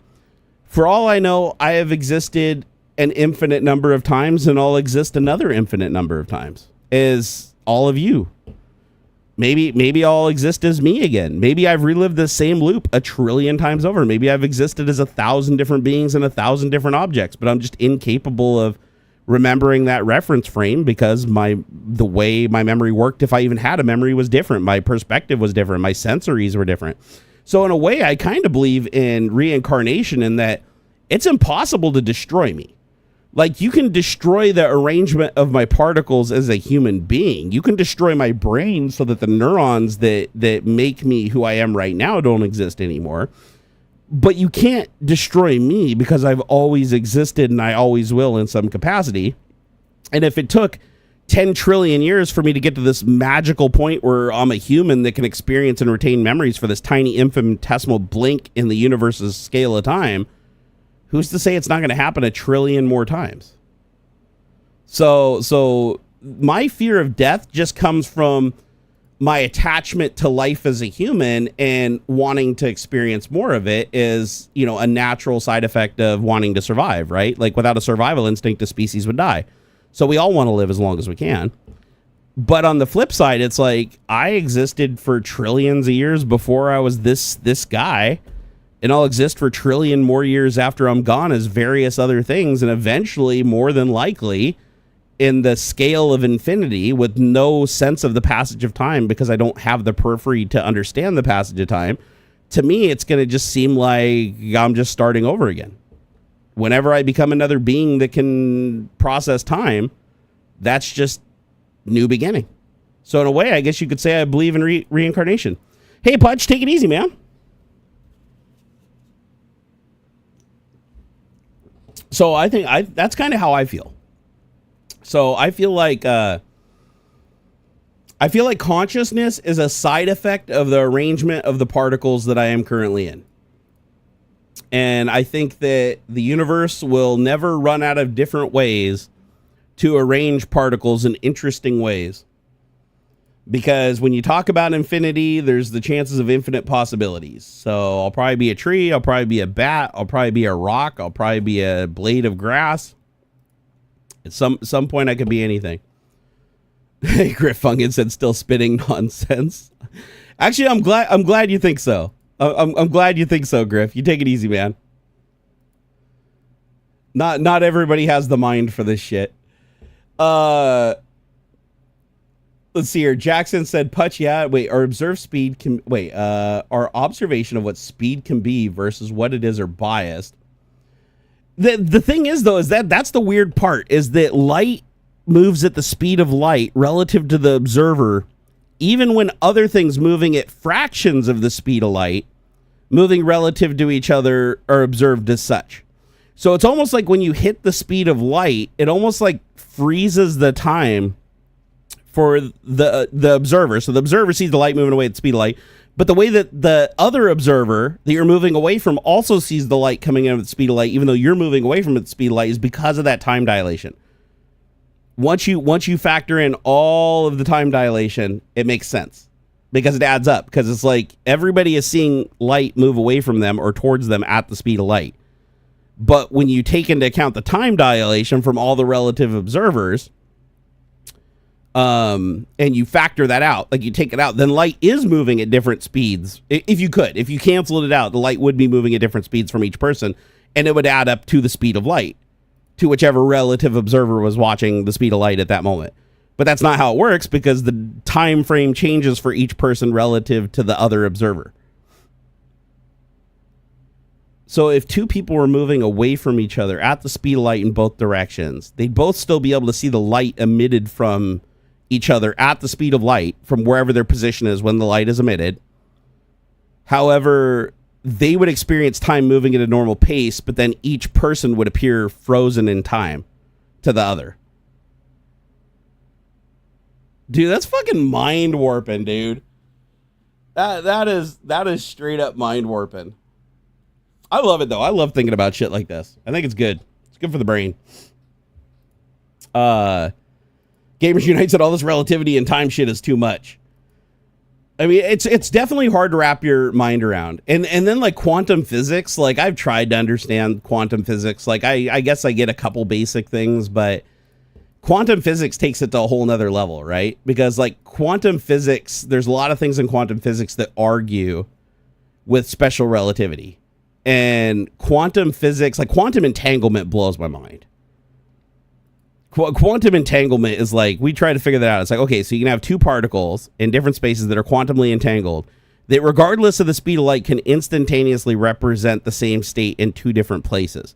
However, you can't transmit data faster than the speed of light, because in order to see the state of one, you have to observe the state of the other, which means there's no way to send data, because once you open one, you collapse the state of both. So there's no way to physically send data along the path, because you'd have to know what the data is beforehand, which would still have to travel along some other means at near the speed of light. So this is in the realm of quantum mechanics and physics. Some astrophysical property is quite intriguing. I think there's still a lot that we don't understand. I think we're on the right track. Yeah, I watched the Veritasium video. I love Veritasium. I watch all the videos he makes. Derek's awesome. And I thought his last video was really, really intriguing. Like with the quantum nature of light taking all paths. That was really interesting. But I mean, the whole reason that we discovered quantum mechanics is because we observed light acting like a wave, right? Didn't we create a what do they call that? Like a diffusion matrix or whatever, where we shine the light through and put like two slots. Fuck, I forget the experiment, but it's like you have a light source and you have two slots, yet you can observe the full wave of light, even though it's entering through a slot. So it should be occluding. If it was a particle, it would be occluding the light, and the light can only hit the direct path. But the fact that you can observe a wave of light, even when you're obscuring the source, shows that it's an expanding wave, because if it wasn't, it would be occluded. Yeah, the double slit experiment. That's what it is. So they basically determined that if you mask off light and it doesn't create the if you mask off the light and it doesn't create like the perfect spot, like then it's not particles. Because if it was particles, the particles would be stopped that were occluded, and only the particles moving in that direction would continue in that direction. Therefore, if you had a little hole, you would just have a dot or a cone of light, but you don't. With the slit experiment, you have a wave of light. So even though you have the slit, you're actually seeing a wave of light, which would be like the light is emitting bigger than the slit, if that makes sense. Like so only a wave is propagating outward. It's really fucking bizarre. But I know that that's like one of the foundational experiments of like quantum mechanics, where we're like, okay, particles, light is a particle and a wave at the same time. And then you have the quarks and gluons that we figured out how to create quantum computers that can figure out probabilities instantly by like not pure like binary mathematics, but probabilities can be computed by watching these quarks and their spins and shit. It's weird, man. Shit at the quantum level gets like super fucking weird because you're like, oh, okay, I can understand atoms. Like, I can understand these little like fundamental building blocks that we even have like electron microscopes that can see each individual atom, and you can observe them like fucking pixels building the building blocks of everything, right? You can literally observe these things. You can observe the electron shell, everything. However, you can go down to the subatomic level, the quantum level, under the atom, and now you've got this whole fucking universe of this really crazy like semi-random looking shit. But it's not random. It seems like it's random, but it's not. It's like you can predict certain things by observing, but not absolute prediction. It's bizarre, and that's why like they think quantum nature is like a fundamental part of consciousness. Because if it wasn't, then just neurons firing would perfectly determine like everything we think and everything we do would be just simple computations of like neuron interaction. But there seems to be some randomness to it. Well, it appears to be random, but in nature it's not random. But that the quantum nature of things is changing. Like you know, you expect a particle, you expect an atom to do a certain thing, right? But quantum mechanics, there's a what do they call it? Like where there's a superposition that dictates that it's most likely has a probability of doing the thing that it's supposed to do, but there's also like a small probability that it might not. And that small probability does happen, just not as much as the higher probability. So you do get this seemingly random but not random thing. That's where I get confused with the quantum is. It's like you can use quantum mechanics to figure out probabilities because of the probabilities of how matter interacts. And some of these probabilities have small random occurrences that are more or less likely to happen or more likely to happen. But both happen. And then through quantum entanglement, we can like, dude, I'm fucking gone right now. Brain's fried. I'm done. My brain is fucking cooked. But it's weird because it's like, yeah, nothing's random, but it also appears random. Like from us as a human observer, it seems random, but it's not. We just got more layers we still need to pick. And then what happens under that? Like we used to think an atom was the smallest thing. Now we got these quarks and gluons and shit. What happens when we start we find out inside of the quark there's a whole nother universe of shit we didn't notice. Right? That's what I feel like, because I feel like it's an infinite onion that you never hit the bottom. Did I take the wrong gummies? No gummies today. I'm just powered by a fucking Monster Energy drink and Adderall, bro. Hey, Dave264, thank you for the $5 super chat. He said, I wanted you to get to your goal. Love the show. Oh, do we hit the goal? Oh, you guys are awesome. Thank you. Oh, hey, Mo Vermirion. Thank you for the $12.98, $13, bro. He said, difficult to apprehend the time-space theories.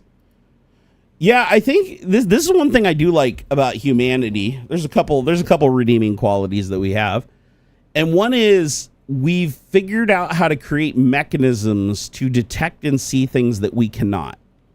I think that's one of the things that like fundamentally makes humans really powerful.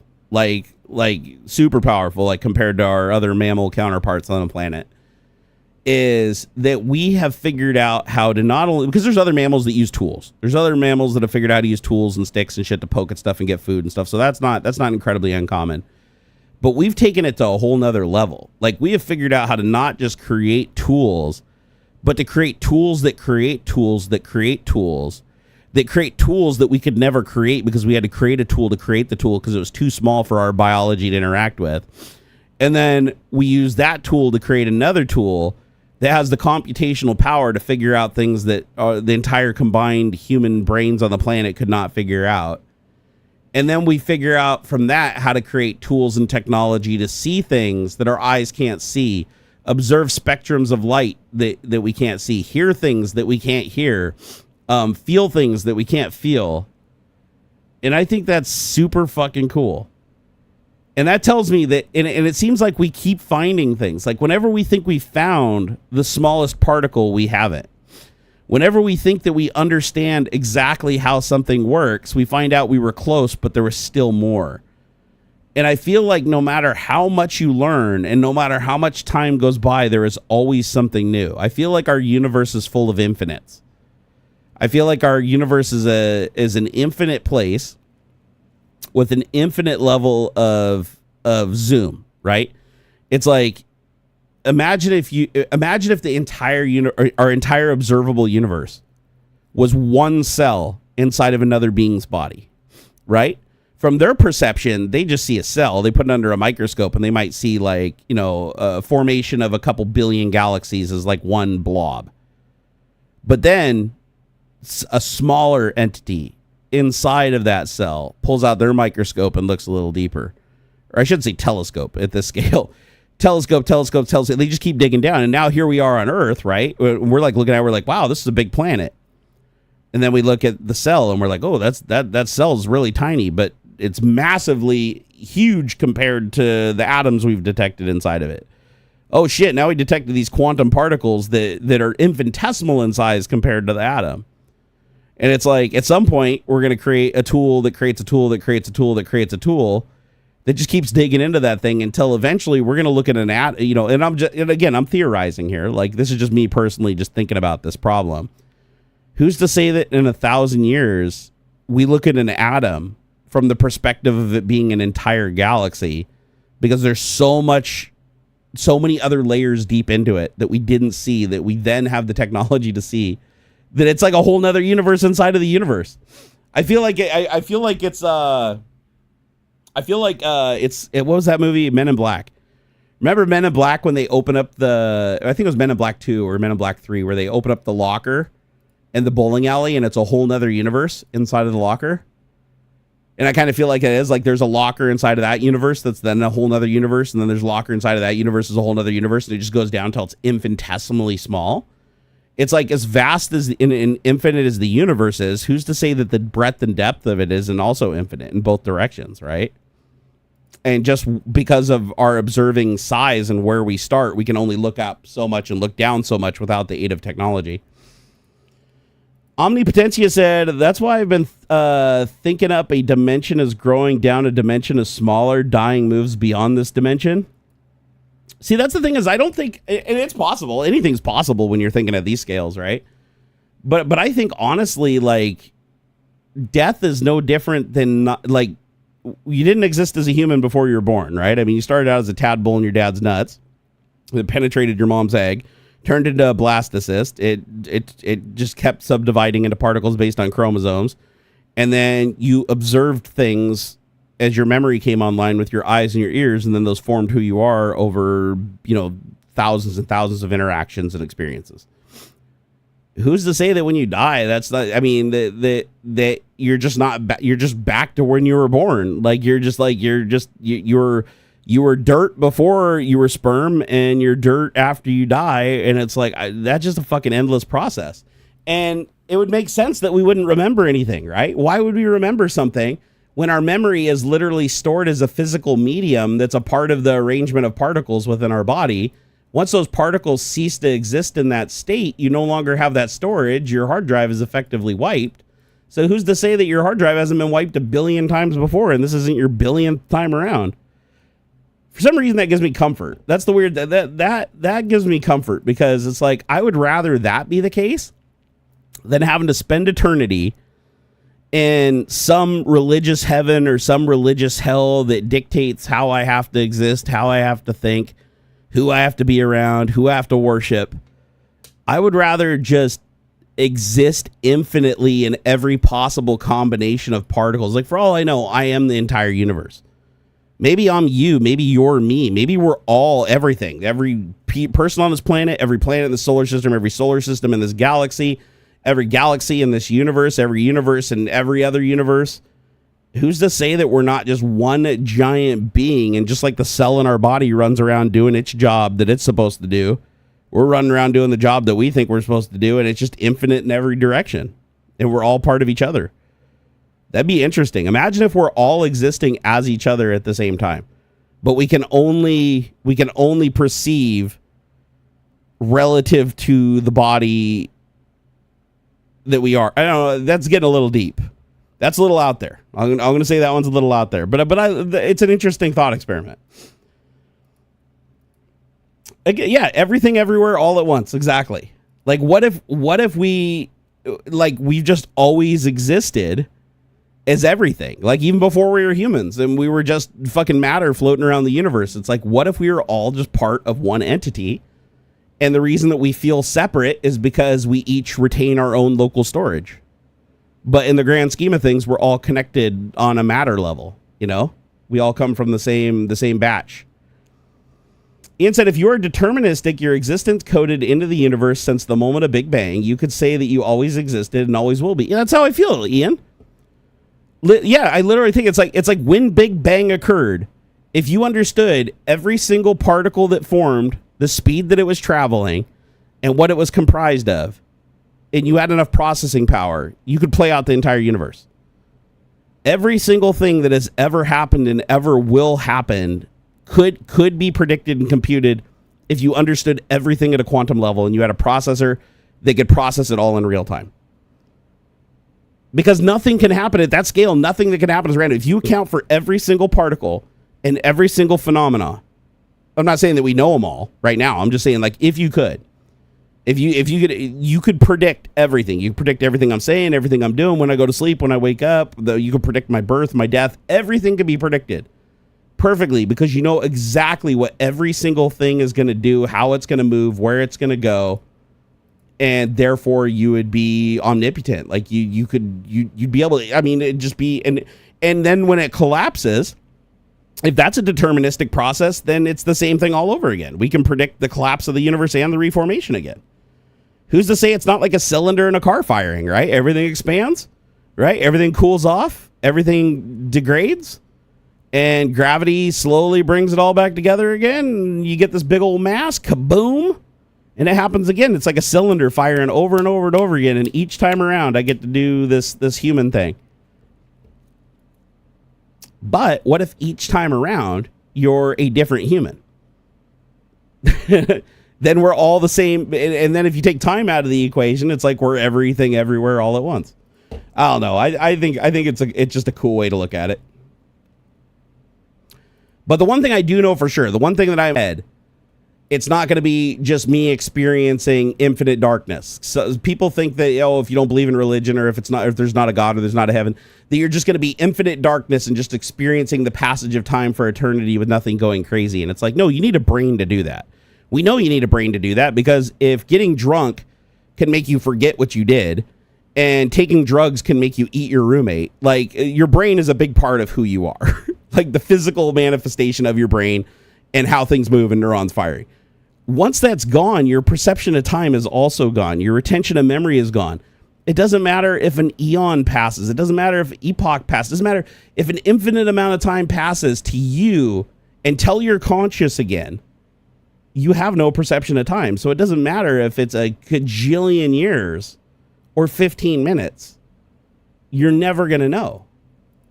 You're never going to experience that. You're never going to, it's not even a matter of you experience it and you forget it. It never happened. Like, to you existed as matter that didn't retain memory and couldn't process the passage of time. You're just a rock decaying or a tree decaying. And then at some point in time, all those particles come back together again a trillion years down the road, or in the next fucking beat of the heartbeat of the universe. And boom, lo and behold, you exist again. And you're like, wow, what are the odds? And it's like, the odds are that this is going to happen every single time. You are 100% at some point going to be something interesting. And I think that's kind of cool. And what really got me thinking about this a long time ago is when I went in and had surgery. I had surgery, and I was in surgery for about 5 or 6 hours, and I had no perception of the passage of time. Not even when you go to sleep. When you go to sleep, you do detect the passage of time. Like, you can wake up and be like, just a couple hours passed. Like, or you dream. Even if you don't dream, you're like, I feel like I've slept. I feel like time has passed. That's because your brain is still active. Your conscious mind your subconscious is still going. But when you go into surgery, they give you anesthesia that prevents you from being able to store memories. Like it literally cripples your brain's mechanism to store memory. So now you go into the surgical room, it looks like they flipped the light switch off, and then next thing you know, the nurse is like wheeling you back to your room. Oh, he's awake. And you're like, when does the surgery start? And they're like, oh yeah, that was 6 hours ago. And you're like, what the fuck?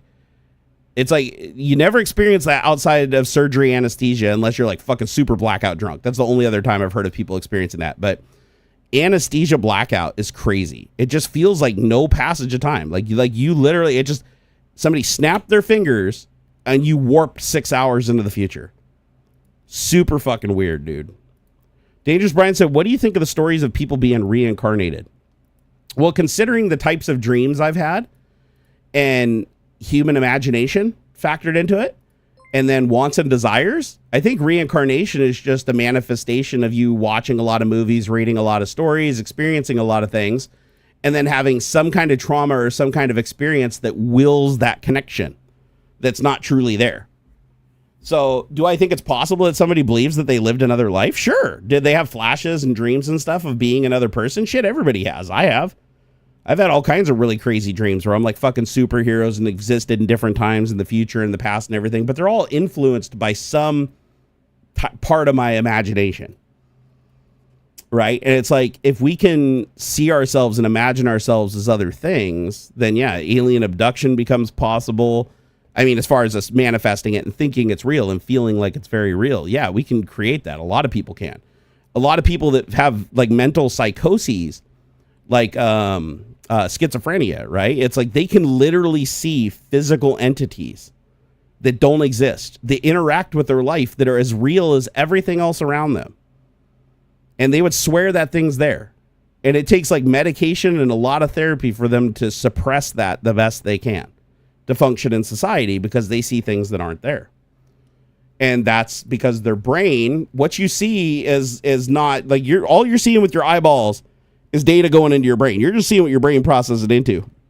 When your brain can start creating shit that isn't there, because it's no longer just driving off the light coming into your eyeballs, it's creating its own little narrative to go along with it, then you see it and it's just as real to you as if it was really there. And that's why I think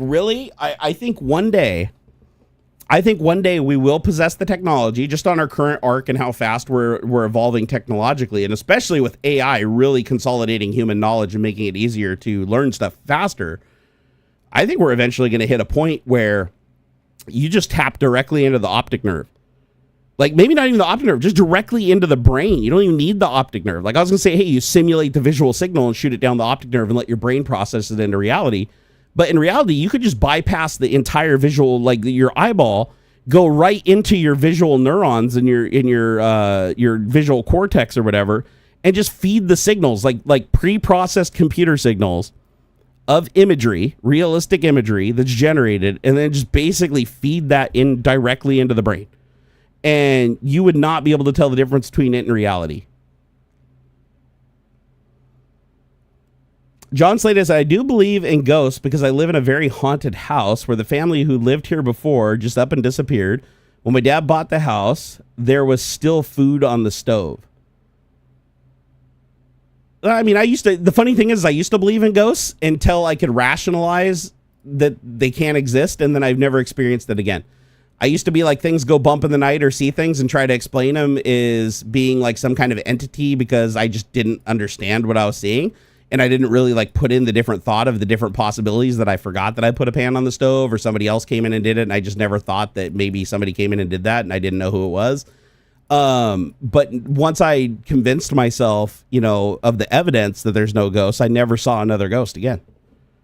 So I'm not saying, I mean, if you believe in ghosts, absolutely believe. I mean, honestly, your fear of something protects you. Like, fear is a healthy thing to protect you. So I'm not saying like try to convince yourself that something's not there if you believe it's there. But for me personally, I used to believe in ghosts. I used to believe in all this stuff, alien abductions and all this stuff. And I used to have like very vivid experiences that I thought were connected to that. But then once I ruled all that out later on, I never had another experience where I couldn't explain it. That told me that a lot of what I was experiencing, same thing. And that was back when I was really religious. I was raised Christian and believed in God and thought that he was like, you know, literally looking down on me and like could see everything in my life and was judging me and everything. And it's like, once I got over all that too, I no longer have that fear, that thing, because religious people always think they're being watched and like Jesus is taking the wheel and everything that happens, good, bad, or otherwise, like pre-planned by Jesus, even though you also have free will at the same time. Contradiction, but they feel like somebody is there supporting them and it gives them a comfort, right? That they don't have otherwise. And they manifest that comfort. But for me, it's like that was also stressful as much as it was comfort. And then once I ruled that out and I no longer had that, it just made life so much better for me. But again, some people, you know, benefit from it. Some people benefit from, you know, group hallucinations and believe, you know, convincing each other and believing the same things as a form of just community and bonding. But you just have to be careful, because anything that's organized, like organized religion, was originally designed to basically brainwash and control you by a smaller group of people that just goes along with it and pretends they believe it, but they don't believe it. They just use it as a method to control everybody else. You know, they're there to get you to put dollars in the collection plate and to fear that God's going to rain hell down on them if they don't do the thing that makes God happy, which just so happens to be the smaller group of people that doesn't even believe in the God, but just utilize it to control the people. And the governments have largely replaced religion over the last 1,000 years, you know, but that's the thing, is you just have to be careful that if you're in a religion or you want a God or your relationship with God or something like that, you need to have that relationship directly with him. Because the second that you put a middleman in, or you feel like that middleman has control because a book told you to, that was also written by the same men who the book says is fallible, that puts you in a position to be manipulated. And that's when people like Trump and Musk and everything like that can go, ooh, that's a weak spot. That's a place where we can apply pressure to bypass common sense and go right to the subconscious. And you gotta try to fight that. So if you believe in God, talk to God directly.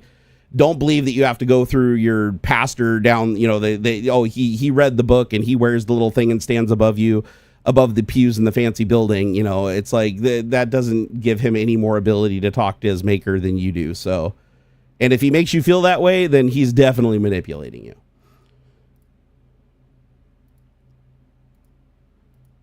Stop masturbating with the door open, Jerry Yahweh.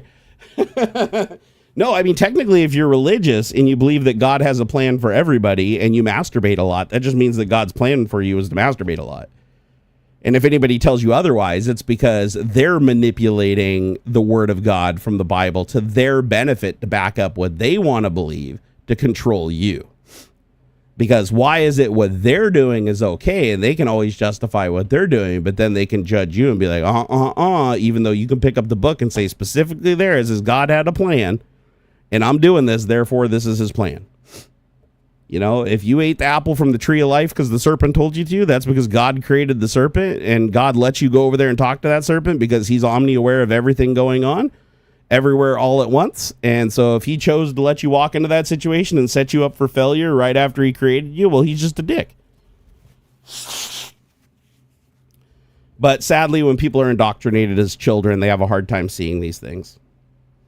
And I did too, to be fair. Until I was like 20, it took like, 3 or 4 family members dying in a year from various different cancers, even though they were all aggressively praying to God and their pastors were saying that, oh, God was going to save them and prayers were going to save them. And the harder we believe, the more devout there's none of it worked. And then you have people like Trump running around and fucking like killing people and stealing money. And so when you see that, it's like, okay, well, if God has a plan for all of us and he's okay with them doing that, well, he's letting my family who's like praying and giving up everything to fucking, bend over backwards to please him, then fuck him. It's like, if he exists, he's an asshole. If he doesn't exist, it just makes sense. It makes more sense that he doesn't exist and that, shit happens because of the arrangement of particles in the universe and place and time and and experiences. And it really has nothing to do with an omnipotent being, allowing you to get accepted into a college because you just happen to have a rich family versus being the poor people that don't go to college at all, right? Both prayed to God, one got in, one didn't. It's not because God picked the rich family, it's because the rich family fucking helped themselves, and God helps those who help themselves, which is a fancy way of saying God doesn't help anybody, because if you help yourself, you don't need his help. And there you go. Hey, 3HP, I'm struggling, man. 3DHP, I'm struggling, but I'm getting through it, man. Life is a set of roller coasters and experiences, but I'll tell you what, regardless, I love being alive. Doesn't matter. With all the shit in the world going on, I love being alive. I love my family. I love my son. And no matter how much I hurt and how much life sucks sometimes, I would way rather have this than anything else. Ian said, my family is Catholic, but I grew out of it. My mother has a really good relationship with her priest. She says they're on the same level, that they can feel if the other one... And then I cut off. Yeah, I people that present themselves as religious leaders that also ask for money, that's a big no-no to me. Like, and people, oh, but they have to make a living. It's like, no, because if you choose to do God's work, then you do God's work and it's its own reward. The second you get paid for it, you're no longer doing God's work. You're getting paid to do a job. At that point, you're profiting from the proselytization of a God. You're not doing his work, right? It's like, if you want to be a priest and you want to advertise God and, and bring in, more people into the flock and everything you truly believe, then money should not be an object, but it always is. And that's organized religion for you, 101. Hey guys, I think I got to get out of here though, because I am fucking exhausted. You guys can probably tell looking at me. I'm about ready to just like kick over here and go to sleep on the desk. I'm like, oh God. Oh God. Plus I got to go drink some water. This energy drink dried me out. I only drank half of it and it dried me out so bad. Oh my God. Yeah, Paula White's a piece of shit. Paula White is a big scammer. So is Joel Osteen. Joel Osteen's a massive fucking scammer. They're all scammers. They're all scammers. Hey, I'll tell you what, out of all the organized religions, the absolute worst for being a scam, like absolutely, like if you want to rank them like tier by tier, it's like it's not Scientology, it's fucking evangelical prosperity. That is evangelical prosperity is the worst. It's the absolute worst. It's like it's a group of people that figured out how to take the Bible, flip it over, and take every contradiction that has to do with controlling people to extract wealth from them, under the belief that one day they get to be the people who extract wealth from others, even though they never get that opportunity. Just fucking crazy, man.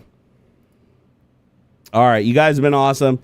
I love your faces. Thank you so much for everything today. God, seeing that green bar at the top of the screen, that really helps me out a lot right now. So I appreciate you guys. I got to get streaming on Twitch again, though. So that's going to be my goal. Tomorrow I'm going to see if my wife will help me work on the Nerd Cave a little bit, because I've been having troubles getting anything up here cleaned up because my back has been so bad lately. I can't really stand very much. It's really sucked. So I'm going to try to get some help from her and see if I can't get things like a little bit more settled in here so that I can do stuff. Ben said, I've always believed that if one can do God's work, then it makes God obsolete. I mean, that's true, right? I mean, why do you need a God? Why have a God who learned about God from a book that was written by a guy who learned about God from a guy, who learned about God from a guy, who learned about God from a guy, who learned about God from a guy, who made up a story about God to convince somebody so he could take more money from them and get them to do his chores? It's like after a while, you're like, okay, that one guy way back then benefited. And then the next generation had a small group of people that were the benefiters that didn't believe, that knew it was a scam. And then the people that got roped in, just like the first guy. It's like the best religion to look at is Mormonism is the best blueprint for understanding like how Christianity became the biggest scam ever, because Mormonism plays on that scam and really speeds it up and time compresses it so you can actually see it like happening in a reasonable amount of time where you can figure it out in your head.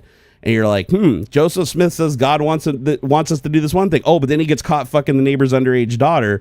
So now all of a sudden God wants plural marriage, like all of a sudden when he's in trouble for fucking the neighbor's daughter. And it's like, well, if his wife never caught him fucking the neighbor's daughter, then plural marriage never would have been a thing. So you have an entire generation of people following this religion and having multiple wives and cranking out kids, all because this one dude just didn't want to get in trouble that he was fucking the neighbor's daughter. And it's like, once you start realizing that and you see how many times that recurs in Mormonism, where there's this revisionist history where it changes over and over again to suit the will of this one man at the expense of literally everybody else, you start to get a picture. It starts, but Christianity did the same thing, just over a much larger period of time.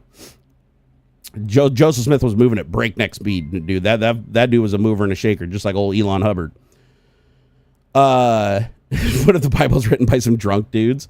More than likely, the Bible is written by fairly intelligent, corrupt people. Because if you think about it, back then, the only people that could read and write is men, and that's why there's not a lot of women in the Bible and in powerful positions, right? I mean, it's like at the time, it's like, okay, the richest people were the only ones that could read and write, and the richest people stayed the richest people by exploiting the poorest people. So it made sense for the richest people that were the only ones that can read and write to create a set of ground rules over the land to use fear against the poorest people so that they would keep serving them and they wouldn't run a risk of them ever rebelling or going away. And then all of a sudden, religion makes perfect sense. All right, guys, take it easy. I'm going to see you guys hopefully here on Monday. We're shooting for Monday. All right, I got to get some sleep. I didn't realize I was this out of it. But, man, you know what? Sometimes being tired leads to some amazing conversations, and I felt like today we had some great conversations. Hey, thank you, Joe Taji, for the 22-month membership. I appreciate it. And thank you for the $20, man. So thanks for the great stream. You are very welcome. And thanks for coming and hanging out, and I hope I see you guys all again next week. You guys have been amazing. All right, I'm out of here. Later.